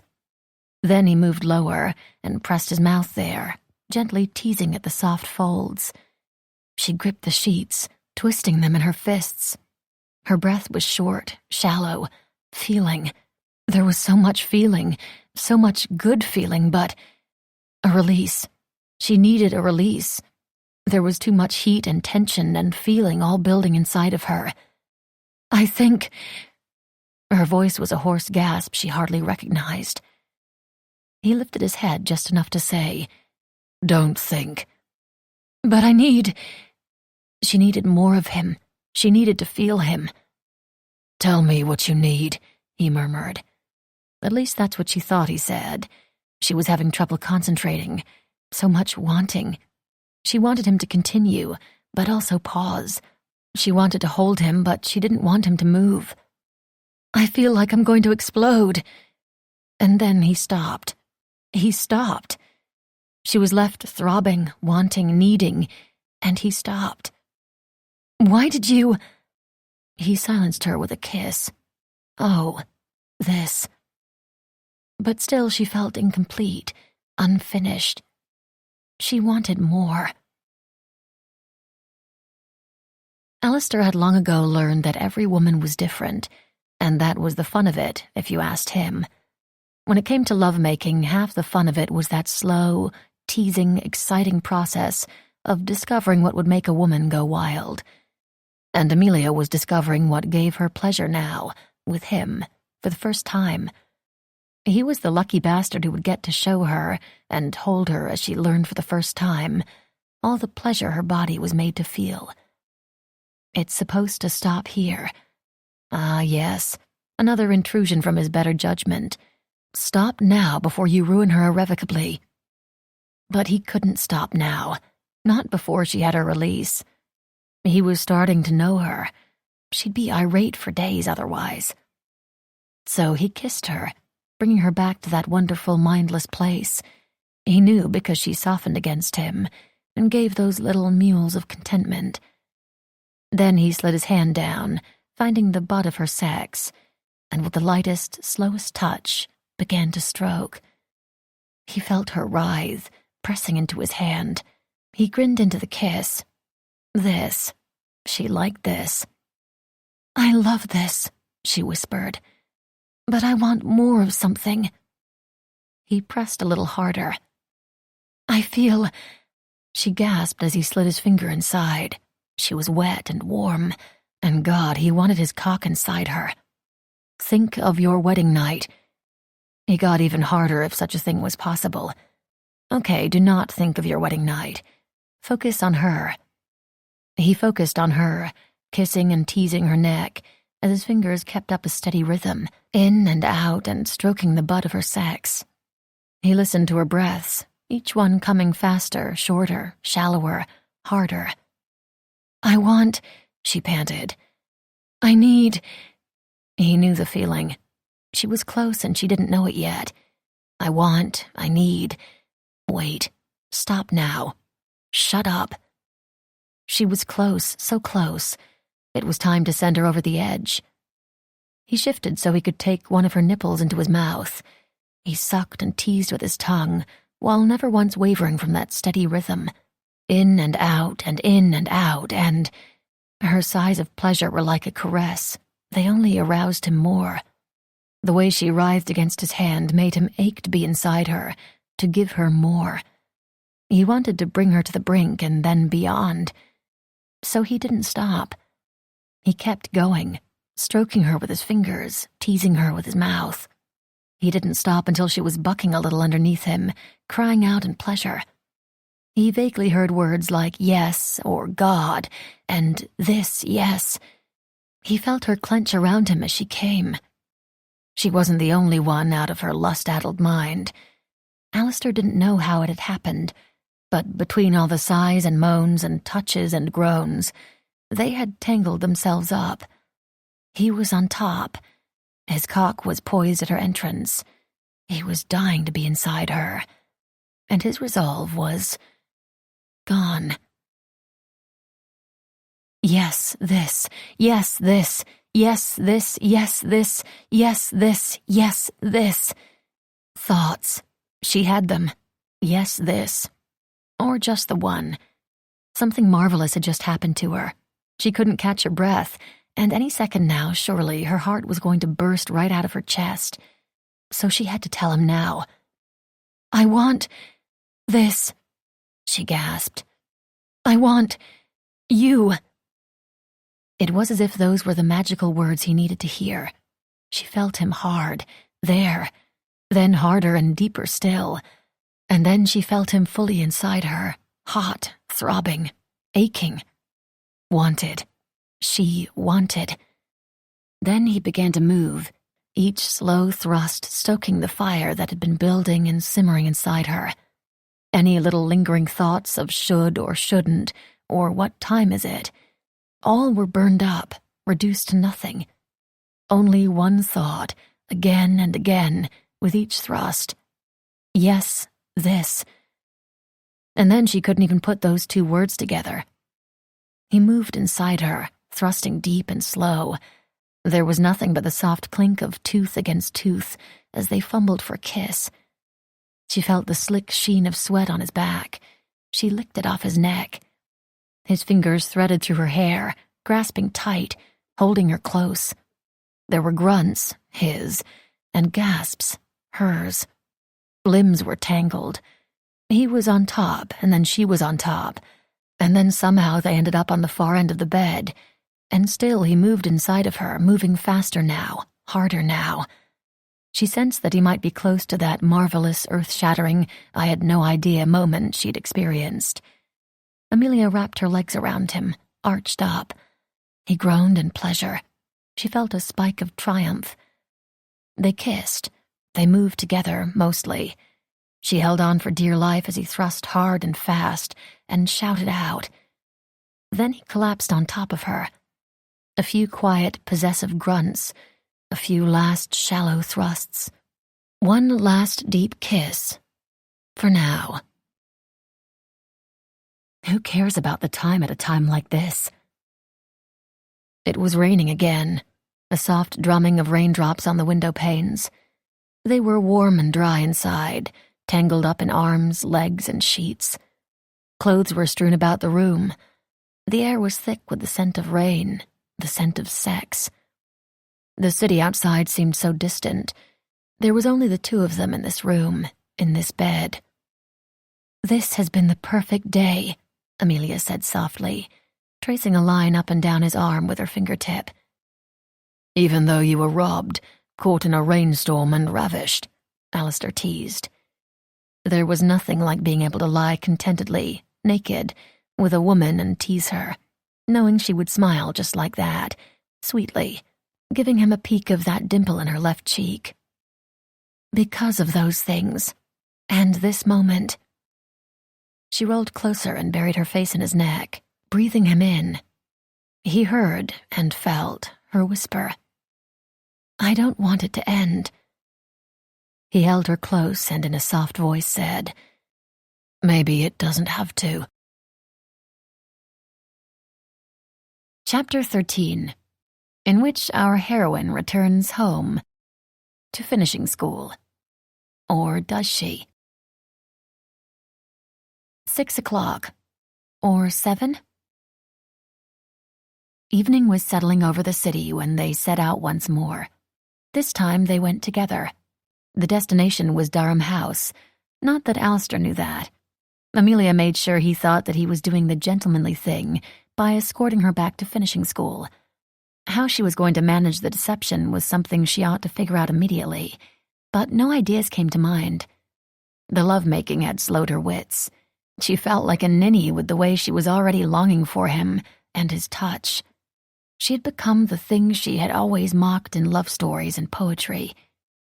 Amelia walked slowly, like one of those pokey pedestrians in Vauxhall who had vexed her earlier. Then she had been in a rush to see everything. Now she wished to prolong her time with Alistair. In the course of the afternoon, something had changed. It was no longer about running away, but wanting to stay with him. She knew their moments together were dwindling. The idea of elopement was preposterously premature. Staying another night was too much, and besides, she was beginning to feel the tug of home. The clock was ticking on her time with Mr. Alistair Finlay-Jones, and their one perfect day. There had been no discussion or mention of if they would meet again, as if it were understood that this was the only time they would ever spend together. After all, what could possibly happen? He knew her as Miss Amy Dish, finishing school student. A gentleman could not call on a young lady there, even if said school actually existed, and even if she was actually enrolled in said school. To see him again was to reveal her true identity. She was not ready to risk that. The clock was ticking on their time together. Alistair knew this, so he walked slowly and dragged his feet as he escorted Miss Amy Dish back to finishing school. He was curious to see how she would maintain the charade, though he wasn't exactly eager for the moment they would part. Alistair hadn't said anything about seeing her again.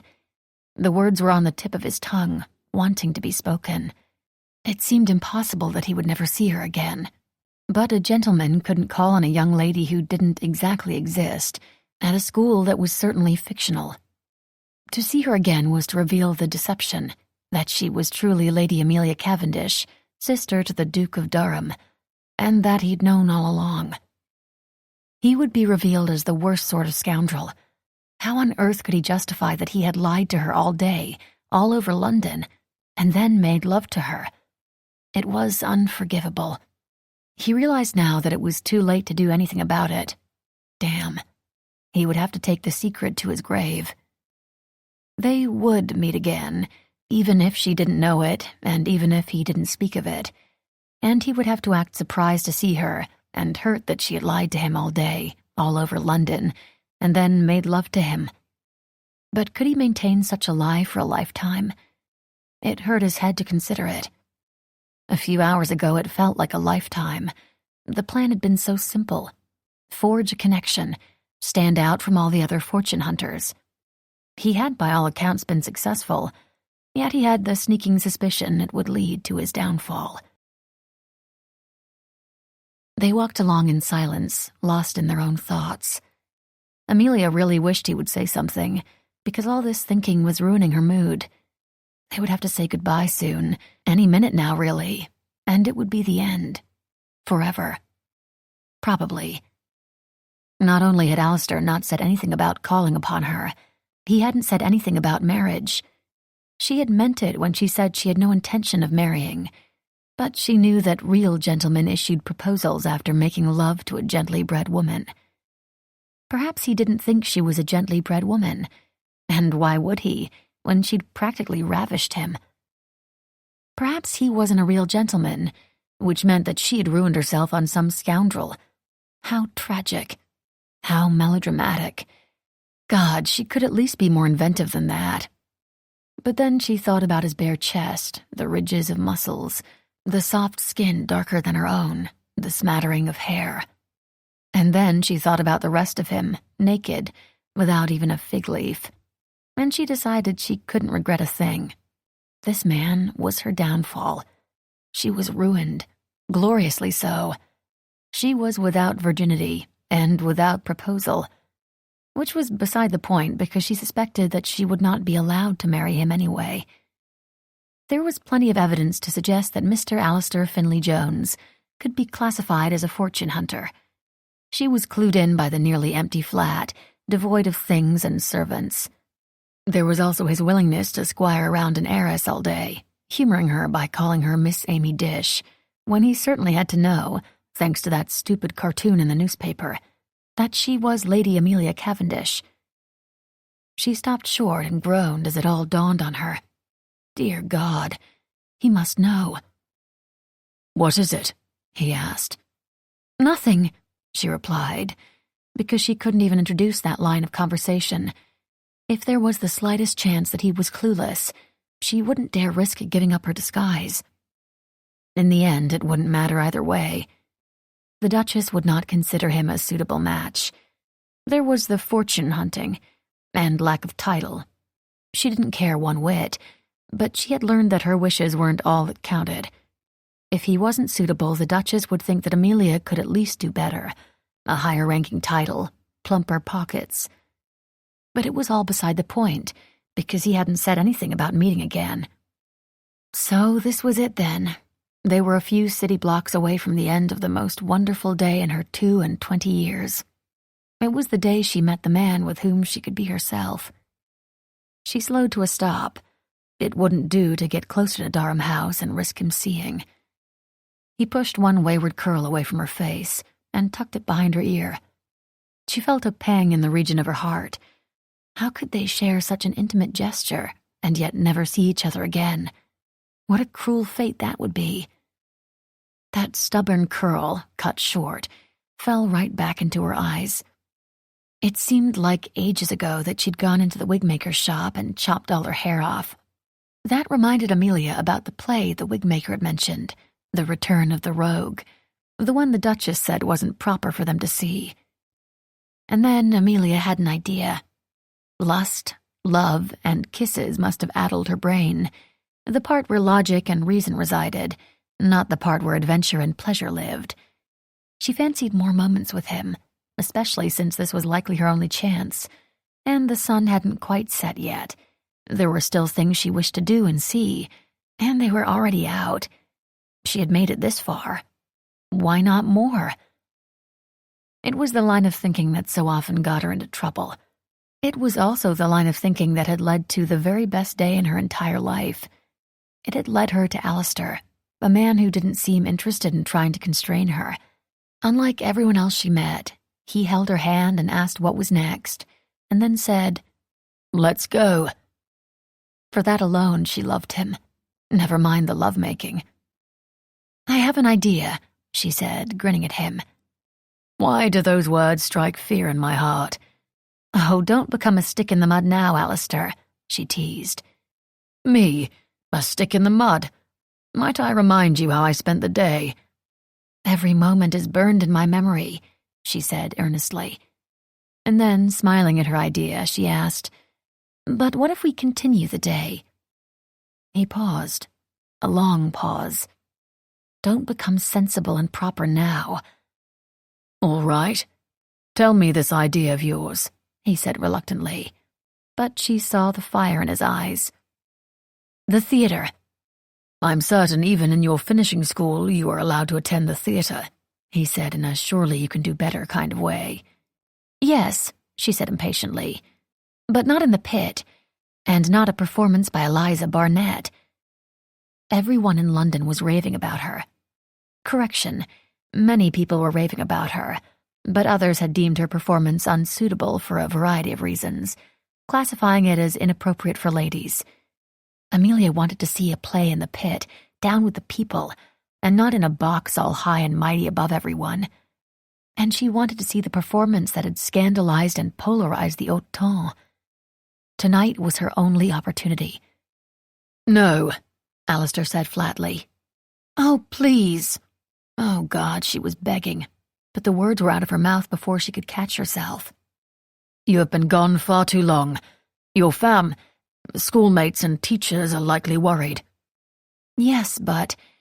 Of course they were worried. They'd been worried all day. It would be a worry mixed with fury, a noxious combination of emotion that she was in no rush to encounter. Not when she was, perhaps, falling in love, and had just hours left in this one perfect day. And there was another unsettling truth. What if we never see each other again? What if these are the last few precious hours we could spend together? Would you really have them be mere minutes? "We will see each other again," he said firmly, as they stood on a street corner and London rushed around them. But how? And when? And how would they explain it? How can you be so certain? "London is a small town, in spite of its vast size and thousands upon thousands of inhabitants." I see. He must have grown weary of her. More than once, James or Claire had remarked how tiring she could be. Somehow, within a second, this fear that he'd grown weary of her spiraled into a panic that she was unlovable. Or worse, he had gotten what he wanted from her, her virtue, and was now no longer interested in her. How crushing, because she was starting to wonder if she might be able to love him. That is, if she wasn't halfway in love with him already. How mortifying, because that meant the warnings were right. How devastating, because that meant she had been a silly fool. "I promise," he said, which somehow only made things worse. Again, she wondered if he knew the truth about her. He was content to part ways now because he had enough information to ruin her, or ensure a wedding or a nice settlement to keep quiet. Silly. Fool. Miss Amy Dish was a silly, cork-brained ninny. Amelia ought to be rid of her immediately. "Then let us say goodbye here," she said, horrified by the tremble in her voice and a wobble in her chin. She would not be a silly girl who cried on a street corner over a boy who she'd known but one day. "I want to see you home safely," he said softly, but she no longer believed that. Did he wish to confirm that she would enter Durham House? Did he have notions of escorting her right up to the front door and popping in for tea with the Duke and Duchess? She imagined the worst. "By the way, I have ruined Lady Amelia. How does Tuesday work for the wedding?" "It doesn't. Wouldn't the ton like to know that?" Amelia allowed that, in her haste, she might have gravely miscalculated him. Them. Everything. She didn't know, and she hated that. The seeds of doubt had been planted, and she couldn't quite bring herself to completely disregard them. "My school is nearby," she said firmly. In fact, Durham House loomed in the corner of her vision. "We are in Mayfair. I'm certain no danger shall befall me between here and there. If it does, I shall scream and someone will come to my rescue." "I want to see you again." He reached out for her hand. She glanced up at him. His gaze was dark, serious. Her heart thudded. She believed him, but she had doubts about his reasons. "Someone once said that London is a small town," she replied. His eyes flashed. She had cut him with the flippant retort, throwing his words back at him. "Amy." And she had lied to him. He would discover it. It was best to end things now. However, there was something like love starting to bloom in her heart, and she couldn't bring herself to bring this day to a close now and forever. "Let's leave it up to fate," she suggested. "If we happen upon each other, then we'll know it's meant to be. But if not, then this was goodbye. Forever. This would be a perfect, sweet memory, uncomplicated by whatever might happen, or not happen, after. Thank you, Alistair, for a perfect day." Amelia stood on her tiptoes and pressed a kiss to his lips. To hell with whomever might see. When a girl was as spectacularly ruined as she was, why not indulge in a bittersweet goodbye kiss? Why not indeed? Amelia turned and walked away. It could not end like this. In all of this madness and deception, they had found something beautiful and true, the first tender steps towards something like the love of a lifetime. And she just thanked him with a polite kiss on the lips and walked away, off into the night, just like she had arrived. It hadn't even been 24 hours, and yet it felt an eternity. He could scarcely remember life as it was yesterday, or even this morning. He'd been a nobody with nothing to do. Then he'd been a man on a mission, and then, sometime in the late afternoon, tangled in her arms, he felt like someone in love. Not even 24 hours later. Madness, that. But now her steps were straight and assured. She was not intoxicated, and he was transfixed by the sway of her hips. The desire to have her again surged through him. But that wasn't the reason Alistair followed her. It could not end on a sudden note of bitterness. They had shared something real and lovely, and he wanted it to stay that way until the end. It could not end yet. He would not leave their future happiness up to fate. It could not end that like this. He'd sensed her retreating. He should have asked what she was thinking, and then tried to assuage her worries. But that would be more lies, would it not? No, I'm not a fortune hunter. What, you aren't Miss Amy Dish? I had no idea. That was why he followed her, stepping swiftly off the pavement across the street, and nearly being run over by a charging horse, because he was paying attention only to her delectable bottom and not the rest of his surroundings. Clearly he could not live without her. He had to make things right, now, so that they could be right when he saw her again. He would see her again. Alistair threaded his way through pedestrians, always keeping his gaze fixed on Amelia. Finally, he caught up with her. Let us go to the theatre. She eyed him for a long moment, in which his heart thudded in his chest. What had he done? What had he said? How had it suddenly gone from right to wrong to over? We'll go see the play and stand in the pit with the unwashed population of London. It'll be terrible, but we'll be together. Alistair's heart surged when he saw the smile tugging at her lips and the reluctant grin. Well, if you insist, Mr. Finley Jones. I do, Miss Dish. He took her arm and escorted her in the direction opposite Durham House. I also insist on supper first. Thanks to you, I have worked up quite an appetite today. For supper, they ate steaming hot meat pies and drank mugs of ale in a private parlour at a pub. They dined on credit. He may have had to drop Rotham's name to ensure they would be taken care of, and as a way to ensure the barmaid that money would be forthcoming. He had an IOU from cards the other night. He'd return and pay on the morrow. Amelia noticed none of it. She had that wide-eyed delight again, the way only an heiress on the run could be delighted by the prospect of a meal in a dingy London pub. It was a novelty to her, a part of the daily drudgery for everyone else, or even a special treat for those in especially hard circumstance. I should be wining and dining you, he said, immediately regretting the suggestion that she was wealthy, a lady, and not Miss Amy Dish, finishing school runaway. I have plenty of that at my school. When I was at school, we were served gruel that would have made this seem like the finest food in the world. I shan't tell you more, or it'll put you off your supper. She implored him for details. He obliged. She made faces of grotesque horror, and he laughed. It's much more refined at a ladies' finishing school, she said. As you may be able to imagine, I doubt you know better than I, although I wouldn't be surprised if you regaled me with stories of sneaking into a girls' school to take liberties with the French teacher. You know me so well, he murmured, even though she didn't know him at all. For instance, she didn't yet know him to be the terrible liar that he was turning out to be. And you are going to be in tremendous amounts of trouble when you return, he said, gazing at her with those eyes of his. Oh, I am aware, which is why I am still here. Delaying the inevitable, are you? Well, who says I will return? She coyly lifted one brow. You cannot simply vanish. You must wish to return for a new dress.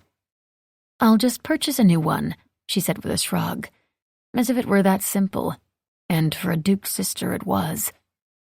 This little throwaway comment got him thinking the sort of depressing thoughts that made a man question everything.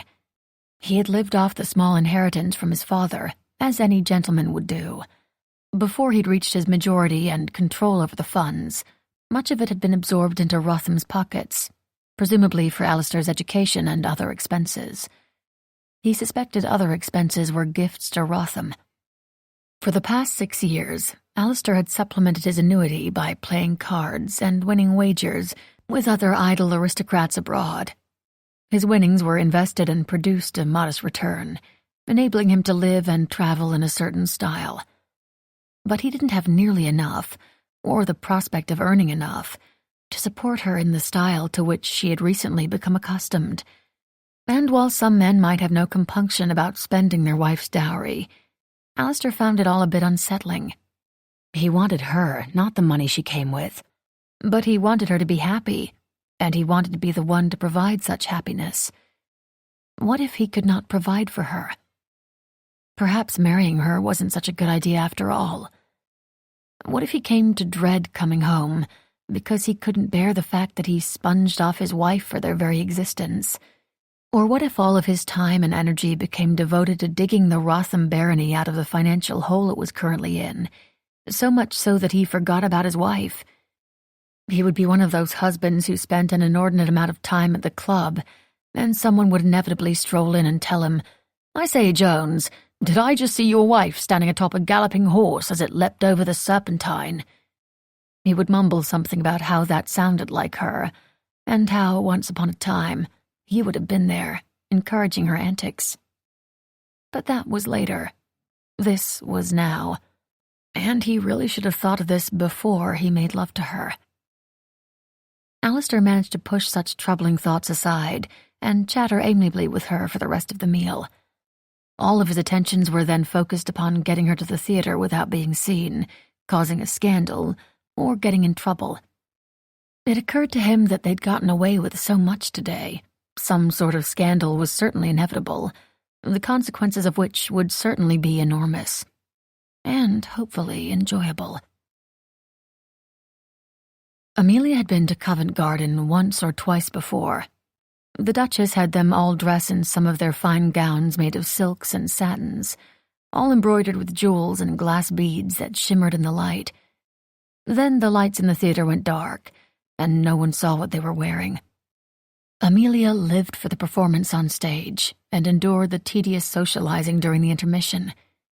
She remembered looking down at the pit, where one could converse loudly and freely and didn't need to quit fidgeting and sit still, for Lord's sake. They were closer to the stage, to the action. The group had seemed to pulse with excitement. Meanwhile, Amelia was trussed up and sitting still high above them all, like a princess locked in a tower. Tonight she followed Alistair into the pit, taking care to keep her head ducked lest anyone recognize her. But she still managed to take it all in, the hot crush of bodies, the energy in the thick air, looking up to the stage rather down upon it. "Let's go in and find a place to stand where you can see," Alistair said, pulling her close to him in the crush.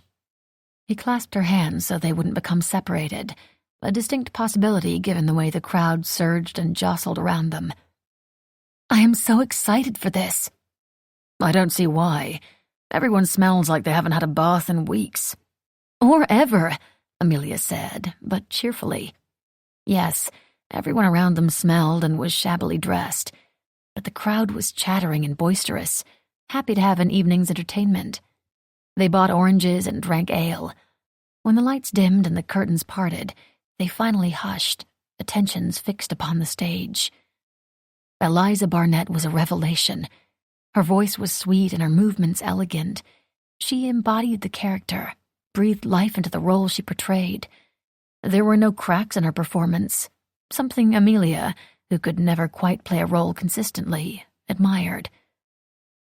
In the role of aristocratic young lady, she broke character all the time, In the role of runaway schoolgirl, she was certain she'd slipped up here and there with her story.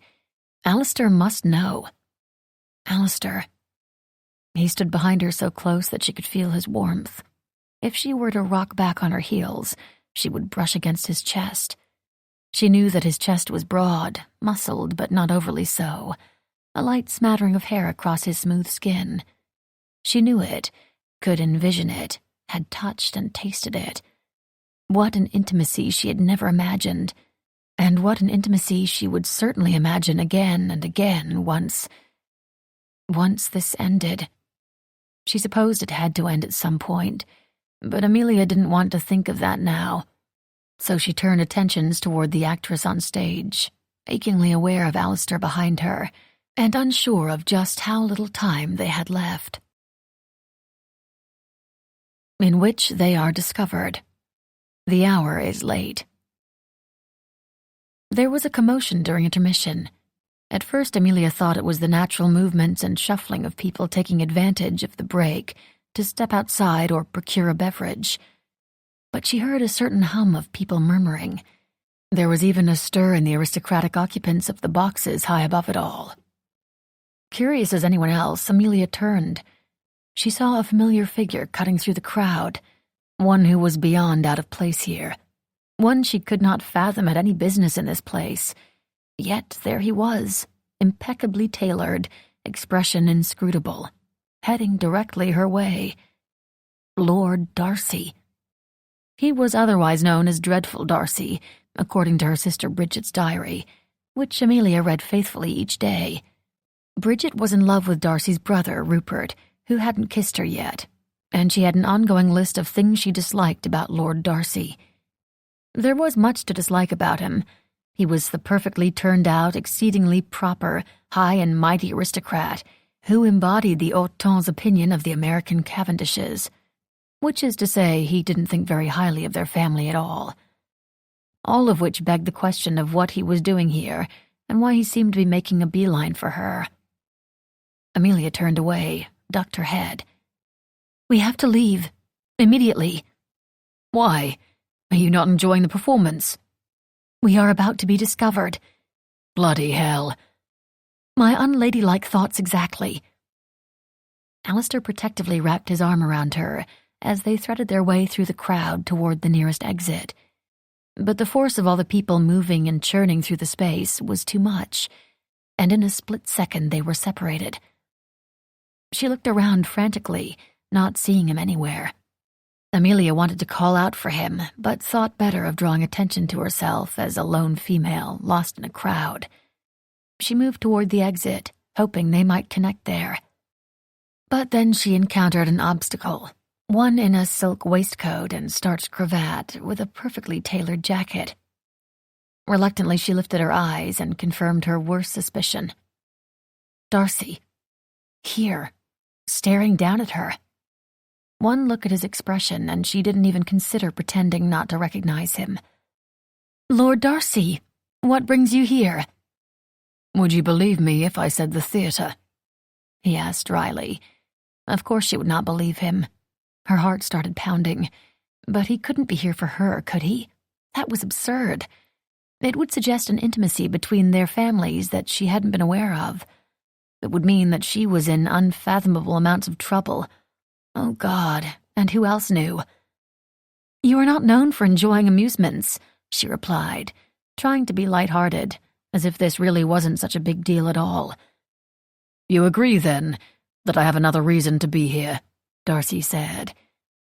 He had this way of speaking that just dared her to challenge him, and yet she found herself tongue-tied and unable to defy him. "Specifically here, in the pit, and not up in the box I usually reserve." Neither one of them dared to lift their faces in the direction of the private boxes above. "It is quite altogether a different theatrical experience when one—" Her voice trailed off when she saw that he wasn't paying attention. In fact, he was looking at someone just over his shoulder. He was looking with something like surprise, and perhaps anger. "Finley Jones," he said flatly. "I'll be damned. Darcy." Alistair came to stand beside her. It wasn't awkward at all. Very well, it was tremendously awkward. Amelia watched as the two men had some sort of moment in which some information was surely communicated via inscrutable male faces, but was absolutely not articulated. She did not understand. Did they even know each other? "Are you two acquainted?" "Yes." Both men spoke at the same time.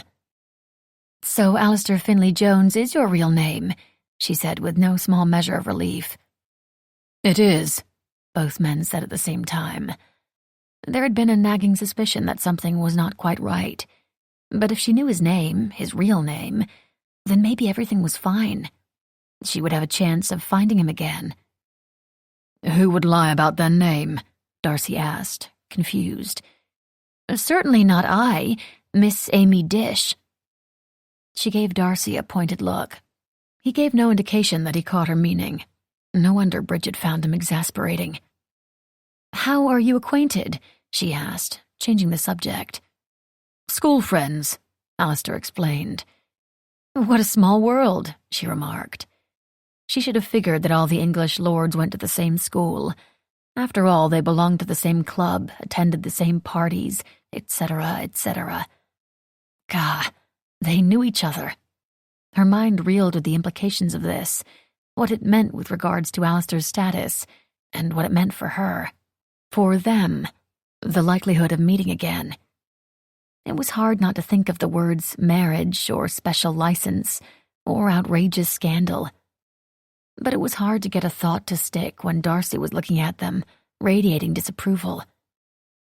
"I am shocked to find you both here," he said, glancing from one to the other. "Together." There was nothing to say to that. "I suppose you have come to take Miss Dish back to school," Alistair said smoothly. Had Darcy been less Darcy, his lips would have twitched at the ridiculousness of her fake name, her fake life. But he gave no indication of being even the slightest bit amused by the situation. "Right." Of course, Darcy wouldn't correct Alistair's assumptions, so as to protect her reputation. "What if Miss Dish is not yet ready to return?" Amelia asked. "We are only at intermission, and I wish to see how the play ends." "I think we can all agree that you have seen enough," Darcy said flatly. Amelia turned to Alistair. Surely he wanted just a few more precious moments together. He held her gaze for a moment, a long moment of gazing into his dark brown eyes. She didn't like what she saw. He was letting her go. He was setting her free. Whatever this was, it was over. She liked what he had to say even less. "He is right. You should go with him." Just like that. You should go. I'll just pass you off to another man, as if I didn't claim you for myself just this afternoon, as if we didn't fall half in love, as if it were just one and only one perfect day, and that's all. She waited for a moment, a long, endlessly excruciating moment, for him to say something about seeing her again, or simply, "Fear not, this day meant something to me too." But no, he said nothing. Amelia felt something rising up in her throat. She swallowed and fought to keep control of her voice. After all they had experienced together today, all he had to say was, "You should go with him?" "So this is how it ends?" "No," he said softly, daring to lightly caress her cheek under the pretense of pushing one wayward curl aside. "This is just the intermission." In which our heroine has a heart-to-heart with the most unlikely gentleman. The hour is even later. Amelia had to admit it was a relief to sink into the plush upholstery of Darcy's carriage after a long day on her feet. Why, she and Alistair must have walked from one end of London and back again. Darcy sat beside her in the curricle and picked up the reins. Then they were off, through the city streets, on her way home. She found her guidebook on the seat. She recognized the dog-eared pages and leather cover, and the gold engraving of the title, Burton's Guide to London. "What is this doing here?" "Lady Bridget left it behind," he replied, much to her surprise. Bridget was here. Yes. With you? Amelia fully turned in her seat to face him.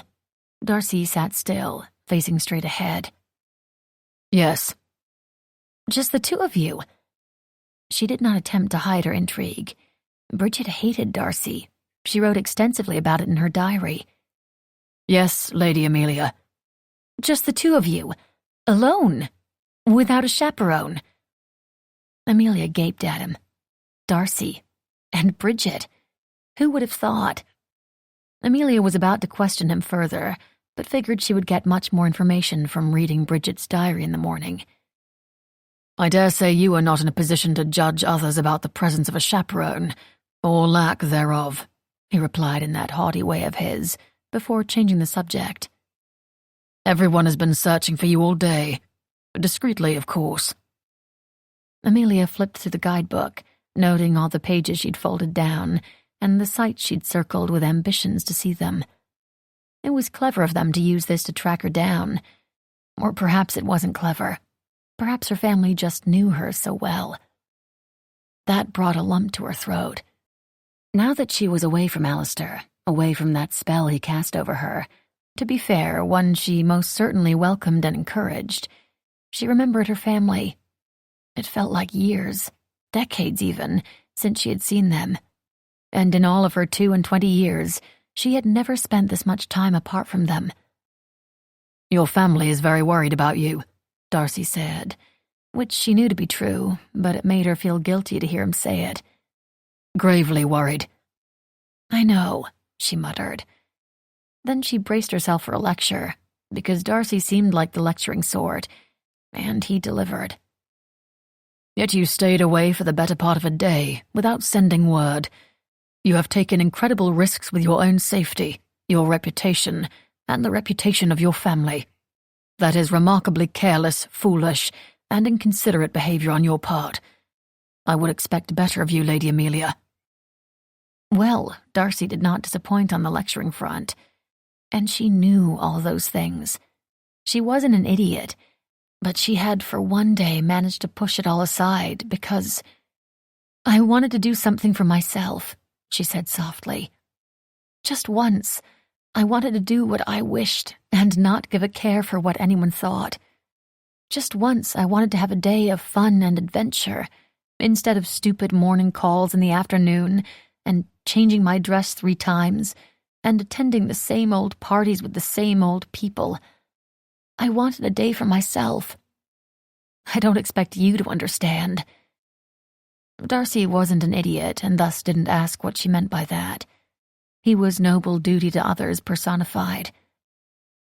I do understand, he said in a voice full of feeling, which surprised her. In fact, I understand completely. Perhaps more than you will ever know. This shocked her, and she turned once again to look at the man beside her, trying to reconcile this calm and understanding man with the heartless snob she read about in Bridget's diary. But aren't you going to tell me that I'm horribly selfish, that I should sacrifice my happiness for others? Aren't I going to receive a longer lecture? For all that you have made foolish decisions, I do think you are aware of the fact, he said. Besides, I suspect the Duchess will do a far better job of it than I. I suspect I shall confirm that shortly, she muttered. When no other lecture seemed to be forthcoming from Darcy, Amelia turned her thoughts to Alistair. His eyes, his lips, the way he touched her, their perfect day, and the uncertainty of what would happen next. About Mr. Finley-Jones, she said. Beside her, Darcy nodded. You know him? I do. When Darcy was not forthcoming with any other information, Amelia prompted him. Well, is he a terrible scoundrel? A villain with nefarious intentions? Do villains ever have intentions that aren't nefarious? That is an excellent point, but do answer the question. Have I... She paused, struggling to find precisely the right words. Have I fallen in love with... given myself to... She gulped. Have I spent the day with a villain? No. So Alistair Finlay Jones is his real name. He has spent 6 years on the continent, and he is not a villain. True, true, and true. Well, that is something at least. But she was not consoled. Now that she thought about it, she knew so little of him. He had business with his uncle, but who was his uncle, and what had transpired between them? What did one do on the continent for 6 years, and why would one stay away for so long? She knew how he tasted, what his fingers felt like entwined with hers, and that she could be herself with him. It had seemed so important hours ago, but now she wondered if she had risked her reputation and future on a man based on something as little as how he kissed. There was so much more to know about him, and yet he had said nothing of another opportunity with which she might discover it. I have known him to be a gentleman, Darcy added. She noted the past tense. Then Darcy coughed awkwardly and asked, Do I need to revise my opinion? Then she blushed furiously. Never in a million years did Amelia ever imagine that she would be having this conversation with this man. Lord Darcy, are you very politely inquiring if you need to duel on behalf of my honor? In the dim light of a passing gas lamp, she saw him redden slightly. Either way, you will have to marry him, Darcy pointed out. The Duchess was surely hoping for a more prestigious match, but if today's events are discovered, you will be ruined. Your whole family's reputation will be tarnished. That is, unless you marry. But Alistair thought her Miss Amy Dish, student at a finishing school that didn't exist. He wouldn't be able to find her. Or would he? She glanced at Darcy, her one connection to Alistair. Darcy could certainly find him and ensure that they were wed, whether they wanted to or not, just so they could avoid a scandal. Whether she was ready for that monumental step or not. Yes, she ought to have considered this earlier, etc., etc. But it was only now that she dared to really consider it. What a terrifying prospect. Marriage. Forever. She wasn't sure if she wished to marry ever. Those aren't good enough reasons to promise a lifetime to someone, she said stubbornly. It was certainly more complicated than that, but she didn't want to think about it now. She didn't want to be pushed into the right thing or the done thing. She had meant it when she said she had no intention of marrying. But if she did... Oh, then what is? Love, Lord Darcy. Do you not love him? We have known each other but one day, she pointed out, not ready to declare her new, half-blossomed love to Darcy of all people. Much can happen in one day, he said thoughtfully, and upon that they could agree. Chapter 14, in which our heroine returns to the bosom of her family. Nearly midnight. Finally, Durham House came into view. The stately mansion rose up against the night sky, nearly every window lit from within. Amelia recalled her impression upon first seeing the house. Nothing so grand and palatial could ever be a home. And yet the people she loved most in the world were behind those walls, sitting vigil by the candlelight, waiting for her. At Amelia's request, Darcy waited in the carriage while she alighted.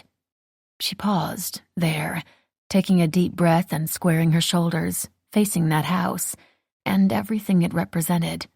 Shoes that pinched, tightly laced corset, riding side saddle at a walk instead of riding astride and galloping on horseback. Reputations and polite conversation about the weather. Footmen in matching livery and multiple forks at every meal. Mean-spirited cartoons about her when she got it all wrong. Marriage for the sake of reputation, not love. She vowed that she would not return for that.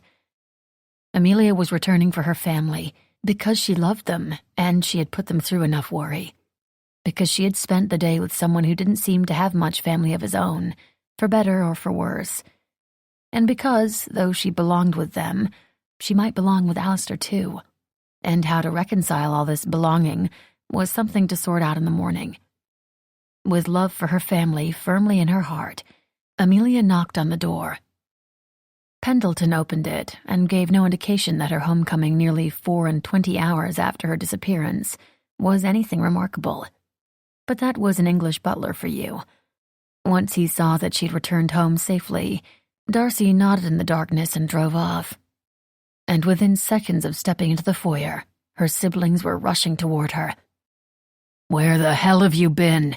James demanded, but his voice was muffled by her hair as he pulled her into a fierce embrace. "What did you do to your hair?" That was Bridget. "Do you have any idea how worried we were?" That was Claire. Before Amelia could reply, she was engulfed in the fierce and loving embrace from all of them, all at once. They finally stepped back and parted, revealing the Duchess standing in the doorway between the drawing room and the foyer. Her spine was erect, and her eyes were bright. She smiled, revealing relief. "Really, where have you been?" James demanded, slightly shaking her. "We've been looking everywhere for you." For once in her life, Amelia found herself at a loss for words. Her brother looked so worried, and dare she say it, older than he did yesterday, undoubtedly because of her. She did feel guilty, now especially. And yet her day with Alistair was hers. She had no wish to share it and have her memories picked over by others, or to be chastised for all the perfect little moments of the day. She wanted to preserve the memory of the happy day. "I've been out, exploring." "Were you alone?" Bridget asked pointedly. "Do you have any idea how bloody worried we were?" Claire demanded, ever the older sister. "I'm sorry to have worried you all, truly." Amelia spoke earnestly. "I didn't mean to run away. I honestly don't even remember how I did it. But then I was out and then I was waking up. I was safe, I promise." But still, her siblings and the Duchess exchanged loaded glances. "It must have been the laudanum," Claire murmured. "What laudanum?" Amelia asked.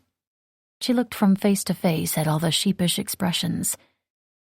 "We might have slipped some laudanum into your water," Bridget explained in a small voice. "We? We simply wished to calm you down after your excitement last night," the Duchess said in the no-nonsense way of hers. But it all started to make sense now. Her own family had drugged her. Any untoward emotion, any expression of feeling, any display of behavior that went beyond simpering was something to be drugged away. No wonder she had run away. That ameliorated some of her guilt at running away, since she was clearly out of her mind, involuntarily, when she'd done it. "I told him I wasn't drunk," Amelia muttered. "Told who?" James demanded. But Amelia wouldn't answer. She slowly climbed the stairs and plodded down the hall to her bedroom.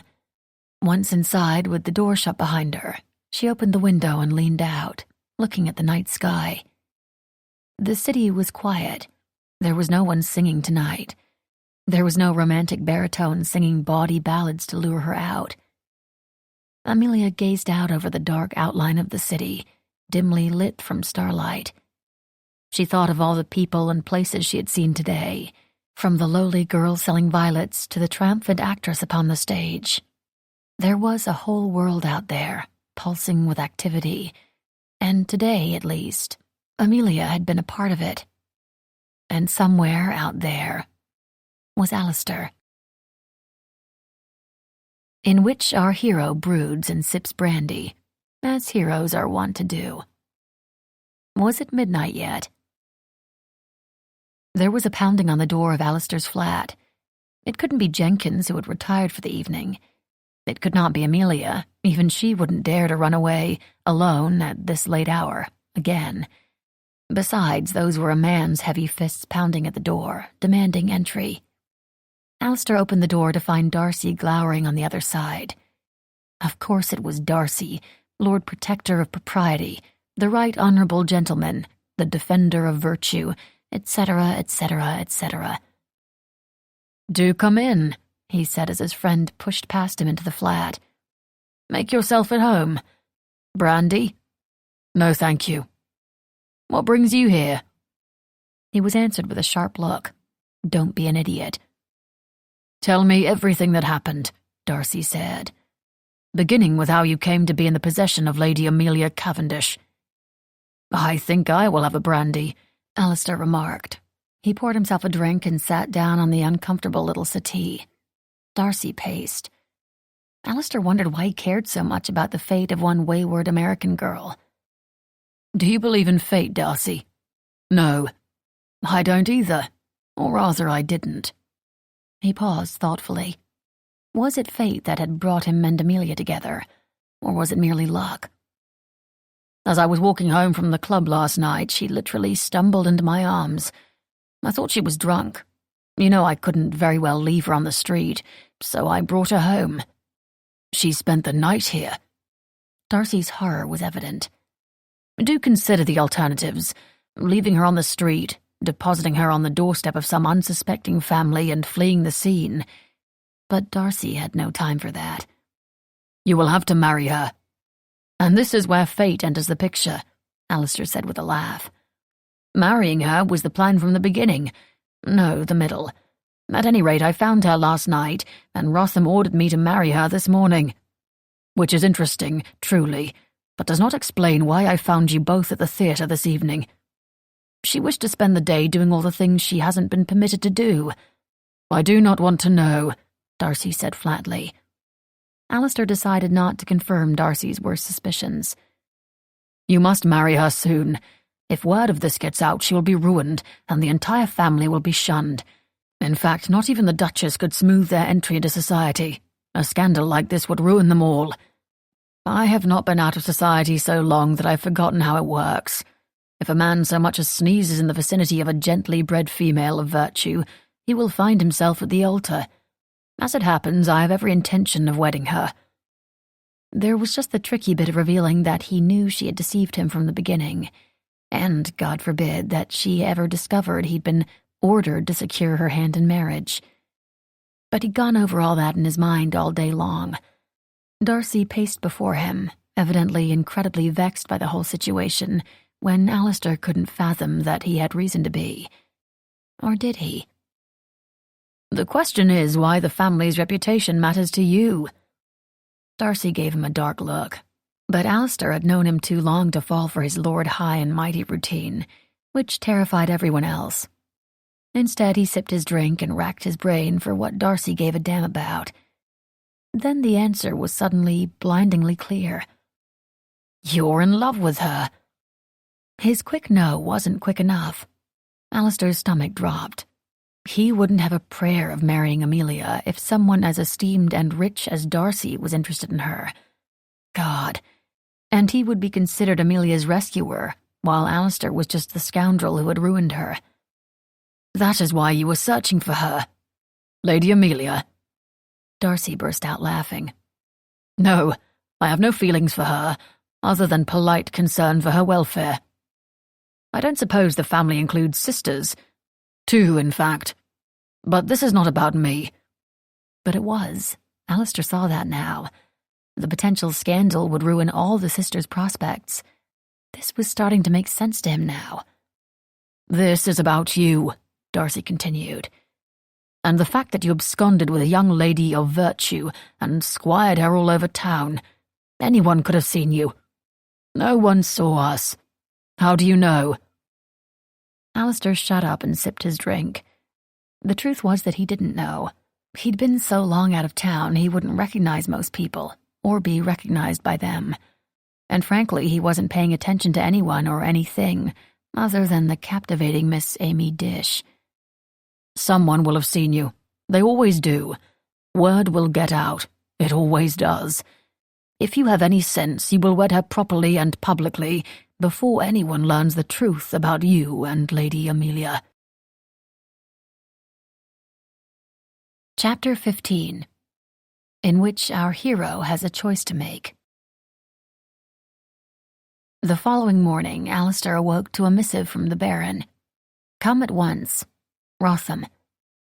He dressed and departed quickly, allowing time to walk there, which also provided the opportunity to gather his thoughts. He knew Rotham would want to speak of his quest to marry his heir into the Cavendish family.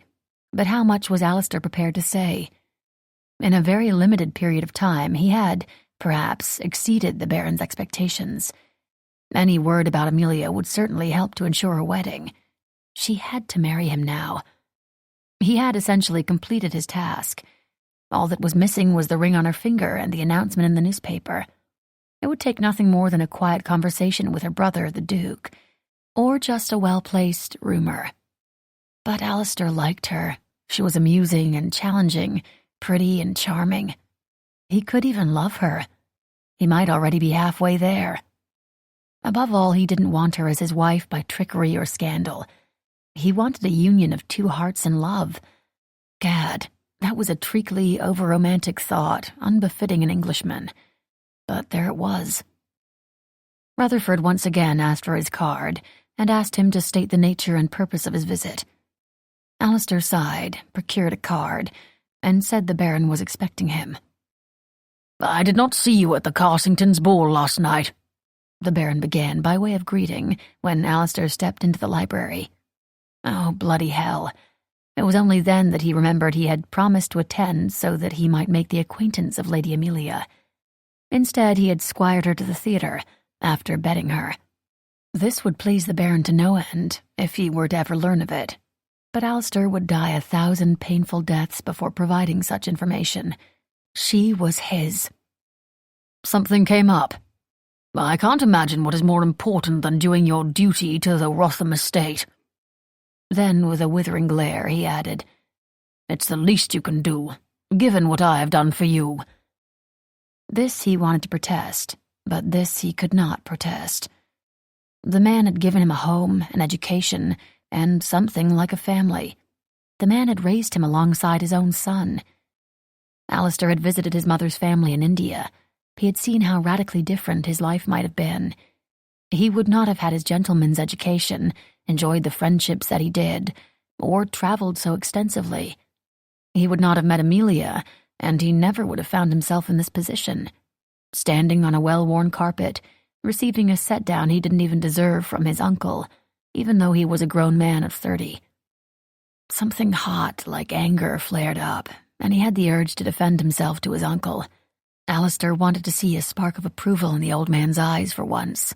Just once. Anything but that perpetual frown of disappointment. "I went through all the bother of securing an invitation for you, and you don't even have the decency to attend. I will not be embarrassed by you." Unspoken words hung in the air. Understood.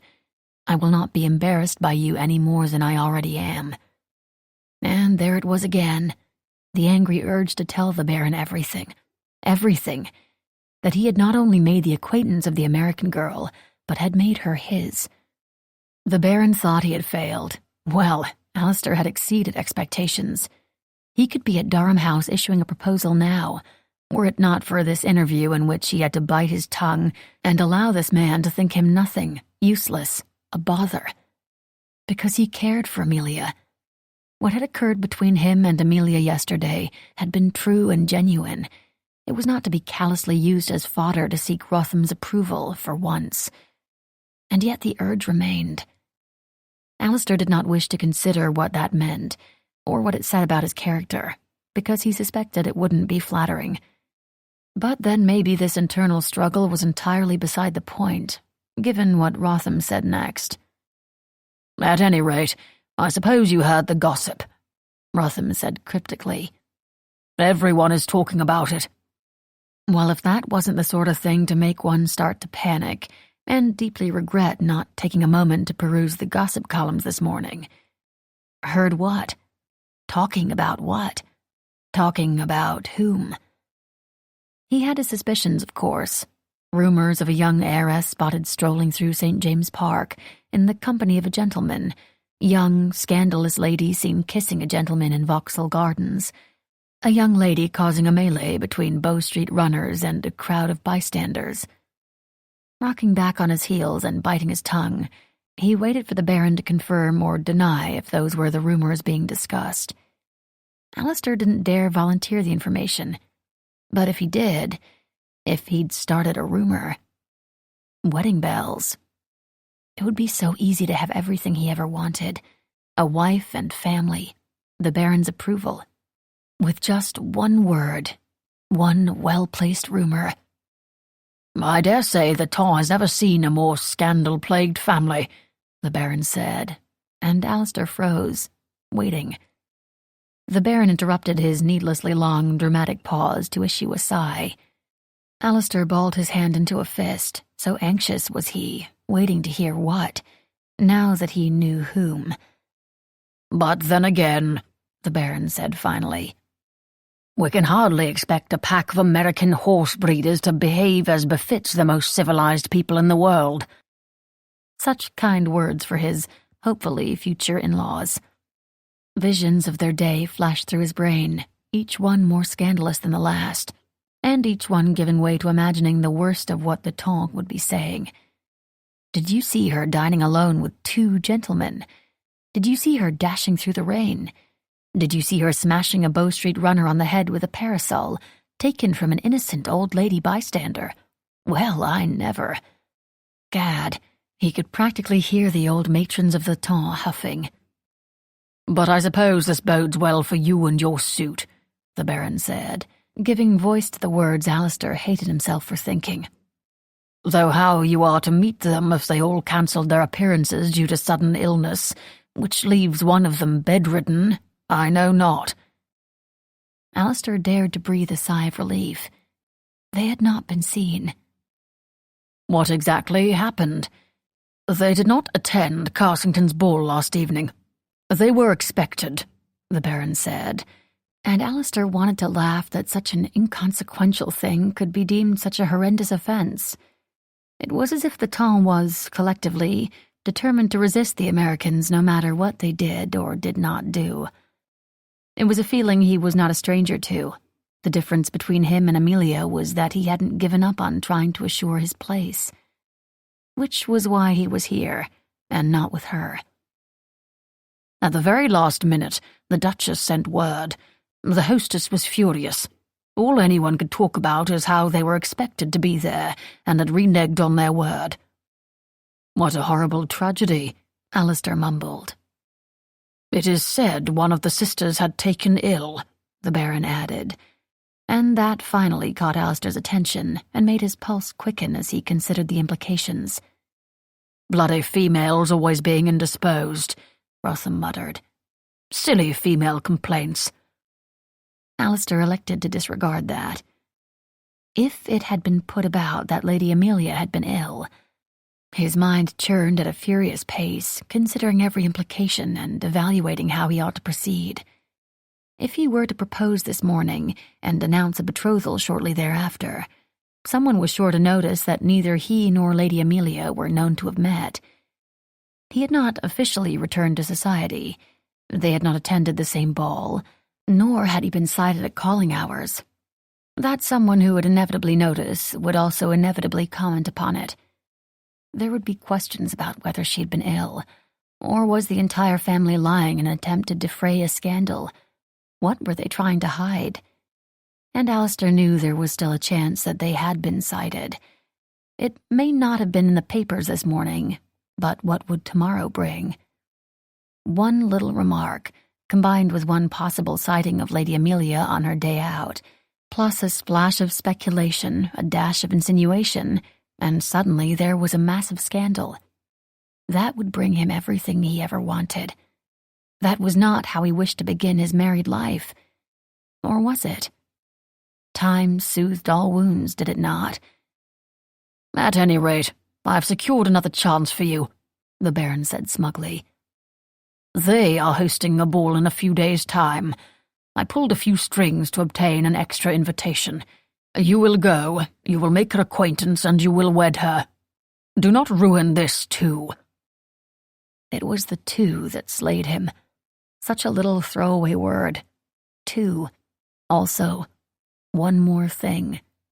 But it referred to one big thing, one tremendous loss, and one reason for what he was about to do next. In which our heroine languishes in the drawing room, as lovesick heroines are wont to do. The next day dawned as if nothing had changed, as if nothing remarkable had happened the previous day, as if Amelia hadn't tasted freedom. She woke in her bed, alone. She dressed with the assistance of a proper lady's maid, and daydreamed of Alistair unbuttoning her gown. She went downstairs for breakfast with the family, and discovered that she simply didn't have much of an appetite. Afterward, she joined her sisters, the Duchess and Miss Green, in the drawing room. Her thoughts strayed to yesterday.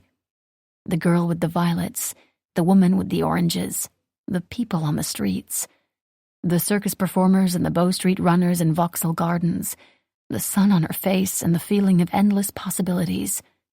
And Alistair. And all those strange, tingly, wonderful things that made her feel, and that put a blush on her cheeks. Lud, she couldn't think of that while in the company of the Duchess in the drawing room. Fortunately, she was distracted by conversation demanding her attention. Unfortunately, it was about her scandalous day. The Duchess was obsessed with the potential consequences, disastrous ones, of course.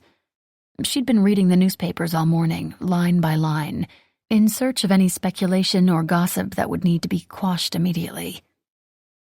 "And the London Weekly is hinting at an exposé tomorrow," Josephine said. "I shudder to think what their gossip columnist has dug up. She is ruthless." "No one saw me," Amelia said. She was languishing on the settee. Love. She was almost certainly in love. "That you know of," Josephine said, leveling a stare over the pages of the London Weekly. "And I didn't do anything scandalous," Amelia added, which was possibly the farthest thing from the truth and the biggest lie she'd ever uttered. "Were you out of doors without a chaperone?" Josephine asked, blinking frequently, and they all knew where this was leading. A staring contest and battle of wills ensued between the Duchess and Amelia. Of course she was out of doors without a chaperone, but she couldn't admit it. She couldn't say one single thing. Any detail revealed would be like a string they could pull that would unravel the whole ball of yarn. For a second, Amelia imagined telling the Duchess that she had been inside without a chaperone. Inside, behind closed doors, with a man, and a complete lack of attire. Good Lord, she should not be thinking such thoughts with so many people around. As she stared into the cool, unblinking blue eyes of the Duchess, she heard her sisters whispering about who would blink first. In the end, it was Amelia who blinked first, as she tried to dismiss the intimate memories. Those were to be saved and savored in private. She wanted to keep everything about the previous day to herself, her own special memories of the day she fell in love. They were not to be fodder for speculation or conversation. Also, one didn't just say aloud in the drawing room the things they had done. Her heartbeat quickened at the memory. Her cheeks were suffused with a telltale blush. Blood. But love and lust had wrecked her. Love? Aye, she might love him, because he was wonderful and troubled, and she wanted to make him happy, because he seemed to like her just as she was, because her heart beat faster at the thought of seeing him again, and just because. Did love really need a reason? Someone pointed out that her cheeks were pink. Her cheeks are also pink, Amelia noted immediately, hoping to deflect attention from herself. Which is why she turned the tables on Bridget, who had spent the day with Lord Darcy. Now that was something to discuss. "What did you get up to yesterday, Bridget?" "I spent the whole afternoon traipsing around London searching for you." "In the company of Lord Darcy," Claire added, with a smug smile. "Dreadful Lord Darcy," Amelia teased. Dreadful Lord Darcy, who'd tracked her down and returned her to her family, who had actually understood her after all, and who said she would have to marry Alistair, who was not there to issue a proposal.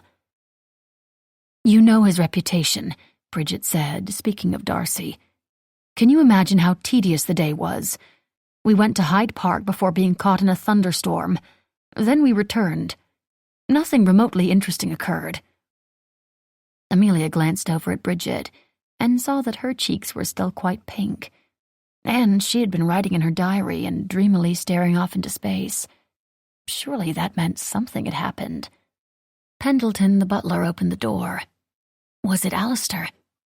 Her heart lurched. Had he found her? How? Through Darcy? What would it mean if he had? How would she explain it?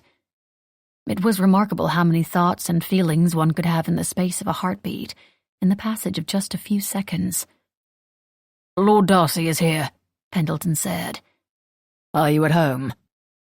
The 5 ladies glanced around the drawing room, which was strewn with Miss Green's embroidery things, a stack of news sheets, and some pillows on the floor. Claire was slouching in the chair. Bridget nearly spilled ink on her open diary. Amelia was lounging, languishing, on the settee, with her ankles exposed.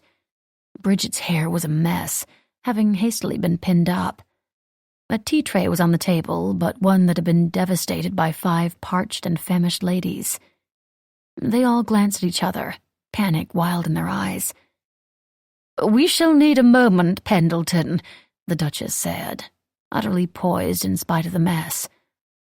"Send a maid for this tray, and please bring round a fresh one." The embroidery was shoved in a basket, which was shoved behind a turquoise upholstered chair. Amelia sat up like a lady with a stack of books on her head. Claire put her things away, and Bridget shoved her diary under a seat cushion and pinched her cheeks. "They're already pink, Bridget," Claire said with a smirk. "Is it because of Lord Darcy?" Amelia asked, drawing out the O's just to vex her. "Do shut up, Amelia." "Language, Lady Bridget," the Duchess admonished. Then all the ladies stood and turned their attentions to the door. "Good day, Lord Darcy," Claire asked. "To what do we owe the pleasure?" "I have come to see how Lady Amelia is faring," he replied. "I am glad to see that you have returned safely." Ah, she understood. They were not to speak of the previous evening. She was not to let it be known that he had discovered her or escorted her back. Otherwise he would have mentioned it. But why keep it a secret? "I am quite well, thank you," Amelia answered. Even though she wasn't quite well, she might be in love with a man whom she might never see again. Perhaps she might get word to Alistair through Darcy if she could snare a moment alone with him. "I am glad to hear it." "We are so grateful that you accompanied Bridget on the search yesterday," Claire said. "It was my pleasure," he murmured. His eyes locked with Bridget's for an intense gaze that Amelia noticed. Something had definitely happened yesterday. "I do hope we can be assured of your discretion," Josephine drawled.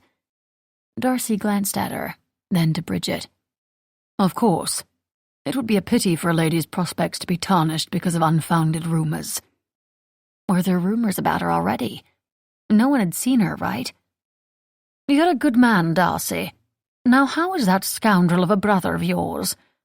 "As much of a scoundrel as ever, in spite of my efforts to keep him from falling over the brink into disaster and ruin." "He is fortunate to have your support," Josephine said. "But what he really needs is a wife." "He is thinking of taking a wife. Finally," Darcy said. "Bridget has taken a liking to him," Claire said, smirking. There wasn't even the slightest shift in tone when he said, "Indeed, I have noticed." "And what of your prospects, Darcy? Have you proposed to Lady Francesca yet?" "Pardon me if I will refrain from gossiping about my personal affairs," he said diplomatically. Amelia wasn't the slightest bit interested in his personal affairs. She wanted to know why he was really here. Did he have news from Alistair? What if there wasn't any news from him? What if she had fallen in love with a man she would never see again? It was a distinct possibility. Probably. It certainly felt like it. "I ask only because I have 3 girls to get married off." "I will never marry," Amelia stated. Translation, she probably couldn't marry now. The only man she could wed had probably disappeared. He certainly wasn't here proposing. "What happened yesterday?" Claire asked. "Nothing," Amelia declared. But that wasn't quite right, so she added, "Everything." And something in between nothing and everything was the truth. Chapter 16. in which our hero and heroine meet again. In Amelia's humble opinion, this party would have benefited tremendously from tightrope walkers. Amelia stared up at the massive chandeliers in the ballroom, imagining a rope strung up between them, and performers from Astley's putting on a show for the hundreds of guests that had been invited to the ball at Durham House. The Duchess said planning a ball was one of those essential tasks for ladies of their station. Amelia had been delighted with the prospect of planning an event unlike all the other tedious temps affairs, hence her suggestion for tightrope walkers, fortune-tellers, and fireworks. But all her suggestions had been deemed absurd and ridiculous. As a result, she and her sisters, and the Duchess, really, had thrown a party just like all the others.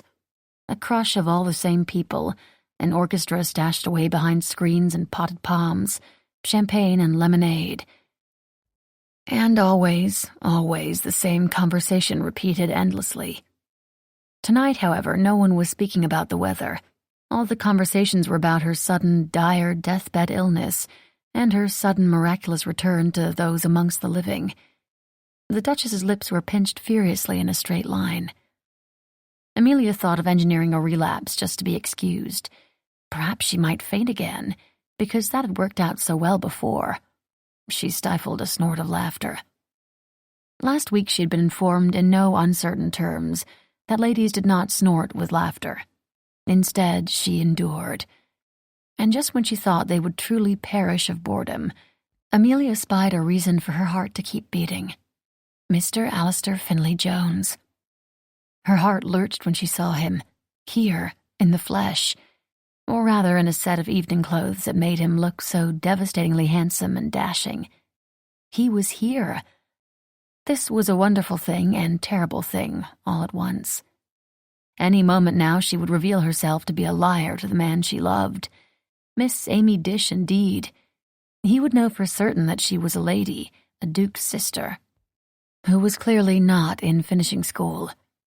And he would know that he had only to say the word and they would be wed, or her family would be ruined forever.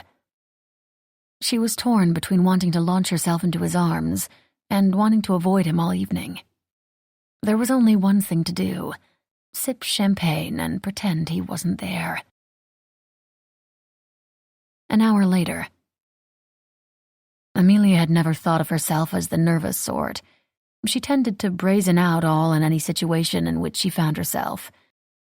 But Lud, if she wasn't on tenterhooks all night as she waited for the inevitable moment in which she and Alistair came face to face once again, brought together by fate after all.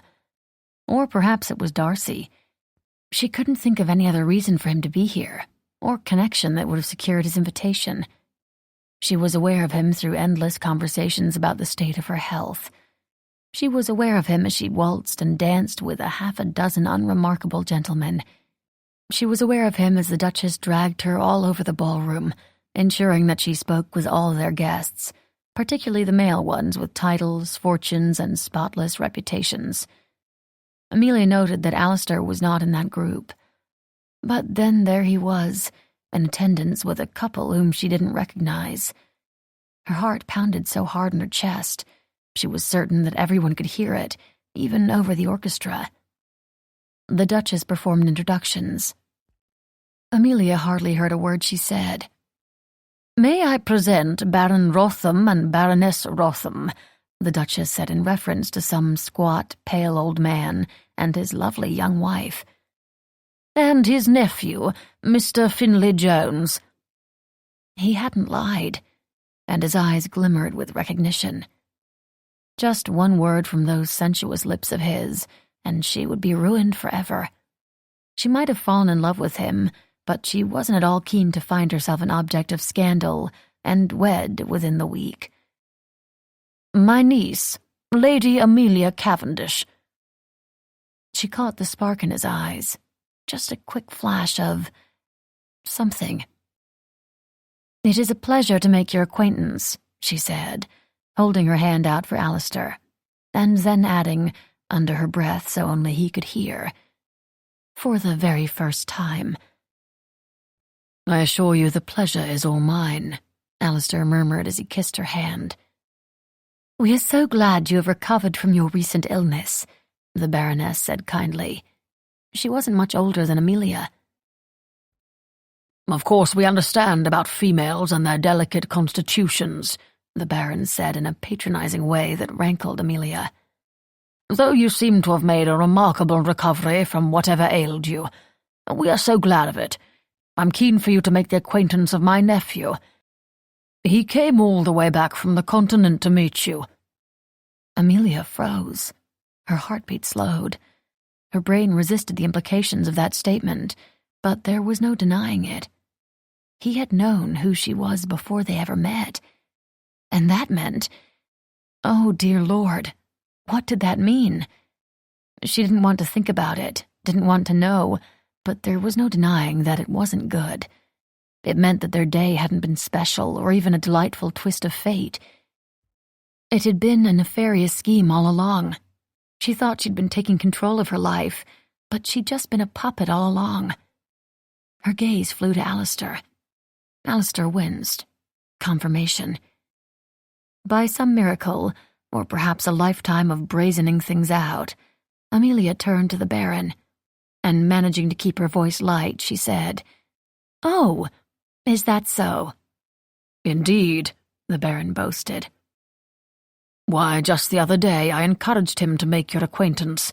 I do believe that was the day you had fallen ill, but better late than never." Ah, so their time together might not have been a lovely twist of fate, but the scheme of a fortune hunter. Her heart beat hard. She balled her hands into fists. As if that could stop her heart from breaking. Lots of little cracks as she thought of all the moments they shared. Lots of little breaks as she realized her trust had been misplaced, and her perfect day had merely been his perfect opportunity. Amelia carried on in a voice that was honey-laced with venom. "I wonder how he knew about me. Certainly nothing written about me in the gossip columns would impel a man to travel such a great distance, merely to make my acquaintance." Alistair opened his mouth to speak. She imagined he would know just what to say to assuage her suspicions, but she had no interest in whatever excuses he would offer. So she turned to the Baron and gave him her full attention, even a smile to encourage him to reveal more, and she watched Alistair out of the corner of her eye. "I wrote to him saying how splendid a match between our families would be," the Baron said proudly. Beside Amelia, the Duchess harumphed. Amelia did too. For once, she and her aunt were in agreement. But her heart was pounding, pounding, pounding in her chest. She had fancied herself in love with him. She had given herself to him, and she had risked scandal and the reputation of herself and her family, and Alistair was just another fortune hunter, deceiving her all damned day and night at the behest of his toady old uncle.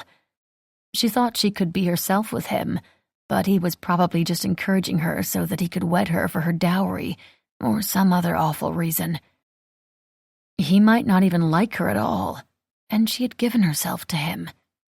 She felt sick, like she might actually and truly faint for once.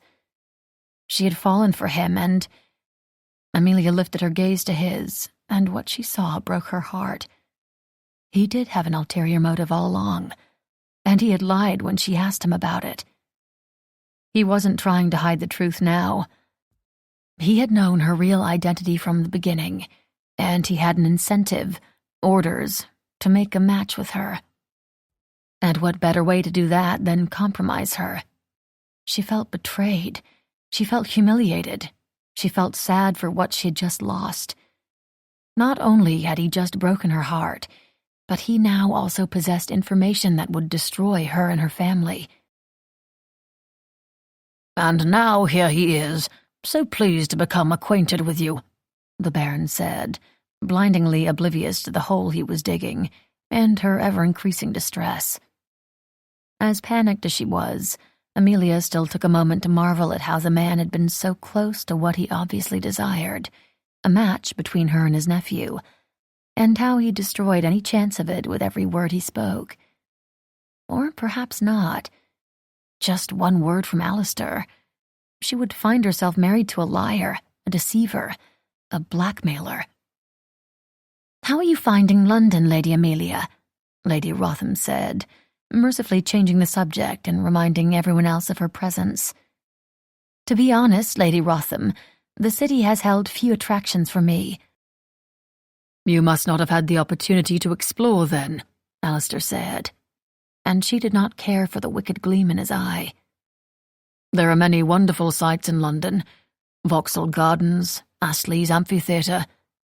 How dare he allude to that? She wanted to murder him.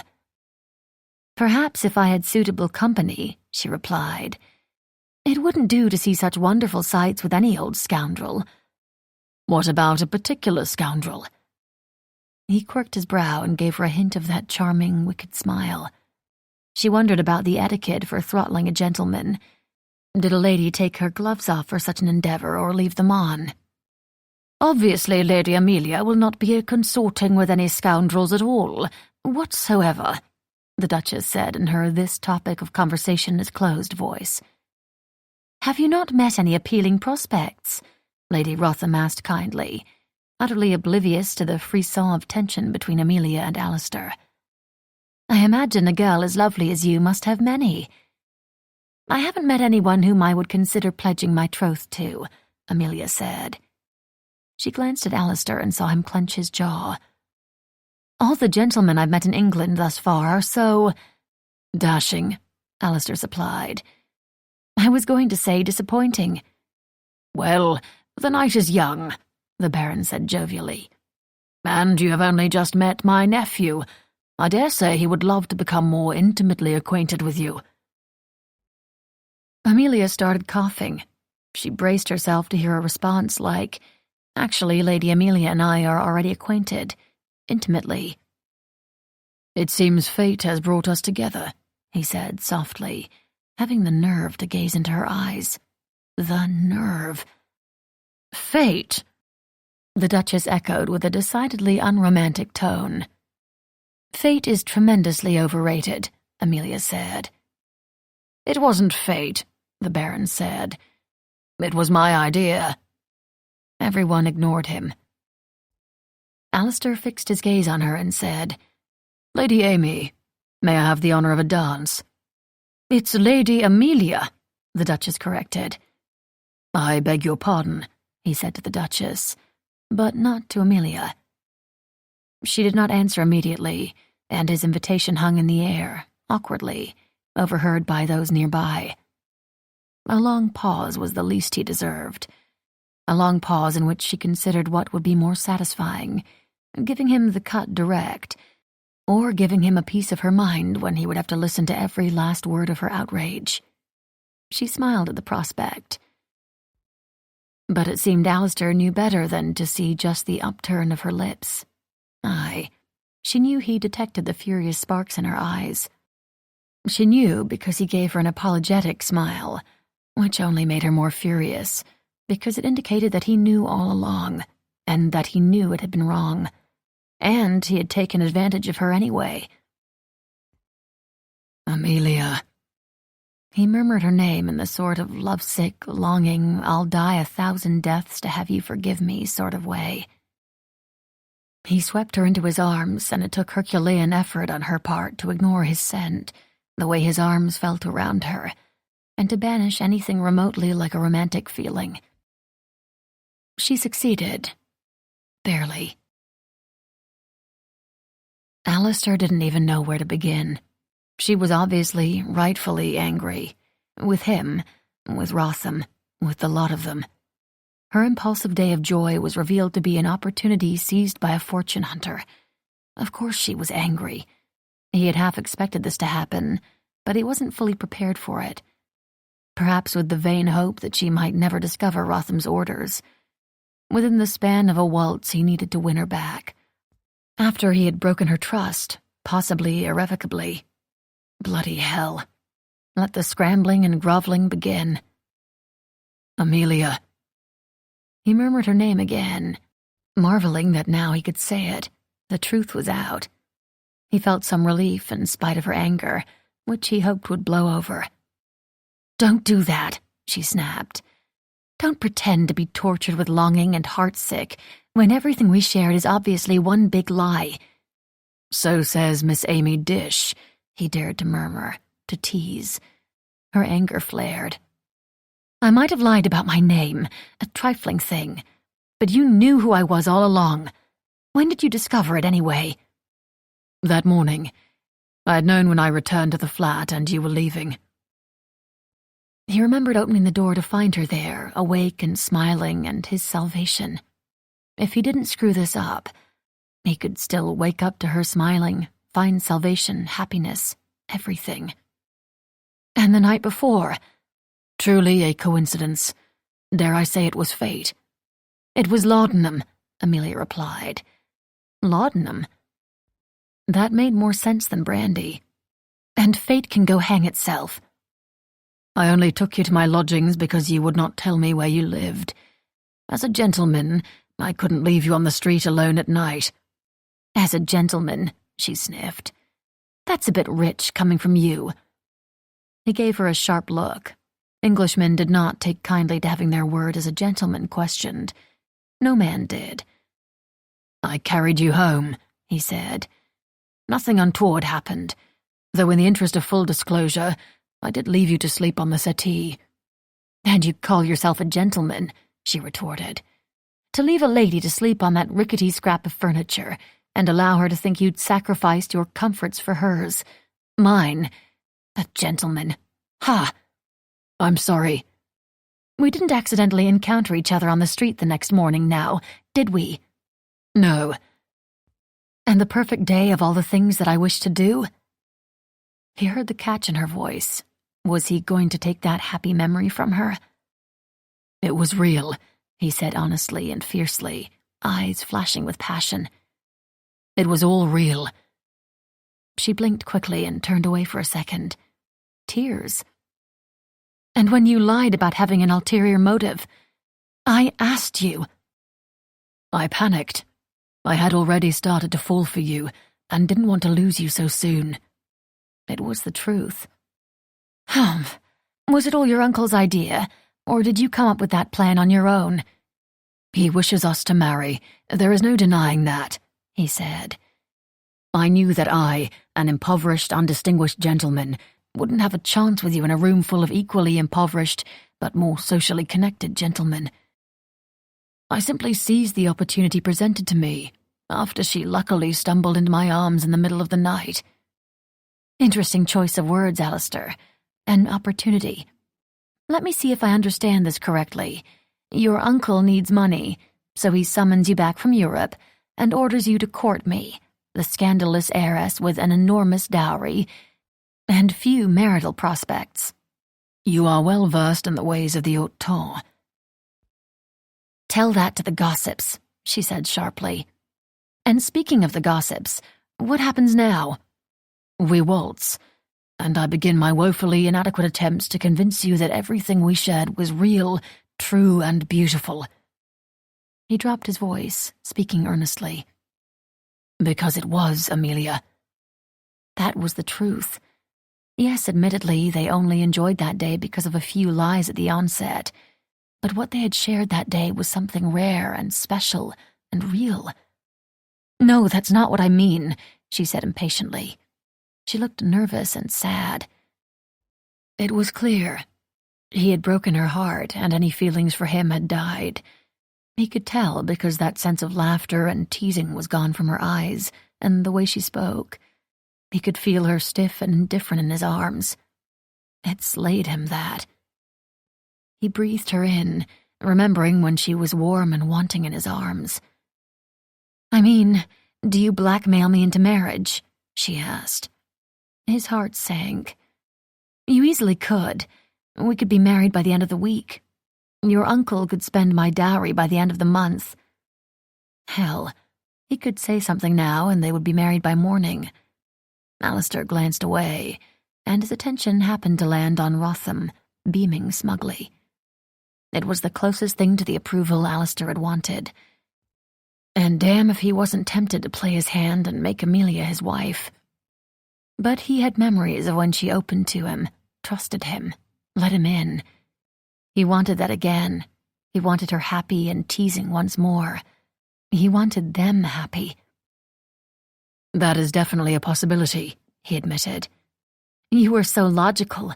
You should meet my sister Claire. Please do introduce us, he joked. Uncle only said I had to marry one of the American girls. He did not specify which one. She seemed to sense that he was teasing, and she scowled at him. I am so far from wooed. I don't need to woo you. As you pointed out, I have the option of blackmail. Be still, my beating heart, she retorted. Of course I will still try to woo you, Miss Dish, he murmured, gazing down at her, teasingly gently. A gentleman must do something to while away the hours. I cannot imagine a more pleasurable way to spend the time. I thought you were going to help your uncle with his business affairs. Then she paused as it all made sense. Ah, I am the business affair. Very clever, Alistair. I see what you did there. You told an impartial truth for exactly this moment. You anticipated I would discover this racket, and you wanted to be able to say you never lied. We are very greedy in my family, but while Rotham only wants money, I want something else. He gazed into her eyes. I want more than one perfect day with you, Amelia. Look at you with the devastatingly romantic line. Shall I swoon now or wait for your grand declaration of true love as you attempt to convince me that what we shared was unique and that we belong together forevermore? We have spent but one day together. I might be utterly enchanted by you and gutted to be fighting, but I will not throw around the word love so that you might forgive a deception that may well be unforgivable. When I say it to you, it is because I mean it, because I cannot not say it. And I bet that, at that moment, you'll say it back. The problem with your plan is that I've just decided to never speak to you again. And with that, she turned and walked away. Chapter 17, in which our heroine plots a murder. The next day, Amelia had considered the matter of Alistair's betrayal all night, and decided that the only logical course of action would be to murder him. It was the least he deserved for the heinous crime of making her fall in love with him, making love to her while deceiving her the whole damned time about his reasons. Oh, and then having the nerve to tease her about it. And then promising to woo her, within an otherwise polite and routine conversation at a ball, totaling perhaps no more than 5 minutes, Amelia was made aware that what had felt like love was a lie. Pistols or poison? Even worse, she had placed her heart and reputation, and her family's reputation, in the hands of a fortune-hunting scoundrel with nefarious intentions and an ulterior motive, and who lied about it. But was one never honest about one's nefarious intentions? She wanted to run away all over again, but that's what got her into this situation, wasn't it? Knives or venomous snakes? She had to do something to protect them all, to save them from ruin because of her folly. Never mind that she was only out and able to commit said folly because she had been drugged against her knowledge. However, she was in no position to think at all about how to do away with Mr. Finn Lying Jones, due to a few glasses of champagne the previous evening, resulting in a relentlessly pounding head and this stubborn ache in her heart. It would also help if her stomach ceased threatening to revolt. The London Weekly is reporting that Amelia was seen quaffing in excess of champagne, Josephine said with a frown at Amelia, who most certainly was. Combined with regret and fury, it was a noxious combination. She was in no position to protest. When she wasn't quaffing champagne, the Duchess read, she was seen shooting daggers with her eyes at Mr. Alistair Finlay Jones, the vaguely disreputable heir to Baron Rotham. I don't know what you're talking about, Amelia muttered. One cannot shoot daggers with their eyes. She mourned the impossibility of this, for if it had been possible, the newspapers would instead be reporting on the deaths of Alistair and his uncle, and the bloody mess they would have made on the ballroom floor, all thanks to the daggers shot from the eyes of Lady Amelia Cavendish. It's not I that am talking about it, but rather the London Weekly, and thus the entire town, the Duchess replied. My only consolation is that they are not speaking about your mysterious illness. The Morning Post is, Claire said, looking up from yet another news sheet. The man about town says that Lady Amelia appears to have made a remarkable recovery from her grave and sudden illness. Then she read from the column. In fact, the lady looked as if she had spent a day out of doors, rather than a day on her deathbed. Curses, hell and damnation. Was that merely idle speculation, or had someone seen them? Did she put it past Alistair and his half-wit uncle to plant something in the newspapers, thus forcing her hand? There was a scoundrel out there who had ruined her, and the only thing keeping her from a scandal of unfathomable proportions was the word of a liar. Damned curses, bloody hell and damnation. If only they could see you now, Bridget teased. You really do look incredibly ill. Anyone would be, if there were a nefarious scoundrel at large, with information that could utterly and irrevocably ruin her. Having had too much to drink had nothing to do with it, though it provided an excellent cover for the real source of her distress. Amelia half-heartedly swatted at Bridget. Sisters, James groaned. He, too, seemed to have consumed an inordinate amount of spirits the previous evening. What did I ever do to deserve 3 sisters? Bother her brother's laments about sisters. Bother the dramatic reading of the gossip column, and whatever anyone else was chattering about. Did they not know that everything was wrecked, and that ruin might befall them at any second? In which our hero laments, and his valet is impertinent. Everything was ruined. Alistair wanted to blame Rotham, the stupid, blathering, scheming, idiotic Baron, for ruining his own plan. It was the least the social-climbing, fortune-hunting bounder deserved, to be so close and wrenched away. But Alistair deserved some blame for the role he played. He was the one who did the old man's bidding. He was the one who swept her away, fell half in love with her, made love to her, ruined all her other prospects. He didn't even give her a chance, or a choice. What an irredeemable and unforgivable scoundrel he was. He was the one who held the sword over their heads, and he hated himself for it, almost as much as he hated the choice he had to make. Alistair could protect Amelia's secret and fail the Baron once more. The forgiveness he sought would never be his. Or it would take just one word with the Duke, or one well-placed rumor, and Amelia would be his wife. He would have a home and family of his own. The Baron's approval would be his. It was, everything he had ever wanted. Neither of these options felt quite right. Thus he brooded, lamenting the state of affairs, while sitting at the small table in his flat, and pretending to read the newspaper, whilst Jenkins bustled around doing God knows what. What are you doing? I'm brushing the lint from your jacket. Alistair glanced over at the navy blue wool coat in his valet's hands. You needn't bother, Alistair told him. I'm not going out. I'm certainly not going out anywhere so fine as that. Jenkins merely ignored him and carried on with the brushing of the jacket, which was decidedly free of dirt, lint, or anything requiring the valet's attentions. This clearly was not about the jacket. Where do you think I should be going? Alistair asked warily, even though he suspected he already knew the answer.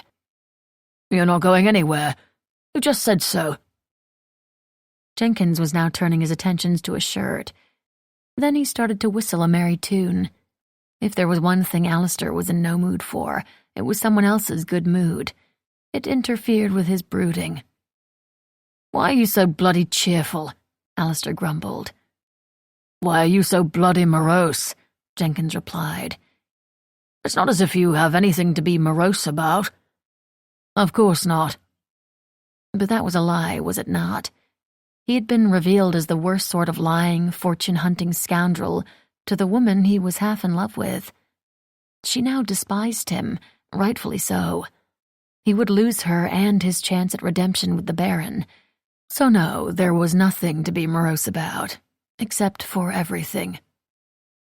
You wish to wed Lady Amelia, correct? Of course his valet would mention her. Of course he had the valet who, over the years, had become something of a friend and confidant, and who had such a sense of security in his position that he would feel at liberty to start such conversations. Alistair groaned. Jenkins took this as agreement and continued.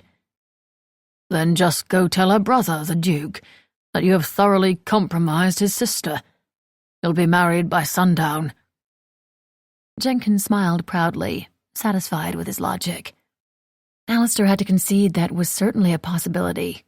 He could don that shirt that Jenkins just starched, the jacket his valet had just brushed, and the rest of his finest attire. He could walk to Durham House, confess everything to the new Duke, risk being challenged to a duel, and request the hand in marriage of Lady Amelia Cavendish. He might find himself wed. The Baron would be pleased with him for once. He would come home to his beautiful wife, Amelia. And Alistair would always know that he'd blackmailed her to please the Baron, and he suspected that she would be a champion grudge holder.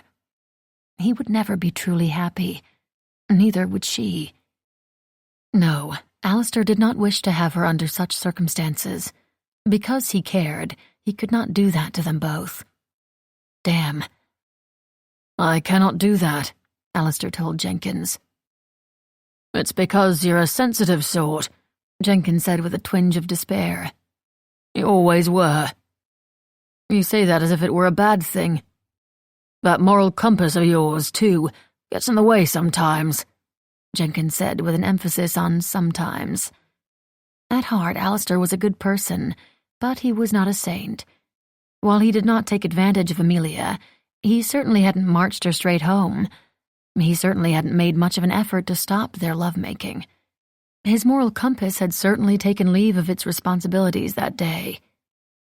For a moment, Jenkins disappeared, while Alistair was lost in thought and fixated upon lamenting his tragic circumstances, admittedly of his own making. Jenkins reemerged and began bustling around with hot water, soap, towels. What are you doing now? I should think it's obvious. I'm gathering the accoutrements should you wish for a shave. Why would I do that? He had no plans to venture out into polite company. In the event that you wish to go out and, say, pay call upon Lady Amelia. This was the problem with servants who were confident in the security of their positions. They said things about women whom certain gents were trying not to think about. I'm not going to blackmail her into marrying me. He could, perhaps he even should, if he wanted the Baron's forgiveness. But there was a small part of him that rebelled against forcing her hand. Did you ever think that perhaps the lady might wish for a marriage proposal? Jenkins mused. Left unspoken, the words, "You idiot." She made it abundantly clear that she would not accept one. My options are to force her hand in marriage by spreading rumors or speaking to her brother, or I can let her go and live with the Baron's eternal disapproval. These are my choices, Jenkins. I find I don't care for either of them. I think it's obvious what you must do, Jenkins said simply. You let the lady decide. You will have to woo her. Chapter 18. In which siblings interfere with courtship. Later that afternoon. If it weren't for the odious Mr. Collins, Amelia might never have been at home to Mr. Alistair Finn Lying Jones. She would have refused to see him, being too busy plotting his imminent demise. The future happiness of her entire family was now in jeopardy, because Alistair had the sort of charming smile that made a girl forget her wits, and he had used it on her. Swords, or a swarm of angry pigeons. But Mr. Collins, James's heir, a distant relation to the Cavendishes who nevertheless insisted on calling them all cousin, and an insufferable ass, had come to call upon the family. The purpose of his visit was to propose to Bridget, who of course refused him, because he was an insufferable ass, and because love was what mattered most of all.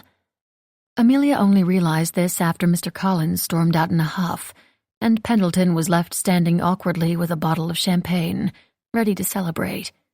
Or rather, it was the conversation that happened after that made her think differently about the last little shred of feeling in her heart. Because it turned out, a girl couldn't just forget something like love overnight. "Don't bother to open the champagne, Pendleton," the Duchess said with a disapproving frown after her red-faced Collins left. "It is clear we have nothing to celebrate." "Did you honestly think that we would?" Bridget asked her incredulously. "You must marry. You must all marry." For once, the Duchess actually raised her voice. This intrigued Amelia, so she had paid attention. "I do not think we are opposed to marriage," James said evenly. "We are just opposed to pledging our troth to cork-brained men with nothing to recommend them," Bridget said in a huff. Wasn't that the truth? "Well, if you continue to flout society, you may only have the likes of Mr. Collins to choose from," the Duchess cried. And Amelia, a flaunter of society, took note in the form of a small knot of guilt and regret beginning to ache in her stomach. The Duchess continued in a sharp voice, clearly out of patience with the Cavendish siblings. "And he is not the worst possible person. At least the dukedom would stay in the family. You would be provided for. What if your brother dies and you are all unwed? How will you support yourselves? Who will you marry then? When you have no reputations because you have flouted the rules at every turn, and when you have no dowries because everything has gone to Mr. Collins." "James won't die," Amelia protested weakly. "He couldn't die. He couldn't leave them alone, especially not with a potential scandal looming that could ruin them." "People die, Amelia. Look at our parents," Claire said softly. Ah, Claire with the logic, as always, even if it hurt. "Yes, but people love too. Look at our parents," Bridget said. "Don't we all want that?" Everyone fell silent, thinking about true love and happily ever after, and maybe, perhaps, even a particular person. She knew Bridget was caught in a love triangle. Claire had a suitor, and James had that distracted look he got when he was infatuated with a woman. "We want what our mother and father had, Josephine. Love," James said quietly. "The kind of love you throw a dukedom away for." Amelia may not have that sort of love, ever. But she would be damned if her one day of adventure and pleasure-seeking, an admittedly glorious day, ruined the future happiness of her family and kept them from their true loves. That was the only reason she was at home to him when he had the audacity to call later that afternoon. "Mr. Alistair Finley-Jones," Pendleton announced, presenting his card to the Duchess on a silver tray. "Rotham's nephew," the Duchess said. Then she made a face. "And a fortune hunter, though Amelia seemed rather animated whilst waltzing with him." "Amelia often seems rather animated," Claire said. "Yes, I am very animated," Amelia said. "It had nothing to do whatsoever with my waltzing partner." The Duchess looked at her with those startling blue eyes, as Amelia wondered if Josephine was, in fact, a witch, and could peer into her soul and know exactly what sort of trouble Amelia had gotten into, and with whom. But no, that was impossible, right? "Another fortune hunter," Bridget sighed. "I had thought we'd met them all by now." "I'm tempted to give everyone's dowries away to charity, if only so we ceased being plagued by them," James said wearily. "You are the Duke. No one would stop you," Claire pointed out. "I wouldn't mind being spared the attentions of such obsequious gentlemen. They would be spared such attentions if they wed people whom they actually cared for, which they would not be able to do if Amelia's escape ruined their prospects." This unfortunate truth was not lost on Amelia. "Show him in," Amelia said. Everyone turned to look at her in shock, and then everyone turned to the doorway to gawk at Mr. Alistair Finley-Jones. He arrived with a posy of violets, which he presented to Amelia. Her stupid heart skipped a beat. For a second, everyone was speechless. Just one merciful second. Then everyone had something to say about this handsome gentleman, with the most unimpressive bouquet of flowers any of them had been presented with. An interesting choice of flowers, Bridget mused, eyeing the small violet and white bouquet Amelia now held in her hands. It is certainly not ostentatious, which suggests that you are probably not exceedingly wealthy, Claire remarked. She was so logical, and not subtle. Which then calls into question your motives toward my sister, James said, adding the menacing glare, which he had perfected since coming to England. Amelia eyed Alistair, watching to see how he handled her siblings, all of them, at once. He didn't say a word. Then again, they all spoke so quickly that he didn't exactly have a chance to reply to comments about his finances, or motives, or any other appallingly personal topics that people of quality did not mention within moments of making a new acquaintance. She was content to let him fend for himself. But it might also suggest a certain confidence. He doesn't need lavish displays of hothouse flowers and such to woo a woman, Claire said thoughtfully. He just has to strut in here with a modest bouquet. Did I strut? Alistair interrupted. I don't think I strut. Or is it more of a swagger? Bridget mused. Amelia scowled. Now they were just teasing him to make her squirm uncomfortably. God, he had broken her heart and could destroy them all, and they were teasing him about whether he strut or swaggered. Honestly, it was more of a saunter. Not that anyone asked her. Not that she would continue this conversation. It is a lovely bouquet, with a beautiful meaning, Miss Green said quietly. The violet symbolizes modesty. The blue violets are said to signify faithfulness, and the white one suggests taking a chance on happiness. Which you would all know if you attended to lessons, the Duchess said pointedly. The three Cavendish sisters groaned. Lessons on the secret meaning and symbolism of flowers was exactly the sort of thing Amelia had run away from. Or they are simply flowers, Amelia said crossly, attempting to diffuse speculation about anything between her and Alistair. She failed magnificently. Ah, Bridget said, eyes wide with comprehension. I see, Claire murmured, smiling. Amelia wanted to throw a pillow at them both. Interesting, James said, grinning as he looked from Amelia to Alistair and back again. He settled into his chair comfortably. Do join us, Mr. Finley-Jones. I think I speak for all my siblings when I say that we are delighted to make your acquaintance. Not all of us, Amelia muttered. Is that because you have already made his acquaintance? Claire inquired in a decidedly put-on, oh-so-innocent voice. We know she has, Bridget said. They waltzed at the ball. And she was, to quote the papers, shooting daggers at him with her eyes, James added. One doesn't engage in such ocular violence with a mere stranger. Does any self-respecting man really quote the gossip columns? Amelia grumbled. Living with you lot of females has ruined me, James said. Never mind the state of James's masculinity, Claire said, and Miss Green blushed. Bridget, if you would stop mooning about Darcy for 1 second and think, Claire said pointedly.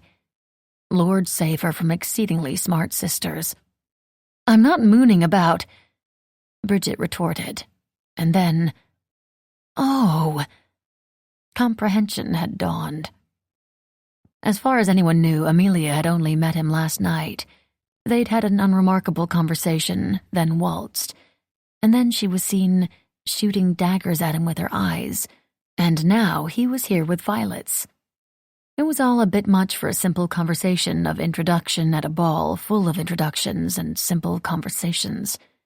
Combined with the fact that Amelia had been missing, Claire was very good at putting 2 and 2 together. Amelia wanted to fling the posy of violets at her. Do give our guest a chance to speak, the Duchess cut in.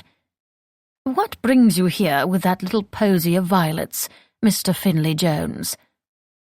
Alistair didn't shrink from the Duchess's stare. Amelia had to admit, privately, that it was impressive. "Lady Amelia." His voice was low and seductive. His gaze was focused and intense. Longing flared within her, warred with feelings of betrayal. Her sisters sighed. "Oh, don't fall for this romantic nonsense," Amelia said, exasperated, and as much as a reminder for her as the rest of them. "He is only here at the wishes of his uncle." "Our sister has never been known for her subtlety," James said to Alistair. "Subtlety is overrated."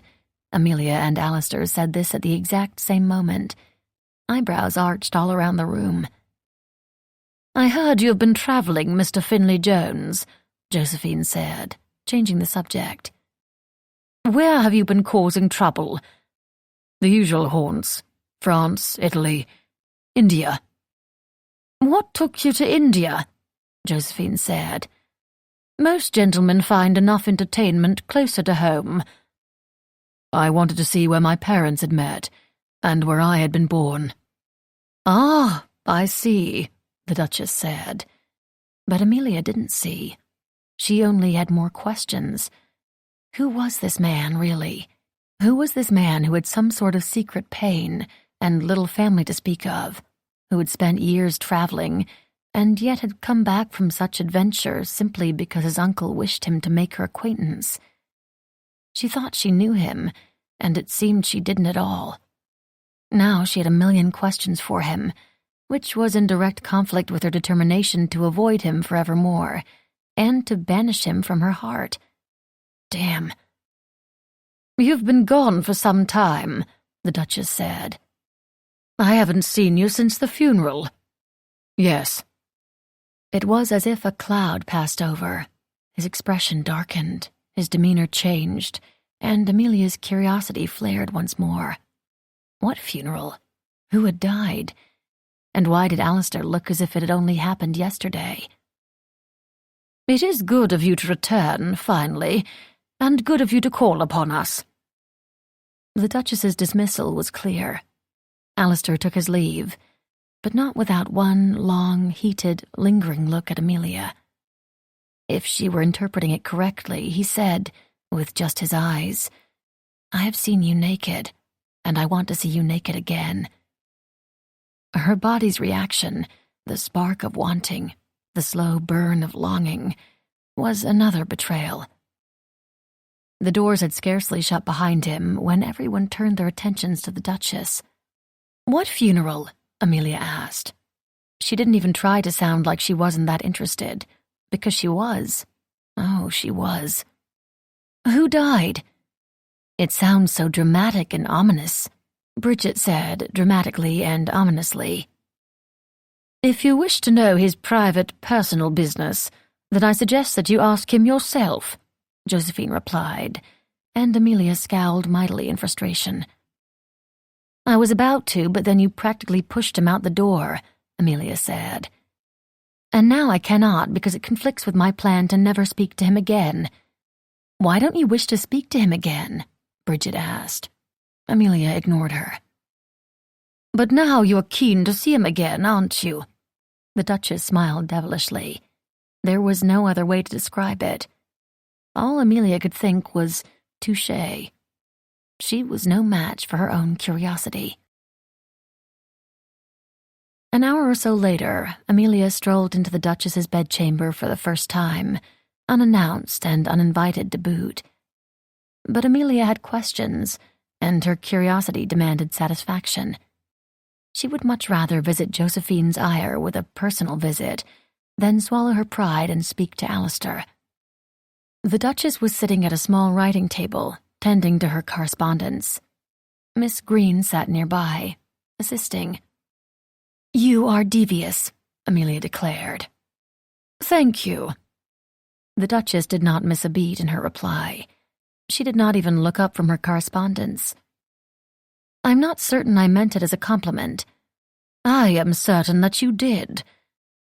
"Josie, now I cannot stop thinking about him." Amelia heaved a mighty sigh and took the liberty of collapsing on the Duchess's bed in a fit of despair and frustration. It was true. She could not stop thinking about him. Not since their parting at the theater, Not since she saw him at the ball. Not since he came to call this very afternoon. The Duchess had to go and intimate that there were dark secrets. Amelia wanted to understand him, because then she would know whether he was a worthless scoundrel. Yes, that was a perfectly logical reason for wanting to understand him. It had nothing to do with wanting to know him. Amelia sat up and asked, "Why are you looking at me like that?" "Because I am not accustomed to young girls entering my chamber unannounced and flinging themselves on my bed in a fit of lovesick despair." "I'm not lovesick." "Of course not." "I merely find my thoughts occupied by a particular gentleman." "You are the only one of your siblings to be so vexed by his call this afternoon, and you are the only one to storm in here and have a fit about it." "This is not a fit. You have seen me have a fit." "Touché. The less said about that, the better," the Duchess remarked. "At any rate, it's not that interesting. It was merely the death of his beloved cousin in a tragic accident. I dare say it shaped the young man's life and character irrevocably." Amelia wanted to scream into a pillow. "What circumstances? What tragedy? I cannot bear not knowing." The Duchess smiled, that devilish smile again, and said, "You will have to ask him." Of course this was not the answer Amelia was looking for. She would be content with nothing less than the whole story, preferably delivered by someone other than Alistair. She feared if she were to speak with him, or be near him, she would lose her resolve to keep him at a polite distance until her siblings were happily married and unruinable by scandal. But she would probably perish from curiosity first. Amelia scowled at the Duchess and quit the room, leaving the door open behind her. "I dare say you played that girl like a harp," Miss Green remarked. Amelia shouted back, "I heard that." Chapter 19, in which our heroine is determined to behave, and our hero is determined to cause trouble. Yet another ball. Tonight, Lady Amelia Cavendish was determined to behave. There had been a snippet in the London Weekly's gossip column that morning that was rather unnerving. A melee involving Bow Street runners, innocent bystanders, and a young couple was reported at Vauxhall earlier this week. Lady B thought she recognized the female half of the dashing away duo. The Duchess had gasped when she read it at the breakfast table. James had raised one eyebrow and given her the look. Claire and Amelia had exchanged nervous glances. Amelia found herself without an appetite. They didn't know it was her, but they had their suspicions, and Amelia didn't have it in her to lie and dissuade them. The newspaper item wasn't mentioned again, but Amelia knew it was on everyone's minds, along with a dozen other vexing questions. Had she been recognized? Who else had seen her? What other trouble had she gotten into? The best course of action, Amelia decided, was to be on her best behavior. She would do her very best to communicate to one and all that she was an innocent angel who couldn't possibly be embroiled in a scandal. It was necessary. The more she thought about her situation with Alistair, and she spent far more time than she cared to admit engaged in such thoughts, the more it became clear to her that her reputation in society was too precarious to weather such a scandal. Ditto for her siblings. Much as she hated to admit it, her best behavior was essential, or someone else's best behavior. She might also think of marrying well, very well, better than Alistair well. Even if word got out about their escapade and they got married, they were both too far on the fringes of society to be fully accepted. Best behavior. Thus, at the ball tonight, she smiled the appropriate amount, somewhere in the middle of gargoyle and simpering idiot miss. She kept herself fully attired, including satin shoes and the hair ribbon her maid had used to style her hair. And when one Mr. Alistair Finley Jones bowed and asked her to dance, she said yes.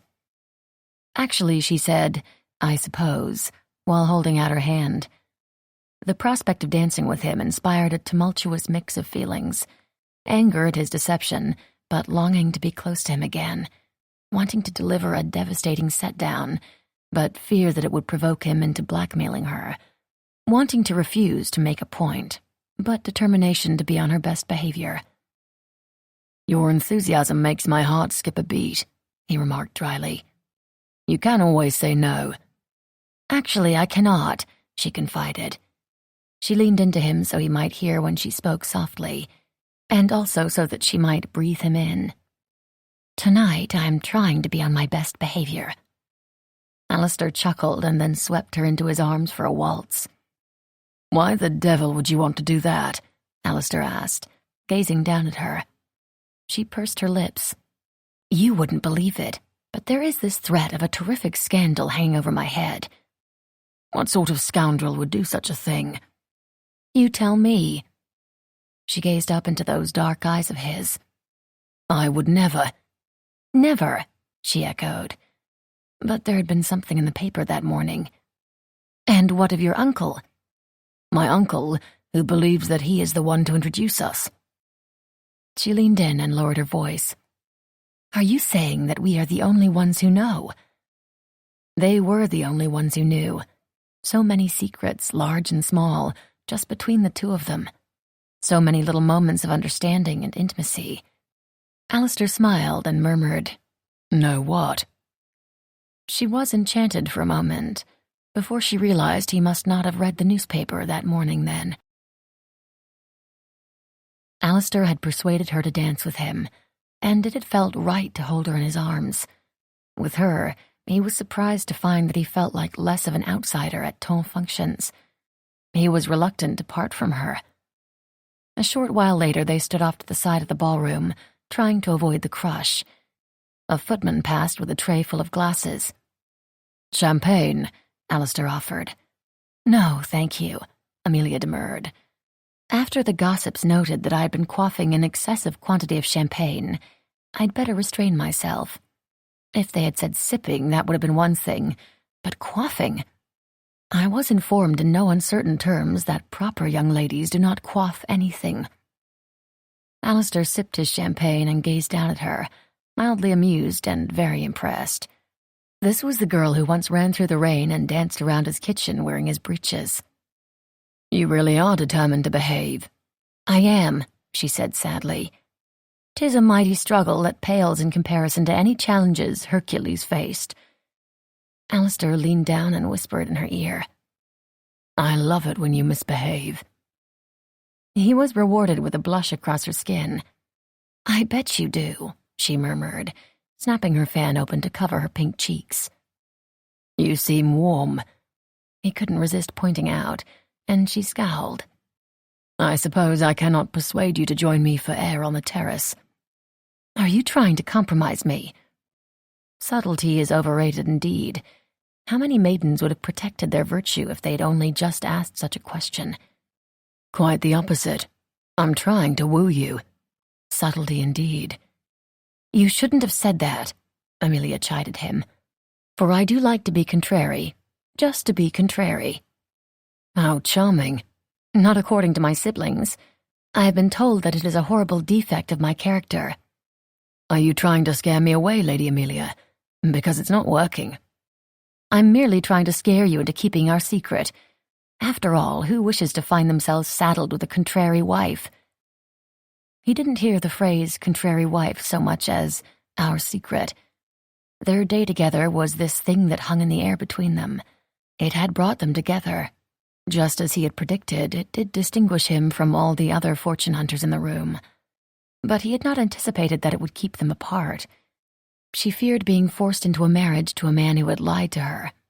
In fact, he had the distinct impression that she was just making nice, so that he wouldn't reveal the secret. He hated that. He could not fault her for that. But he also could not deny how he ached for her. He'd been all over the world, but only she made him feel right, complete, and at home. Even if she was contrary. Maybe he wanted contrary. Maybe he wanted someone who challenged him and tugged him out of the fog he'd been living in the past 6 years, and into the sunlight. "Your secrets are safe with me," he said softly, as he strolled with her in the direction of the terrace. "Are they?" There was no hiding the skepticism in her voice and in her expression as she peered up at him. She had every reason to doubt him because he had so much to gain from revealing her secret, or threatening to do so. "And what of your secrets? I should like to have one. Then we'll be even." He took her arm and guided her out to the terrace. It was hardly the desolate romantic spot he hoped for. More than a few guests had escaped the suffocating heat of the ballroom for the cool night air. "I'll tell you a secret," he confided, and her eyes sparkled in anticipation. "I once spent the day gallivanting around London with a runaway heiress." "I already know that one," she scowled. "But I want you to know that no one else does." "Oh, I know that they don't know, for if they did, I would not be at this ball. Instead, I would be locked away in a tower, at a monastery, on a remote island. But I want to know about you, Mr. Finley Jones. Whose funeral?" The words blindsided him. One second they were flirting at a ball, like any other young couple. The next she was casually inquiring about the most devastating incident of his life. Alistair didn't want to talk about it. He never did. He struggled to remember Elliot, alive, not the wretched aftermath. And he certainly did not make a habit of trotting out his secret pain so that he might elicit sympathy from women. His instinct was to say nothing, but Alistair thought of soft pale skin and sweet passionate kisses. He thought of her boundless enthusiasm and the wonderful but maddening excitement of not knowing what would come next with her. Then he thought of losing her. He thought that since she had trusted him with a massive secret, then perhaps he could open up to her and share his. He found the words. "My cousin, Elliot, Rotham's son." As if that explained anything. "I should add that he was nothing like Rotham." "Your grief makes more sense then." His grief still made it hard to breathe and made it hard to get the words out. But for her, for Amelia, he would try. "He was my cousin, my best friend, my only true family. I lost my parents at a young age, and then Elliot died too. It was a carriage race. We were racing. There was an accident and I survived and he didn't. So you see, Amelia, I'm all alone in the world, except for Rotham." "That is the saddest thing I have ever heard," she said softly. She reached out to touch his arm affectionately, consolingly. He wanted to say something about how opening the door to see her in his home was the happiest moment, how he longed to wake up beside her. But then, "Oh God, it's working," she lamented. "It turns out I am one of those females whose hearts are softened by stories of tragic pasts and secret pain." She glanced up at him. "I'm sorry. That is a horribly insensitive thing to say." For a moment he was not sure how to respond. "I lost my cat when I was a young boy of 8, Alistair said finally. "A young orphan boy alone in a foreign country. Tiptoes was just a kitten. I sobbed for days." "Stop!" Amelia made a choking sound. Was it laughter or was she crying? She was holding on to him now, leaning in close. He felt her breasts brush against his arm. Relating tales of woe was indeed a promising way to woo reluctant females. Damn, if he had only known it sooner. "And my dog," he added. "Oh, don't say anything tragic about a dog," she wailed. And then she was pounding against his chest with her little fists. He caught her wrists, gazes locked. They burst into laughter, drawing looks from other guests on the terrace. When no one was looking, he stepped back and tugged her with him. They slipped around the corner, into an alcove, where it was quiet and dim. There were things he wanted to say to her, with the hopes that she might understand him and forgive him. "I have known pain, and loss, and grief. And then there is you." "It was just one day." She tried to sound flippant. "The best day," he said earnestly. "I'm so mad at you for your deception, Alistair. And I'm so angry with myself for believing in you. And I'm so distressed because it ruins the memory of that one perfect day." "I'm so sorry," he whispered. "But I'm not sorry for what we did that day." And then, after a long moment of silence, she said, "I can't say I'm sorry either." It wasn't clear whose lips found whose. One moment they were whispering and gazing into each other's eyes, and the next, sparks gave way to a slow smolder. He tasted, she yielded, and then they switched, a delicate back and forth of wanting, having, craving, knowing. Always that feeling of connection and belonging he had sought for so long. It was here, in her arms, his lips against hers. It was a sensation so intoxicating it could make a man forget everything. Except... Wait. Stop. He jerked back. He whispered an explanation. I don't want us to get caught. He braced himself, waiting for a well-deserved mocking comment. Are you sure about that?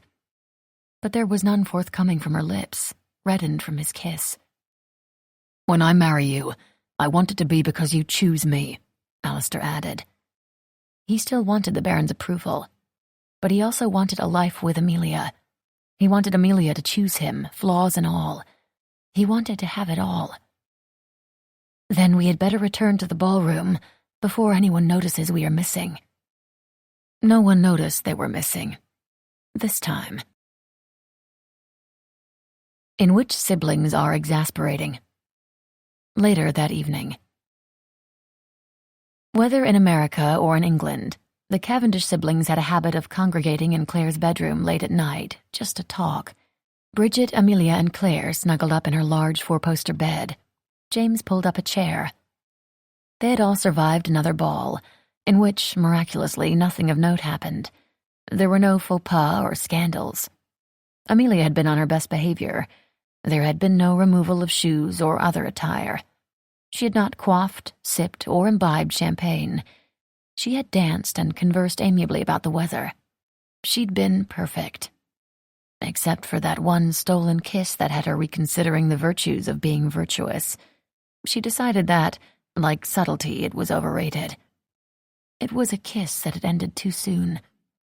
She'd been left breathless and wanting more. No one had noticed, the kiss, that is. Not that she was left breathless and wanting. This was for the best. She couldn't help but marvel that Alistair had her in a perfect trap. He had lured her away, kissed her senseless, and anyone could have seen. He could have easily arranged for them to be discovered. But he didn't. It almost made her think that she could trust him after all. "So, Amelia, did you enjoy the ball this evening?" Claire asked. It was an innocent question, but one look at her sister and she saw the sly insinuation in her eyes. What had Claire seen? "Of course not," Amelia grumbled, lying. "I never do. Social affairs bore me to tears." "How funny," Claire mused. "Because you seemed to have a lovely time. I saw you dancing and conversing and taking air on the terrace." Amelia took a moment to grumble over perspicacious older sisters. "You mean that she didn't cause a scandal," Bridget said. "For which I am so glad." "Yes, I kept my dress on and everything," Amelia retorted. "No, I mean that she spent most of the evening in the company of Mr. Alistair Finlay-Jones," Claire said. Another moment lamenting perspicacious sisters was had. "Was he the one you spent the day with?" Bridget asked, nudging her. "I told you 1,000 times. I'm not talking about that day." That day was hers and hers alone. She cherished those memories of following her whims, roaming all over the city and finally feeling fully alive. And then there were the intimate, quiet moments in Alistair's flat, where she lost herself but found him. No, these weren't things she wished to talk about with people who weren't there, who weren't Alistair. But that didn't stop her siblings from pestering her for details. Amelia didn't blame them for it. She would have done the same. "At any rate, he is clearly in love with her," Claire said with such assurance. "Not exactly," Amelia said. "He is only courting me for my dowry at the behest of his uncle, who is an old toad." "To hell with fortune hunters," James grumbled. Amelia concurred. "I met the uncle, and he is an old toad," Bridget concurred. "His wife, his young wife, is quite nice, though. We are not talking about some toady old baron and the young lady with the misfortune to be wed to him, Claire said. We are talking about the young, handsome nephew who is in love with our sister. It's so very clear from the way he looks at you. Can we not discuss men looking lustily at my sisters? James said, pulling a face. I'm not betting my entire future on the way a man looks at me, Amelia said. And that was the crux of it. She thought she and Alistair had shared something like love, something true and genuine and beautiful. But he'd had an ulterior motive with her from the beginning and had lied about it. So how was she supposed to trust him now? How were they even to have a happy life together if they wed only because of a looming scandal? Every day that details of their exploits did not appear in the papers made her trust him a little more. Yes, there had been that vague mention, but it had clearly been reported by Lady B, whoever she was, and there wasn't enough information to compromise her. He had stopped the kiss. He had kept their secret. He courted her like a proper gentleman. Every day that he courted her anyway, every kiss that wasn't discovered, made her fall for him a little more. But you admit he looks at you like he loves you, Claire persisted. Amelia mumbled something again about nagging older sisters. Because yes, he looked at her like he was undressing her, pulling away one layer after another to reveal the woman underneath. And yes, he gazed at her with love and lust so plain she felt it warming her from the inside out. "Why don't you just marry him already?" James asked, a bit exasperated with the conversation. "That'll be one sister off my hands." Amelia had to laugh a little. Her sisters would spend an hour at midnight dissecting how a man might look at her, but James cut right to the heart of the matter. "I'm not certain I trust his motives," Amelia said. And the sort of scandal hanging over her head did put a damper on romance. "I need someone to love me, for me, and not just my dowry. Because, you know, I can be difficult sometimes." "Oh, no," Claire said, but her lips were twitching with the effort to hide a smile. "Occasionally I can be contrary." "Never say," James deadpanned. "And I sulk if I don't get my way." "Whatever are you talking about?" Bridget asked, giving in to giggles. "What if I am too hard to love?" Amelia cried. She hadn't meant to say that. She didn't even know where the words had come from.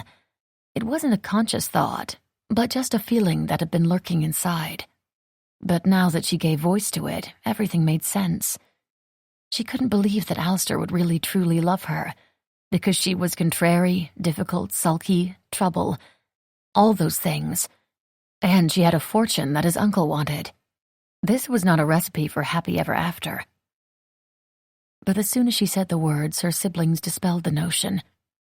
"Never that, Amelia," Bridget said sweetly, as Claire pulled her into her arms for a hug. "If you were so hard to love," James pointed out, "would we really have put up with you all these years?" He lifted his brow, questioning. "We could have left you in America," Bridget said, clasping her hand. "But we didn't." "We were never going to leave you," Claire said. "Don't listen to her." "We love you, Amelia, even though you cause trouble," James said. "And we Cavendishes stick together, even when it's hard to do so." And that was the other thing. For all that her siblings vexed her, she was dismayed at the prospect of being separated from them, dismayed at losing this. If they married, there wouldn't be any more of this. Chapter 20, in which our hero resorts to bribery. This time, when he called on the Cavendish family, Alistair was ready. It had become clear to him that in order to win Amelia's heart, he would have to gain the approval of her family. Having grown up without much family to speak of, he longed to join the ranks of the Cavendish clan, and yet they terrified him all the same. James said little but missed nothing. Claire was reputed to be more intelligent than half the temps. Bridget was known to speak her mind freely, and Amelia was unpredictable. And then there was the Duchess of Durham, who had been terrifying the haut temps for decades. Not being above bribery, Alistair arrived with gifts for the ladies. For Lady Bridget, he brought a fine pen, saying, "Lady Amelia tells me that you love to write." Reading her sister's diary was one of those things Amelia had chattered away about as they walked through the gardens at Vauxhall. But Bridget's brows arched up high. "Does she now?" Amelia just laughed. Her sister clearly did not share her amusement. For Lady Clare, he brought a new book on mathematics. "I hope you haven't read it already.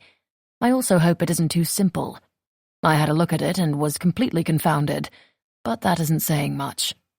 "No, this is wonderful, thank you," Lady Clare said. If he wasn't mistaken, she seemed genuinely touched. He wondered if, as a lady, perhaps she wasn't encouraged in such pursuits.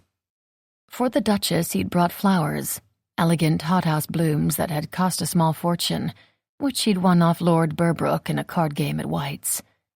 "Aren't you a charmer, Mr. Finlay-Jones?" she murmured. "I am appreciative of the gesture, but not at all fooled." "It's really just bribery," he said honestly. For Amelia, he brought one orange. He grinned as he tossed it to her. She caught it easily and smiled. "I don't suppose that has some significance," Claire said. "Some secret romantic significance known only to the two of you." "I don't suppose I would tell you if it did," Amelia replied. "I don't suppose that I would read about it in your diary," Bridget said. "Oh, wait, you were too busy reading mine to write your own." "Dear diary, Lord Darcy and I, Amelia." Alistair watched the back and forth, teasing comments, sly grins, a spark of amusement to reveal that it was really all in good fun, and there was no love lost. "Hush, you two," Claire chided her sisters. "We have a guest. A gentleman guest whom I'm guessing Amelia does not wish to be embarrassed in front of." "It is actually heartwarming to see such familiar banter," he said. "It wasn't something I had much experience with growing up. Wrotham isn't known for being light-hearted, kind, or humorous," the Duchess said. Alistair did not correct her, but it felt wrong to completely malign the man. "He has his faults, but he has also done right by me. Wrotham took me in when I had nowhere else to go." Even though Wrotham had made it clear it was only some notion of duty and appearances, not because he actually wished to do so. "How good of him," Claire said. Then, grinning, she added, "We were just speaking the other night about leaving Amelia behind, because she is such trouble." "Claire!" "He should know what he is getting into with you," Claire said with a loving smile. "I already have an idea," Alistair added. "Is that so?" The Duchess arched one brow. Shit, he should not have said that. He glanced at the Duke, who was not pleased. "And yet here you are," Bridget said, eyeing him. He knew about Amelia, for better or for worse, and here he was trying to bribe and charm and court his way into her heart. "And here I am, listening to the lot of you talk about me as if I weren't here," Amelia said crossly. "What did I tell you about ladies being seen and not heard?" the Duchess said flatly. Though, was that a glimmer in her eye? Was she teasing? "I have no idea, Josie," Amelia replied flippantly. "I'm sure I wasn't paying attention that day." By some miracle, they found themselves alone in the foyer as he was taking his leave. The tension, the something between them was real. He could feel it. The look in her eyes said she could too. With no one looking, he tugged her close for a kiss. Lips colliding, a sharp intake of breath, the soft murmur of surrendering. The quick, passionate sort that is not nearly enough, but everything all at once. Alistair stopped, reluctantly. His heart was pounding. Amelia pressed her fingertips to her lips and smiled. A short while later, Alistair left Durham House feeling happy, like he'd found the place in the world where he wanted to belong, and where he had a chance of doing so. He felt happy, like he'd found love, like everything might work out after all. This, of course, foretold doom. Later that afternoon, Amelia had been on her way to her bedchamber to change her dress again in preparation for their evening out. when Bridget cornered her. She was still tingly and daydreaming from that all-too-quick kiss from Alistair, and was not exactly thrilled with an interruption from her sister about an orange. "He brought you an orange," she said, stating the obvious. "Yes, it looked delicious, did it not?" Amelia eyed it, appraising it. "I can assure you that it was." "It must have some significance," Bridget pressed. "It does," Amelia said gravely, just to vex her sister more. Sometimes there was nothing more enjoyable than that, except maybe making love to Alistair, which is something she tried not to think about. She thought about it frequently. Her cheeks were often pink. "You really aren't going to tell me, your dearest beloved sister?" Bridget smiled and put her arms around her. Amelia took a moment to pretend to consider it. Then she grinned. "Annoying you with a secret is just so much more fun for me." "But you don't deny that I am your dearest beloved sister," Bridget pointed out. "You are one of them," Amelia called out as she walked away. "Top two, certainly." First the posy of violets, and then the orange, did indeed have significance. Both were reminders of their one special day, when she could just be Miss Amy Dish, finishing school escapee, and he could just be Mr. Finley Jones, man about town with a pretty girl. Before she knew that he had been assigned to follow her, woo her, wed her. Before her guard had gone up. Though perhaps it ought to have gone up sooner. Either way, here she was with an orange and a posy of violets pressed between her tattered copy of Burton's Guide to London. Perhaps most important of all, Alistair had been here as well, courting her properly and charming her family. He kissed her and stopped before anyone could catch them and demand a wedding. Her grudge began to falter. In which everything goes wrong. A few days later. Everything was going so well. His efforts to woo Amelia were being met with some success. There was that waltz, that kiss, the way they couldn't help but banter. And he was falling for her more and more. There was that waltz when he was all too aware of her and was reminded of what it felt like to make love to her. There was that kiss.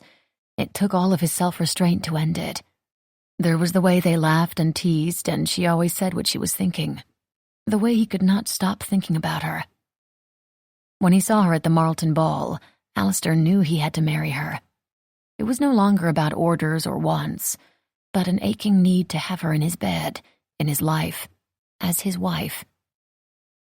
The entire Cavendish clan greeted him warmly. He was not certain if it was because they genuinely liked him, or because they genuinely liked teasing Amelia about him. Probably a bit of both. But he was especially glad of the kind reception.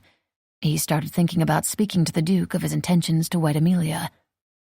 He had some notion of doing so without giving away their secret. Alistair dared to hope that perhaps he could have his cake and eat it too. A love match with Lady Amelia, and earning the Baron's approval and forgiveness.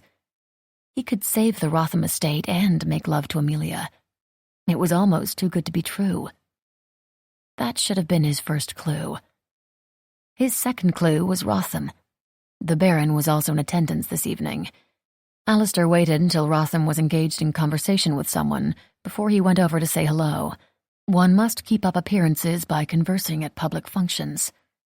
But one might also choose a moment when an acquaintance was present to prevent overly familiar conversation. Rotham gave Alistair a snide smile. Alistair felt a knot of despair. They were family, and yet they were not. Not like the Cavendishes were family. Alistair glanced over and saw them standing in a pack, chattering and laughing happily amongst themselves. He promised a waltz to Lady Amelia, and couldn't wait for it to begin. But first, familial duty. He exchanged pleasantries with Rotham, who then introduced him to one Lord Shrewsbury, who was a tall, grey-haired dandy. He had a monocle. "This is Mr. Finley Jones, my—" The Baron coughed as he said, "heir." "Ah, the nephew who has been travelling," Shrewsbury said, surprising Alistair. He couldn't imagine that he had any knowledge of Alistair's existence, let alone interest in his activities. And yet, And where have you travelled, young man? Paris, Vienna, Rome, India. Alistair rattled off places.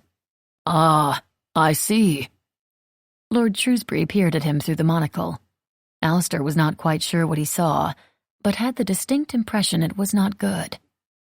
But he's back now, ready to resume his place in society, Rotham said. Ah, I see, Lord Shrewsbury said again. You have been courting one of the Cavendish sisters, have you not? There has been gossip. And now it was Alistair's turn to see. This Lord Shrewsbury was the rare breed of male gossip, who trucked in the goings-on of all and anybody but himself. It was my idea, Rotham said. Alistair hated that his romantic status was being discussed so casually, as if a mere tidbit of information to be traded, as if it wasn't his future happiness. More than that, Alistair hated that it was true. The courtship had been Rotham's idea, and Alistair couldn't lie and say that potentially earning the Baron's approval by wedding a woman Alistair happened to love wasn't a fact. Given all the gossip about the Cavendish family, I dare say those girls will need to make splendid matches. Yes, their brother is a duke, but— Lord Shrewsbury did not need to finish this sentence to make himself understood. Not even a lofty title could make one forget that James Cavendish spent most of his life mucking around in horse shit, hardly dignified. Alistair was tremendously relieved when he heard the orchestra start to play a new song, providing him an excellent excuse to quit this conversation.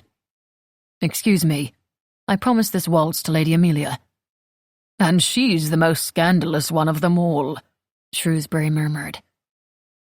Something happened as Alistair crossed the ballroom, something terrible and tragic. Something called logic and reason took hold of his brain. Truth, the Cavendishes were scandalous. Truth, Alistair was hardly good ton. Truth, together they would only drag each other down socially. When Alistair thought of Amelia's kiss, or the way she always seemed to be smiling, her enthusiasm, the way her body felt against his, then there was no choice. He had to marry her. It was a driving need. But when he considered the truth of their situation, he realized that in spite of her kiss, or her sense of humor and delight in the world and the way her body felt against his, they might never be truly happy. He wanted her to be truly happy. Alistair looked back over his shoulder at Rotham. That was a mistake. The Baron was smiling, like he'd already won. Another truth hit Alistair between the ribs. If he married Amelia now, it would be so he could settle his debts with Rotham. Hell, he would be forever settling debts. The Baron would press upon Alistair the need for some of her dowry. A repair here, a tradesman's debt there, repayment for years of schooling, etc. Would the Baron lord it over them that their match had been his idea? He was the kind of man who would expect their eternal gratitude and their firstborn son named in his honor. What snide and stupid remarks would the Baron make at family suppers that would forever cause strife between husband and wife? All because of Eliot's death, which had been Alistair's fault. In an effort to repay one debt, would Alistair then incur another, to Amelia for saving him with her hand in marriage and fat dowry? Would he owe her too? She deserved better than all that, better than him. He loved her, yes, but how could he move forward to his future when his past had such a tight grip around his present? Could a social outcast like himself make a woman on the edge of scandal happy? Alistair, there you are. He took her hand. He shouldn't take her hand. They started toward the space allotted for dancing. He glanced around. It seemed everyone was staring and whispering. It would always be like this, would it not? She was prone to scandal, and he would never have the clout to make everyone overlook it. They would be miserable outcasts. He could not do that to her. Alistair would not ruin the rest of her life. Instead, he would ruin her evening. I'm sorry, Amelia. I cannot. I must go. Alistair was accosted by Darcy on his way out. Alistair. Darcy's voice echoed in the foyer. Darcy also happened to have a voice that one physically could not disobey. He turned around, even though he was anxious to loosen his cravat and get the hell out of this ballroom, this house, the high society that he did not belong in. "What the hell was that?" Darcy asked. "Nothing." Darcy disregarded that. "You abandoned Lady Amelia before a dance. You left her stranded in the middle of the ballroom. It is not the done thing. I'm given to understand that women do not care for it. I have to go. I don't belong here, Darcy. Alistair." But he had already turned on his heel and stepped out into the night. Chapter 21, in which our hero finally understands. There was a letter from the Baron the next morning. It was, predictably, another sparsely worded note demanding Alistair dropped everything and come pay a visit for what would certainly be a set-down after what had happened last night. Even though he was a grown man, one who ditched women in crowded ballrooms and fled from parties. No, he was a grown man who recognized the truth of the situation and placed long-term happiness over short-term satisfaction, for once. The truth, as he saw it, was that he didn't deserve her. He couldn't ruin her life by marrying her and bringing along an insufficient social status to allow her to be herself, and an uncle who would sponge off them until the day he died. This was for the best, even if it felt like the worst. But it was about to get worse, he thought, knocking on the door at number 17 Curzon Street, then staring into the butler's blank expression, then demanding an audience with Rotham. When the butler disappeared to check with the Baron, Alistair cooled his heels in the foyer. It was there that he encountered the Baroness as she descended the stairs. There was no hiding the fact that she had been crying. When she saw him, she said, "If he hated you less, this might be easier for me." "What do you mean?" He honestly didn't know. "Never mind," she said dismissively. Alistair eyed her, perplexed, as she took a deep breath and forced a smile. "Calling hours," she explained. And with that, a footman opened the doors to the drawing room, and she swooped in, ready, or rather, ready, to receive visitors. What had just happened? What was she about? The butler returned then, leading Alistair to the Baron's study. He grew up visiting this house and knew the way by heart. He would one day be lord and master of this house. And yet he was still treated like a guest. No wonder he never settled anywhere, or knew what home truly felt like. Knowing that the Baron, seated behind the desk, would not acknowledge him, not where there were missives to peruse and opportunities to make Alistair feel small and insignificant, Alistair spoke first. "Your wife seems upset." Not that Alistair was one to speak about upset females. He had left Amelia standing alone in the ballroom. He had walked away without a word. And why? "She has failed me again," the Baron said witheringly. He turned his attentions back to the paper in his hand. A second later, he crumpled it in his fist and slammed it down on the desk. "An heir. All I need is an heir. She has one task, and every month she fails me again." Ah. And now Alistair understood the tears in the foyer. "It might not be her fault." "Well, it certainly isn't mine." Of course it wasn't. How dare Alistair make such a suggestion? But while he was making unwelcome observations, he made one more. "You have an heir, Rotham." "Look at me. See me. Be family to me. Love me. Hell, just try to like me." The Baron laughed. "I have you." He laughed again. "A half-breed wastrel who does nothing but gallivant around the continent. You're useless. You don't fit into society. You don't know anything about managing an estate. You can't even make a match with the laughingstock of London society. You can't even get through a waltz with the girl." The Baron laughed again. Alistair just stood there, barely managing the basic functions of survival, like breathing or having a heartbeat. He wanted to protest, but he could not, for every accusation was true. He was a half-breed wastrel who had spent his adult life traveling from here to there, with no purpose or destination. He did not fit into society. He did not know anything about estate management. It had never been in his course of study. And no, he could not make a match with Lady Amelia. He hadn't been able to muddle through a waltz, and he raged at the way the Baron spoke of her. He raged at all of it. The laughter, the smugness, the refusal to recognize they were family, for better or for worse. The refusal to recognize that he too was grieving. The refusal to see him as a human, worthy of consideration. So yes, Alistair, I need an heir. But you haven't much to leave to an heir now, do you?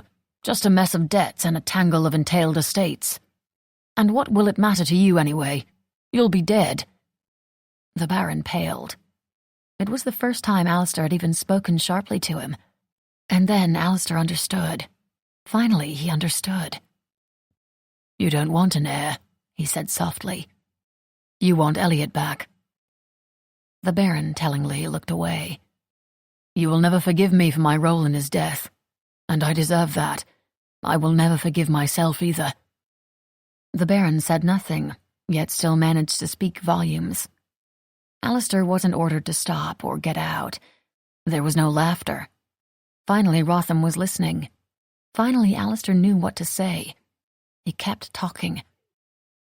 And nothing I can do will ever bring him back, or ease the pain or repay that debt. Alistair spoke now for himself more than anything. He hadn't realized these truths until this moment, when he spoke the words. Elliot's death had been a terrible, tragic accident. Could it have been prevented?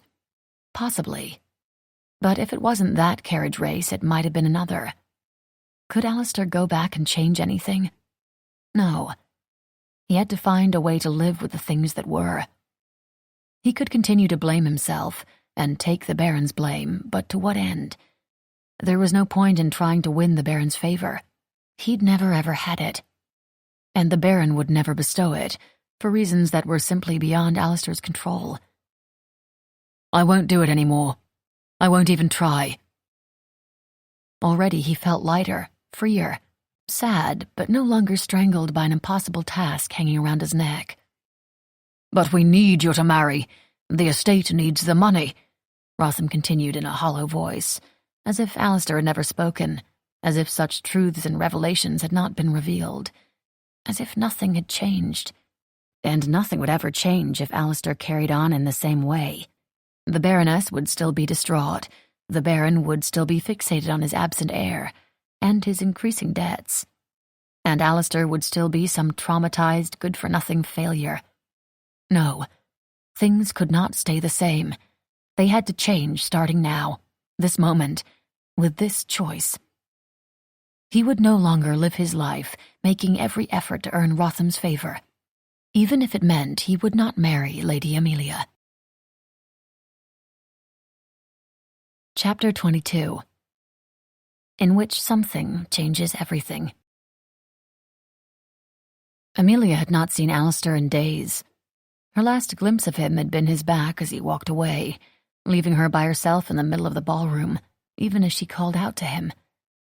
That was awkward, as was returning to her family and explaining that Alistair had simply left her without explanation. That was embarrassing. No one knew what to say.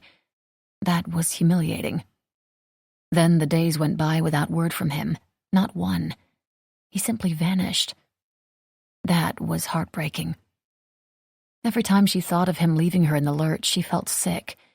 In fact, she felt sick and tired more often than not these days. This she attributed to relief. She had nearly fallen in love and wed a scoundrel who had used her, tempted her, and then left her without explanation. She was lucky to be free of him, or so she tried to tell herself.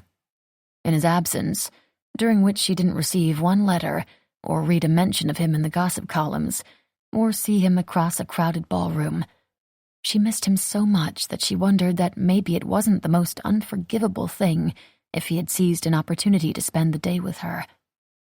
He was gone. Just as suddenly as he'd arrived in her life, he was gone. He charmed her, seduced her, made her believe, and then left. Scoundrel.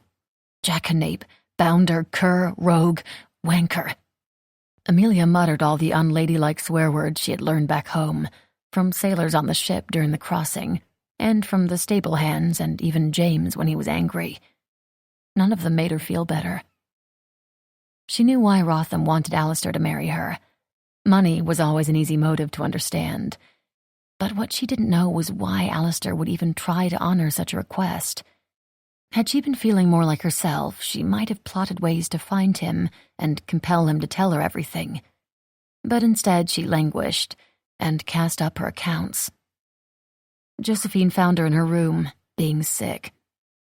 When Amelia hadn't come down to breakfast, the Duchess herself came to check on her personally. This was significant.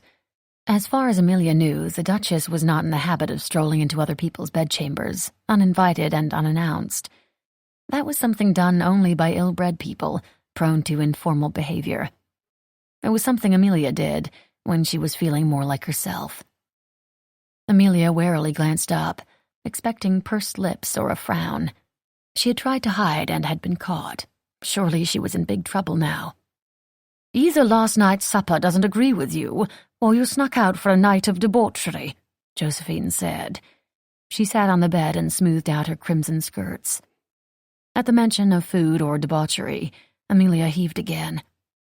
"Although," the Duchess said thoughtfully, "no one else is ill." Amelia shifted her position. She had her suspicions about what had happened, and when and how. She just didn't know how to say it. Out loud. To someone like the Duchess of Durham. She really missed her mother right now. "You have been quite subdued lately," the Duchess continued. By subdued, she meant too exhausted to cause much trouble. "I think we both know what is happening," Amelia said. Thanks to a maid back home who had believed that young ladies should be informed, Amelia knew. "You are with child." "I think so," Amelia mumbled. She bowed her head. Unwed ladies were not supposed to get with child. It was the worst thing that could happen. This would certainly cast the family in shame and ruin them all. She would have a child and bring it up in shame, all because Amelia had fancied a spot of fun one day. It had just been a lark of a day. How was she to know it would alter her life permanently, forever? The enormity of the consequences of it made her sick all over again. "I know I am being punished for running away, and—" Well, she couldn't quite bring herself to say what, though it was clearly apparent what she had done. "I made a mistake, and now I'm paying for it." There was a rustle and swish of skirts as the Duchess dropped to her knees on the floor beside Amelia. She smoothed Amelia's hair back and pulled her close. "It is not a mistake," she whispered fiercely. "Don't ever say that." That was not what Amelia expected her to say.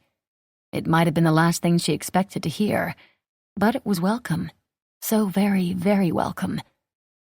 "Sometimes," the Duchess continued, "a family comes to you when it's time, not when you planned it. And it may seem like a disaster." Amelia suspected the Duchess was talking about her and her siblings now. "But it isn't. It's just right." "There will be a scandal." "Shh." The Duchess, Josie, she could certainly call her Josie now, just held her. She wasn't the maternal sort, and the hug was a bit stiff and awkward, but she was trying. And that was everything, because Amelia needed some mothering at a moment like this. "And Alistair left." Her voice cracked. She tried to hold back a sob. He left, and she was crying over him. "You are lucky, Amelia, and don't you forget it." Amelia peered up at the Duchess and didn't see the fearsome Duchess of Durham who terrified half the ton. There was just a woman on the floor beside her in her hour of need, doing her best to comfort her. Amelia couldn't entirely see how she was lucky right now.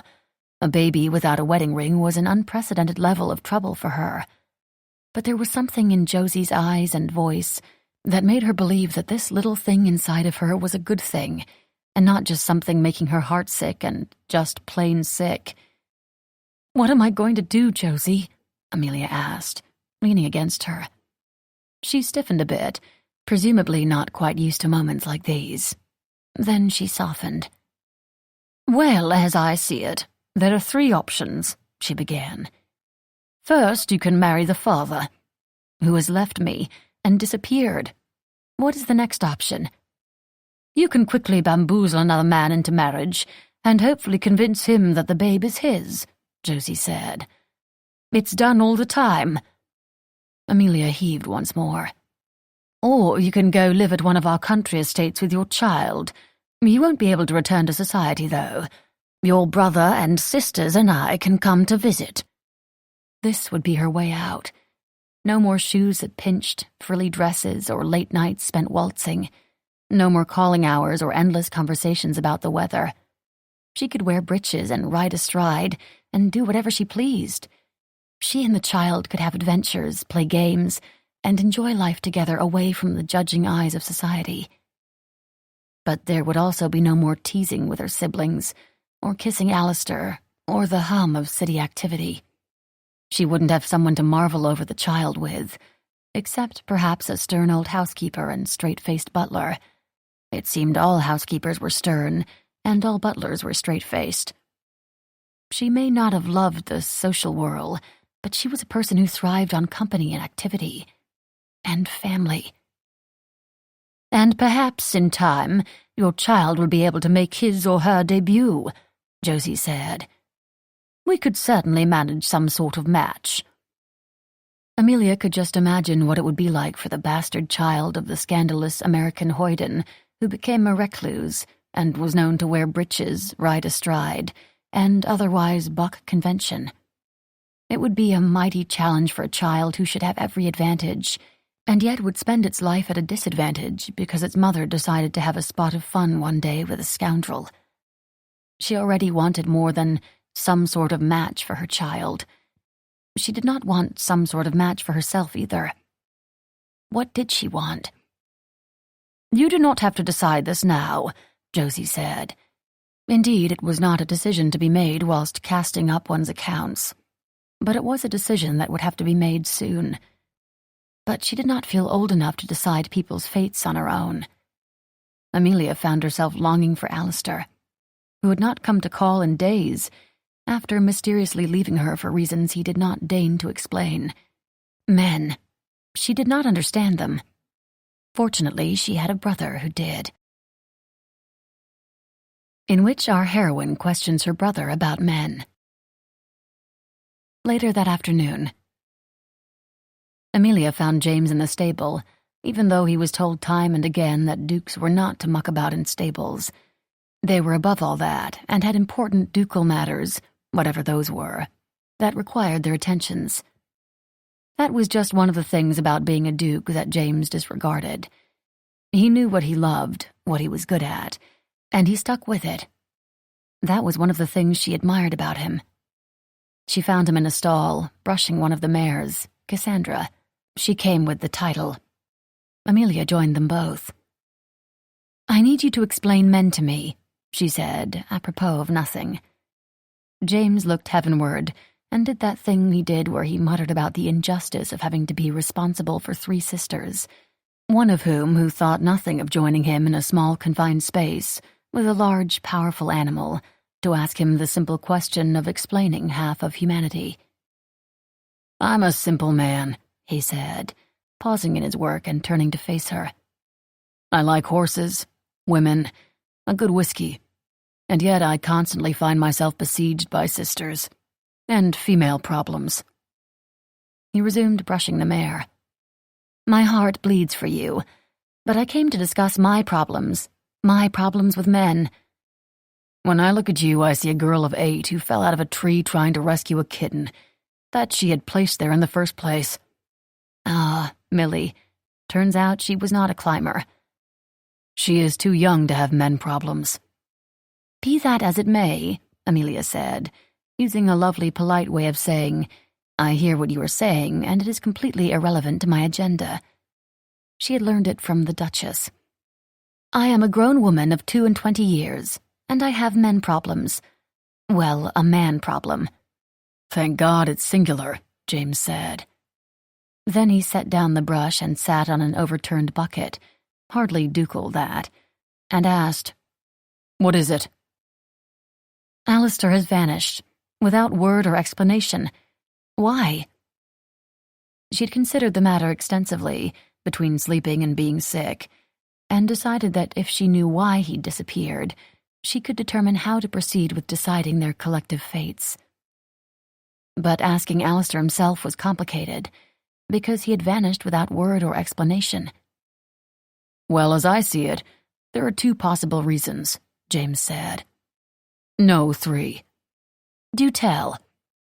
"The first is that he is a horrible, irredeemable scoundrel who uses young women and abandons them to dire fates," James said. "It's been known to happen." "What are the other reasons?" "Another is that he is dead in a ditch somewhere." James paused. "It has probably happened, though not as frequently as it has been cited as a reason for a man's disappearance." "And the third?" "You'll have to ask him." James picked up the brush and carried on with tending to the mare. "Is that all? Dead, scoundrel, or I have to ask him myself? Those are the reasons." Outraged. She was just plain outraged. She'd half a mind to kick that bucket in frustration, but she didn't want to startle the horse. James just shrugged and said, "That's men for you." "I am disappointed, or infuriated. I'm not certain which, but it is one of the 2. "At least we're simple. Unlike women." Pfft. If she weren't in the throes of a romantic crisis that would determine the fate of her entire life, she would argue that point. Priorities. She had them. But she couldn't resist needling her brother. "Having women troubles, are you, James?" "I thought we were discussing your problems with a man," he replied. She took that as a yes. "Look, Amelia, you're young. You have time to let things happen. There is no need to rush." "But there is a reason to rush," she whispered. That got his attention. He looked at her closely. "Are you saying what I think you are saying?" She nodded yes. She could chatter for hours with a brick wall, but this was one hard word to say to her beloved older brother. "What should I do, James?" And then he said something that surprised her. "I have no idea, Amelia." Then he pulled her into his arms for a hug and said something that was muffled by her hair, but that sounded a lot like, "But it should be something that makes you happy." Chapter 23, in which our hero finally, and reluctantly, confronts his demons. Whites. "So you see, I cannot marry Amelia, because it will just be to repay my debt to Rotham," Alistair explained to an audience consisting of Darcy, Fox, and Rupert. They were at White's, idly playing cards and drinking brandy. He might have been talking for some time now, judging by the bored expressions on his companions' faces. "It was his idea, his order, and that won't change anything. What kind of man am I if I just do another man's bidding and drag an innocent woman into it? Not a man who should marry." Fox knit his brow and spoke slowly. "I know I'm not the sharpest tool in the shed, but you're going to need to explain this once more." "No, he doesn't," Rupert cut him off, "because what he's saying is absolute rubbish. If he actually believes this, then Lady Amelia is better off without him." "I don't think that Lady Amelia is better off without him," Darcy stated. "In fact, I think Lady Amelia is deserving of a marriage proposal from you, immediately, regardless of what feelings, which you attempt to disguise as logic, that you profess." This was punctuated by a pointed look that said, "You compromised her. Propose. That is all." No one at the table disagreed with Darcy. Alistair blinked once, twice, taking it all in. The brutal honesty was breathtaking, and it was a moment before he was even able to form words. Given the lack of air to his brain box, Alistair didn't even have a good reply. "Are you calling me a coward?" "It would seem so," Darcy said evenly. How dare he call him a coward? Scared, foolish, stupid. His blood went from a simmer to a boil. He was not a coward. He was a rational man explaining his logical decisions. Darcy was such a know-it-all, and it was time someone put him in his place. "I should call you out for that," Alistair said hotly. Rupert raised a brow. Fox looked intrigued at the prospect of a fight. Darcy wasn't the slightest bit ruffled. Are you calling me out for a slight to your honor, as a gentleman? A gentleman who will not propose to a lady when a proposal is in order? Alistair lunged for his friend. Fox was quick to hold him back. What is your meaning with all this? I am trying to get you to see that you are throwing away true love for some stupid, cowardly reasons, Darcy said. If someone as reserved as Darcy is talking about true love and whatnot, Fox said. Darcy is beginning to get soft, Rupert added. The American influence. Darcy gave his brother an annoyed glance. See? Even the Darcys of the world can fall in love and think of wedding one of those American Cavendishes. If I had Darcy's status and reputation, Alistair muttered, settling back into his seat. Ah, and now we get to the heart of the matter, Rupert said. Lady Amelia is a scandal. I haven't the reputation to protect her. I am not enough of a gentleman. But you went to Eton and Oxford, Fox said. You know how to fence and can hold your brandy. As if that was all it took to be an English gentleman. You count among your friends an earl, a marquis, and a baron, among others. You are to inherit an English title yourself, Darcy said. You were drinking and wagering and brooding at White's, for Lord's sake. Why do you think you don't belong? Rupert asked. I'm only half English, Alistair said. That other half Rotham wouldn't let him forget, and he didn't want to forget it. But he didn't want the circumstances of his birth to be an impediment to love and acceptance. One's ancestry doesn't matter to people who matter, Darcy said softly. Coming from Darcy, that was something. Hearing it spoken so plainly made him realize the truth. Alistair felt a swell of love for his friends, who loved and accepted him as he was. He even felt a surge of hope for his future with Amelia, who might love and accept him after all. He was a gentleman, and a gentleman proposed, and if she didn't accept, it was because of mistakes he'd made, not because of who he was. And if the whole haut ton didn't accept them, to hell with them. He knew an earl, a marquis, and a duke who would stand by them. Is this the moment where we, say something professing, fondness for one's friends? Alistair asked, happy but also uncomfortable with the feeling that he should profess some emotion. God, no. We're English gentlemen, Fox said. We'll raise a glass instead. Alistair returned to his flat as a new man, one with a purpose. Jenkins, we need to make me into a gentleman. I'll need a new suit of clothes and some books on estate management. I shall probably need a betrothal ring as well. Chapter 24. In which disaster strikes. It is a truth universally acknowledged that a scandal will break at precisely the worst possible moment. Amelia was with child and without husband when Bridget's diary went missing, which would not have been a problem if Bridget hadn't faithfully detailed the family's time in London, including, among other things, Amelia's great adventure. Fortunately, Bridget didn't know the worst of it. Amelia's pregnancy was known only to her and the Duchess and James. But nevertheless, Amelia saw her sister's anguish at her actions, potentially causing the social downfall of the entire family. She herself felt it deeply. It wasn't just the social standing that was at stake, but the Cavendishes' opportunity to marry well, or to marry for love. Rumors and scandal had a way of wrecking one's options.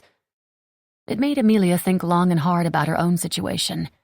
She would have to decide, soon, whether she should track down Alistair and demand that he wed her, or dupe some unsuspecting gentleman into a quick trip down the aisle.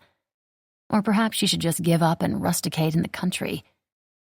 She didn't know what to do, but she did know what she wanted, the best for her family, including the baby. She did not want to be the reason for anyone's unhappiness. Little did she know that ship might already have sailed. In which there is gossip, delicious, scandalous, outrageous gossip. Lady Esterhazy's ball, later that evening.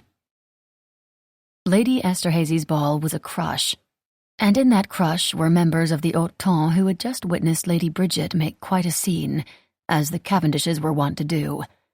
Everyone was talking about her grand declaration of affection. How embarrassing, how American, for a certain English lord. They had also witnessed something else, and they were also talking about that something else. Those Cavendishes. It's just one scene and scandal after another with them, Miss Randolph said to the 2 eligible gentlemen standing with her. She was going on her 3rd season now, and really needed to snare a husband. That was quite the display tonight from Lady Bridget, Lord Fraser agreed. It should be noted that he was handsome, though deeply in debt. Usually it's Lady Amelia causing the embarrassing scene, Miss Randolph added. Remember the night she was discovered without her shoes? At a ball. They all shared a laugh over that. Why, just that coiffure alone is a scandal, Fraser added.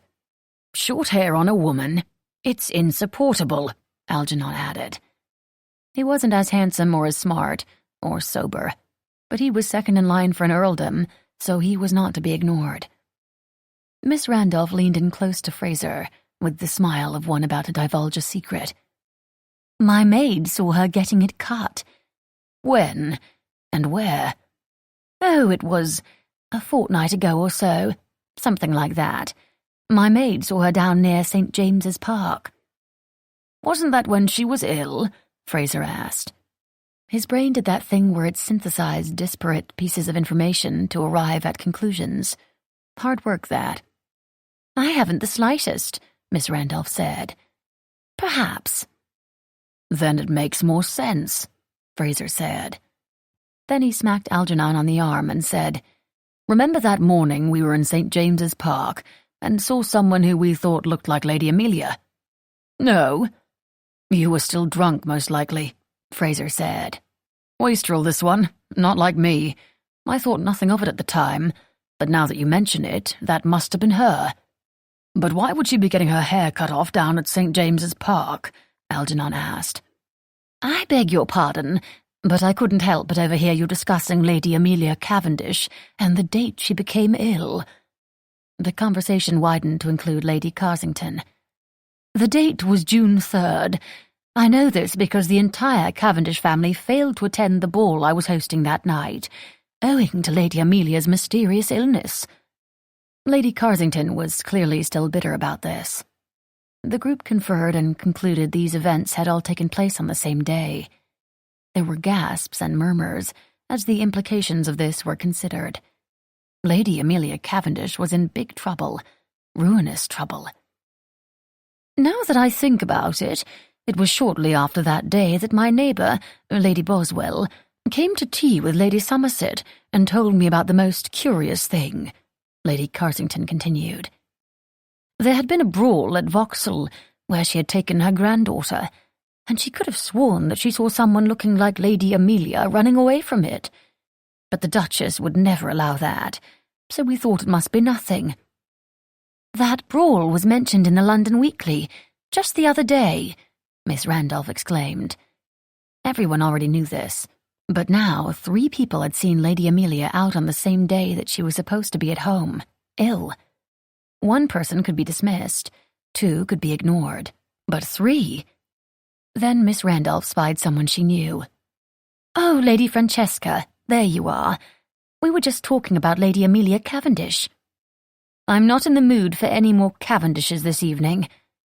I don't understand, Algernon said. Francesca rolled her eyes and started to walk away, but doubled back when she heard Fraser's explanation. So it seems that a woman matching Lady Amelia's description was seen around town on the very day that she was supposed to be at home, ill.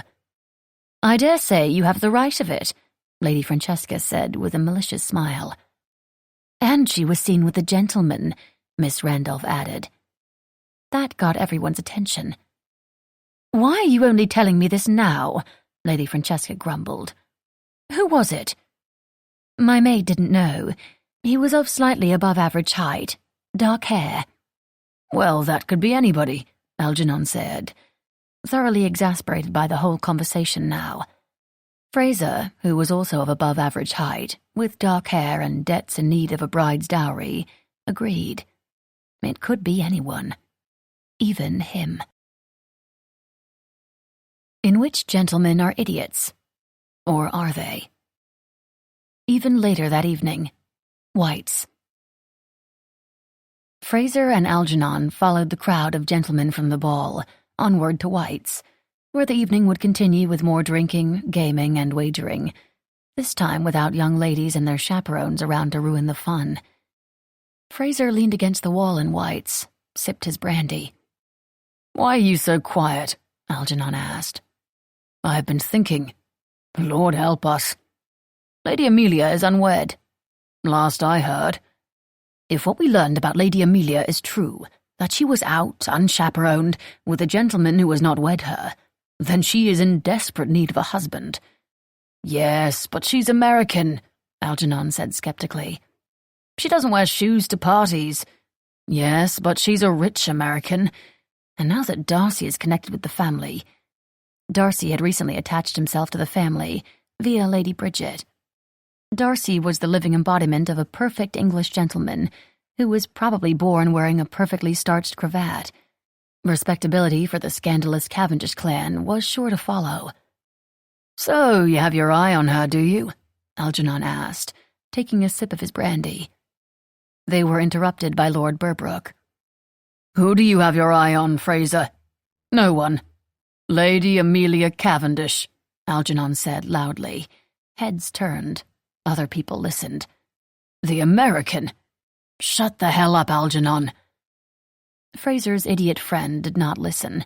His insistence on silence only intrigued more people. "The American who was seen out a fortnight earlier with a gentleman of above-average height and dark hair," Algernon explained. "Well, that could be anyone," Berbrook said. Fraser groaned as comprehension dawned around the room. An heiress, potentially ruined by a man who could have been anyone in this room, except for Berbrook, who was a ginger, and Lord Patten, who was short. Suddenly, things like a lack of shoes or a grating American accent seemed to matter less to the group of men who saw an easily attainable fortune. Fraser quit the club immediately. He would have to be the first one to call the next day. Chapter 25, in which our hero is too late. The next day. Alistair was wearing his finest coat, his finest everything. He climbed into a curricle and picked up the reins. His heart was pounding. He was nervous, plain and simple. It wasn't every day that a man proposed to a woman, especially one whom he had left in the lurch. There was a good chance that she would be angry or refuse him, but that was a chance Alistair would have to take. He loved her. He wanted to spend his life with her, make a family with her, just love her. And that was the reason why he was going to propose. This time neither Rotham nor the past had anything to do with it. Alistair was ready for the future, and he wanted a future with Miss Amy Dish, or Lady Amelia Cavendish, or whomever she chose to be. With a snap of the reins, he urged the horses to walk. A few minutes later, having given the matter extensive consideration, they acquiesced and started plodding their way toward Durham House. Upon arrival, Alistair saw he was too late. There was a pack of carriages parked before the house. He had to leave his own curricle and horses halfway down the block. A visibly exasperated butler answered his knock. The merest sliver of emotion on a butler's face was never a good sign. Alistair was shown into the drawing room. Amelia was there, along with her family. The room was packed with just about every known fortune-hunting rake in London. And flowers. Good God, the flower arrangements. They were outrageous and numerous, and Alistair held a mere posy of violets. It was, Alistair noted ironically, exactly the situation he had hoped to avoid. He was just another undistinguished man in a room full of fortune-hunting scoundrels. Only now it was worse. He had deceived Amelia and broken her heart, and publicly humiliated her. In which our heroine receives a proposal, or four, or more. Meanwhile, in the basement.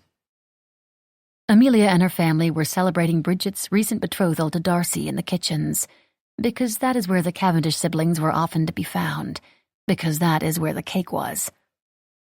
They were just toasting to the future happiness of Bridget and Darcy when Pendleton interrupted. "There is a caller for Lady Amelia." He cleared his throat. "In fact, there are several." "Define several," the Duchess requested. "A half-dozen, at least." Amelia exchanged confused looks with her siblings. She shrugged her shoulders as if to say, "I have no idea," because truly she had no idea why on earth more than one gentleman had decided to come calling. There were more than a dozen by the time she made herself presentable and found her way to the drawing room. "What have you done now, Amelia?" the Duchess murmured. "I honestly have no idea," she replied.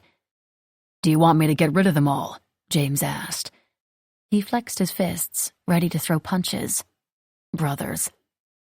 Before she could answer, a gentleman she didn't recall ever having met flung himself at her feet. "Lady Amelia, ever since we spent that magical day together in St. James's Park, I have been dying to make our love official. Marry me." "Oh, my God. Oh, my God," her sisters gasped. "Oh, dear God," the Duchess said. Amelia had been seen. Her secrets had been discovered. The scandal had broken. She glanced at the Duchess, who had her "I don't care for this behavior" expression, as if it were a mere lapse in etiquette and not the entire world crashing down around Amelia. Amelia was jilted, with child, and about to be so thoroughly ruined she'd have to return to America. Unless one of these men— she looked around the room warily at all these men— was her salvation. "Oh, get up, Fraser, it wasn't you," another gentleman said. "'Twas I who enjoyed an enchanting excursion with Lady Amelia, and 'tis I would like nothing more than to make an honest woman out of her." "What the devil?" "I don't know what you're talking about," she told the men before her on bended knee. "I don't even know who you are." "Darling," one of them murmured as he reached for her hand. "It was me," another one said. "It was me," some other cork-brain yelled out. Amelia glanced around the room, from one shouting gentleman to another. Many were strangers to her. Quite a few she remembered as having snubbed her. One of them was Alistair. Her heart leapt upon seeing him among the crowd, and her heart leapt again when she remembered something he once told her. He seized the opportunity to spend the day with her, because otherwise he would just be one of a dozen or more fortune hunters seeking her hand.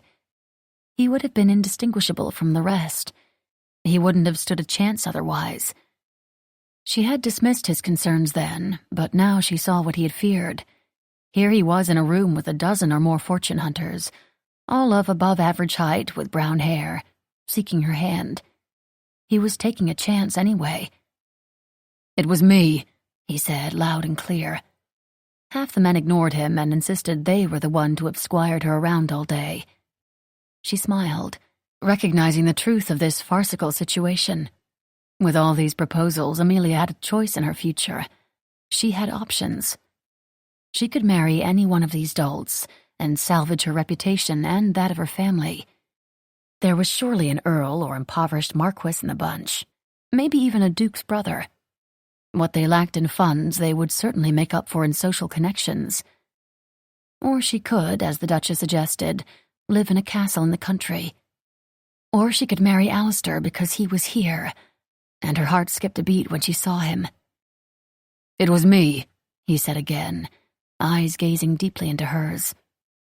"Finley Jones, you hadn't even returned from the continent then," one of them retorted, before she could reply. It was then that the brawl broke out, fists flying, punches thrown, glass things shattering. The Duchess immediately ushered the girls out of the room, alas, and James and the footman set out to stop the brawl. Later, as Amelia toured the dining room, which had been left in shambles, she found the violets Alistair had left behind. But where had he gone? Chapter 26. Strolling through Mayfair singing bawdy songs, was far less embarrassing when one did it in a state of intoxication at a late hour. This Alistair learned later that afternoon as he strolled through Mayfair singing a certain bawdy song. By strolling through Mayfair, it should be noted that he really was pacing outside one particular house, singing. A country John in a village of late courted young Dorothy, Bridget, and Kate. He went up to London to pick up a lass, to show what a wriggle he had in his People passing by looked at him oddly.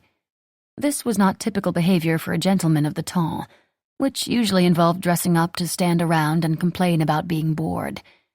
Alistair was done trying to fit in.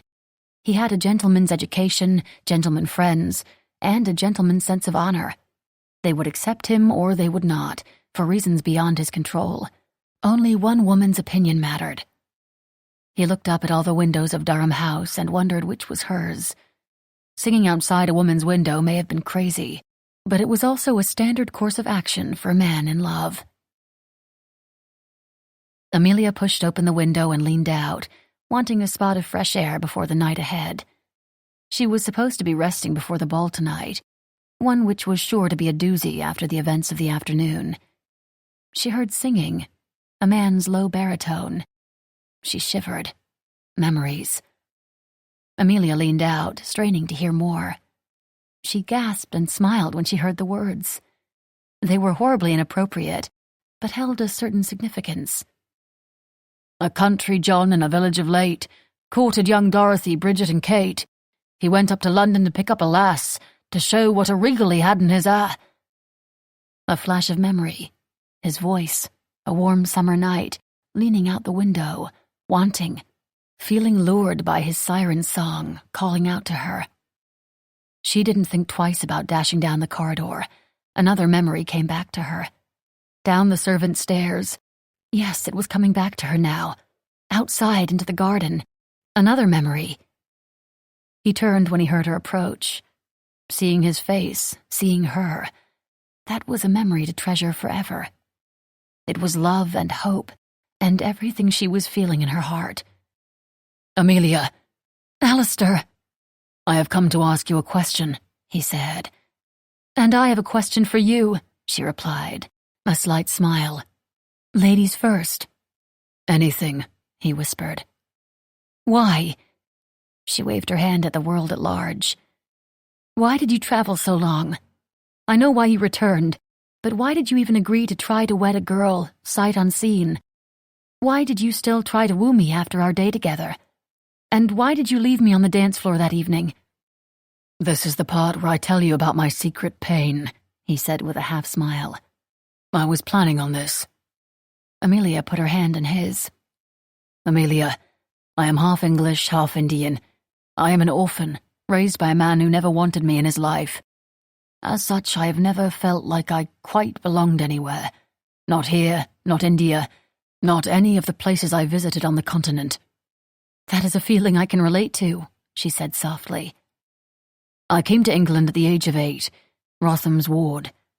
I had a cousin, Elliot, who was the brother I never had, and the strangely kind, generous, intelligent spawn of Rotham. He died in a carriage accident, a race that I had challenged him to. Oh, Alistair. Because we were bored, Amelia. She thought of all the silly, stupid, foolish things she had done because she was bored. The list was long. She bored easily. But nothing had really come of it. No one had ever died. For a moment she imagined it, felt it. Her heart ached for him. I left for the continent shortly thereafter. There was nothing for me here. No one for me here. Oh, Alistair, she sighed, full of empathy and heartache. How lonely he must have been. She squeezed his hand to let him know that she was still holding on to him. I felt I owed Rotham anything, everything. And if all he asked was that I court a pretty girl whom I quite liked. He shrugged. I couldn't say no. I was too desperate to belong, too desperate to earn his approval. But what kind of man did that make me? One who didn't deserve you. I love you, Amelia. I want you to be happy. And if it so happens that I do not deserve you, I want it to be your choice. What was plain to see, he had conquered these demons for her. There was no greater romantic gesture than standing in the garden, speaking honestly, of what it took for him to arrive at this moment. She held onto his hand, a little gesture that she hoped conveyed everything in her heart. I love you. I am with you. I am yours. It was so simple, so bloody simple to explain himself now that he knew. It only took some brutal honesty from friends, some reflection, some forgiveness, hours in quiet reflection, excruciating minutes in conversation with Rotham, saying hard things that needed to be said. For this moment, Alistair could tell these truths to Amelia as an important formality to moving forward happily. It was no longer a painful wrenching of the truth from his soul. That had already happened. He had suffered through it and persevered, so at this moment he could explain himself to the woman he loved, so that they had more moments after this one. Now he was free to just love. I am now Rotham's heir, a state of things he despises, which is completely understandable. That was the thing. Alistair did understand. He couldn't paint his uncle as a villain and dismiss him. The man had suffered unimaginable pain. Though Rotham would never admit it, he was a man with feelings. He is lucky to have you, Amelia said. And that was why he loved her.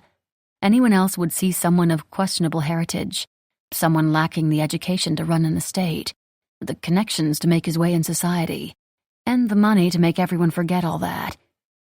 And she thought Rotham was lucky to have him. He would be lucky to be with her. The other thing I have learned, confirmed, concluded, what have you, is that I love you, Amelia. Amy, whatever your name is, I love you. I love you too. Alistair pulled her close, savoring the sweetness of her lips, the warmth of her body against his, the sensation of her in his arms. He never wanted to let go. I love you. He had to say it again. You are home to me. I want to be your husband and have adventures with you. I want to have a family with you. I want... That might happen sooner than you think, Amelia whispered. It took a long moment before he fully understood. She was expecting. They were expecting. The other day he had almost walked away from her and their child and his family because of his old fears, his old pain. The realization was chilling. But then Amelia was warm in his arms, with their baby in her belly, and he wasn't too late after all. Then he laughed, a sound of joy, because he had found love, earned love, and would treasure this love forever. Then he pulled her close and held her tight. He felt her melt into him, so he wrapped his arms around her and held her close and whispered the words he'd wanted to say since the day they'd met. I want to be with you, Amelia. Forever. Will you be with me? Yes, she whispered happily. Always. Forever. Epilogue. White's. St. James Street, London. A few years later. Of all the things that Alistair Finlay Jones never expected, this was high atop the list. A conversation about which carriages best accommodated a growing brood of brats, with his friend and brother-in-law James Cavendish, otherwise known as the Duke of Durham. Your curical days are over, my friend, James said. I'm glad of it, Alistair said. Shh, we are not supposed to admit such aloud. Our manhood will be called into question. Well, speaking of my... Alistair began, just to taunt him. Say no more, James said, holding up a hand. He was still an overprotective older brother. Also, they were interrupted by a not unwelcome guest, who stepped close cautiously and interrupted the conversation nervously. Alistair, hello. He turned. Hello, Rotham. I was wondering if you received my missive. Yes, I just haven't had a chance to reply. Amelia kept him busy, along with their twins, who absolutely took after their mother, given their propensity to cause trouble. But I am looking into the matter. Of course I will have to confer with Lady Amelia. Right. The three gentlemen exchanged an uneasy look, hearkening back to the unconventional terms of the marriage contract. To put it simply, Amelia was to have a say in the spending of her dowry, right down to every last farthing. Rotham didn't have the complete, unfettered access he had anticipated when he hatched his matchmaking scheme. But the Rotham estate wasn't in a state beyond repair either. "The Baroness has been badgering me about it," the Baron said. He almost sounded proud to be badgered by his Baroness. Quite a turn of events. "Congratulations again," Alistair said, meaning it completely. He'd been as happy as anyone when the Baroness was safely delivered of a baby. "It was just a girl," Rotham said. But there was no hiding his pride and joy. She wasn't his new heir, but she was his child, and his chance to begin anew. "But make no mistake, the Baroness assured me she has a strong kick, and you won't believe the lungs on the girl, and—" The Baron coughed. "She has Elliot's eyes." Elliot, who was now a portrait, a memory, a link, and the name of Alistair's own son. He wasn't a ghost or a shadow, as he used to be. "We will come visit soon," he promised. "Please do," Rotham said, clearly meaning it. Then he tipped his hat and nodded good day. They would speak later and dine together regularly, and they would join the Cavendishes on the holidays, and Alistair would have more family than he had ever imagined. "Now, what was I saying?" James asked. "Oh, right. Mackle's new landau design is quite good. It can comfortably accommodate more than a few people. Ah, there you are, Finlay Jones. Have you heard? Your wife." There was always a long pause after the words, "your wife." It was a typically long pause, owing to the person struggling to find the words to convey just what trouble Amelia was engaged in now. "What has she done?" Alistair asked. The man mumbled something about unconventional attire whilst riding at quite a clip in Hyde Park, at an unfashionable hour. Alistair pushed his fingers through his hair. This was not news exactly. She had mentioned something about it this morning, but he had been preoccupied by the way her dressing gown kept slipping down her shoulder, and then she had been preoccupied by him for the better part of a very pleasurable hour. Alistair sipped the drink, thanked the man for telling him, and turned back to James, who just gave him a look. "She's your responsibility now." She was his, and she practically leapt into his arms when he arrived home a short while later. "Alistair, you'll never guess what." "You wore breeches while riding hell for leather in Hyde Park at an unfashionable hour." "How did you know?" She was disappointed not to be the first to tell him. "I had a rumor." "I swore no one saw me." She pursed her lips. "I shall have to practice the tricks we saw at Astley's during a weekend in the country then." "You are not hard to notice, lady wife." "Oh, hush." She treated him to a quick flash of a smile and a spark in her brown eyes. "Do you know who is hard not to notice?" "One or both of our children." "Yes, both. They are such trouble. They must get it from you." "No, you." This argument again. And so they teased and sparred on their way up the stairs to see their children in the nursery, but not without a little detour on the way, in which Alistair pulled Amelia in for a kiss, the kind he knew would leave her breathless and a little bit dizzy. Or maybe that was him. All he knew was that this was happiness, a kiss on the stairs, regardless of who might see. One stolen moment of many. This is Saskia Marleveld. We hope you've enjoyed this unabridged production of Chasing Lady Amelia by Maya Rodale. This program was produced by Common Mode. Paul Fowley, Technical Director. Executive Producer, Caitlin Gehring. Text copyright 2016 by Maya Rodale. Production copyright 2016 by HarperCollins Publishers. All rights reserved. Thank you for listening.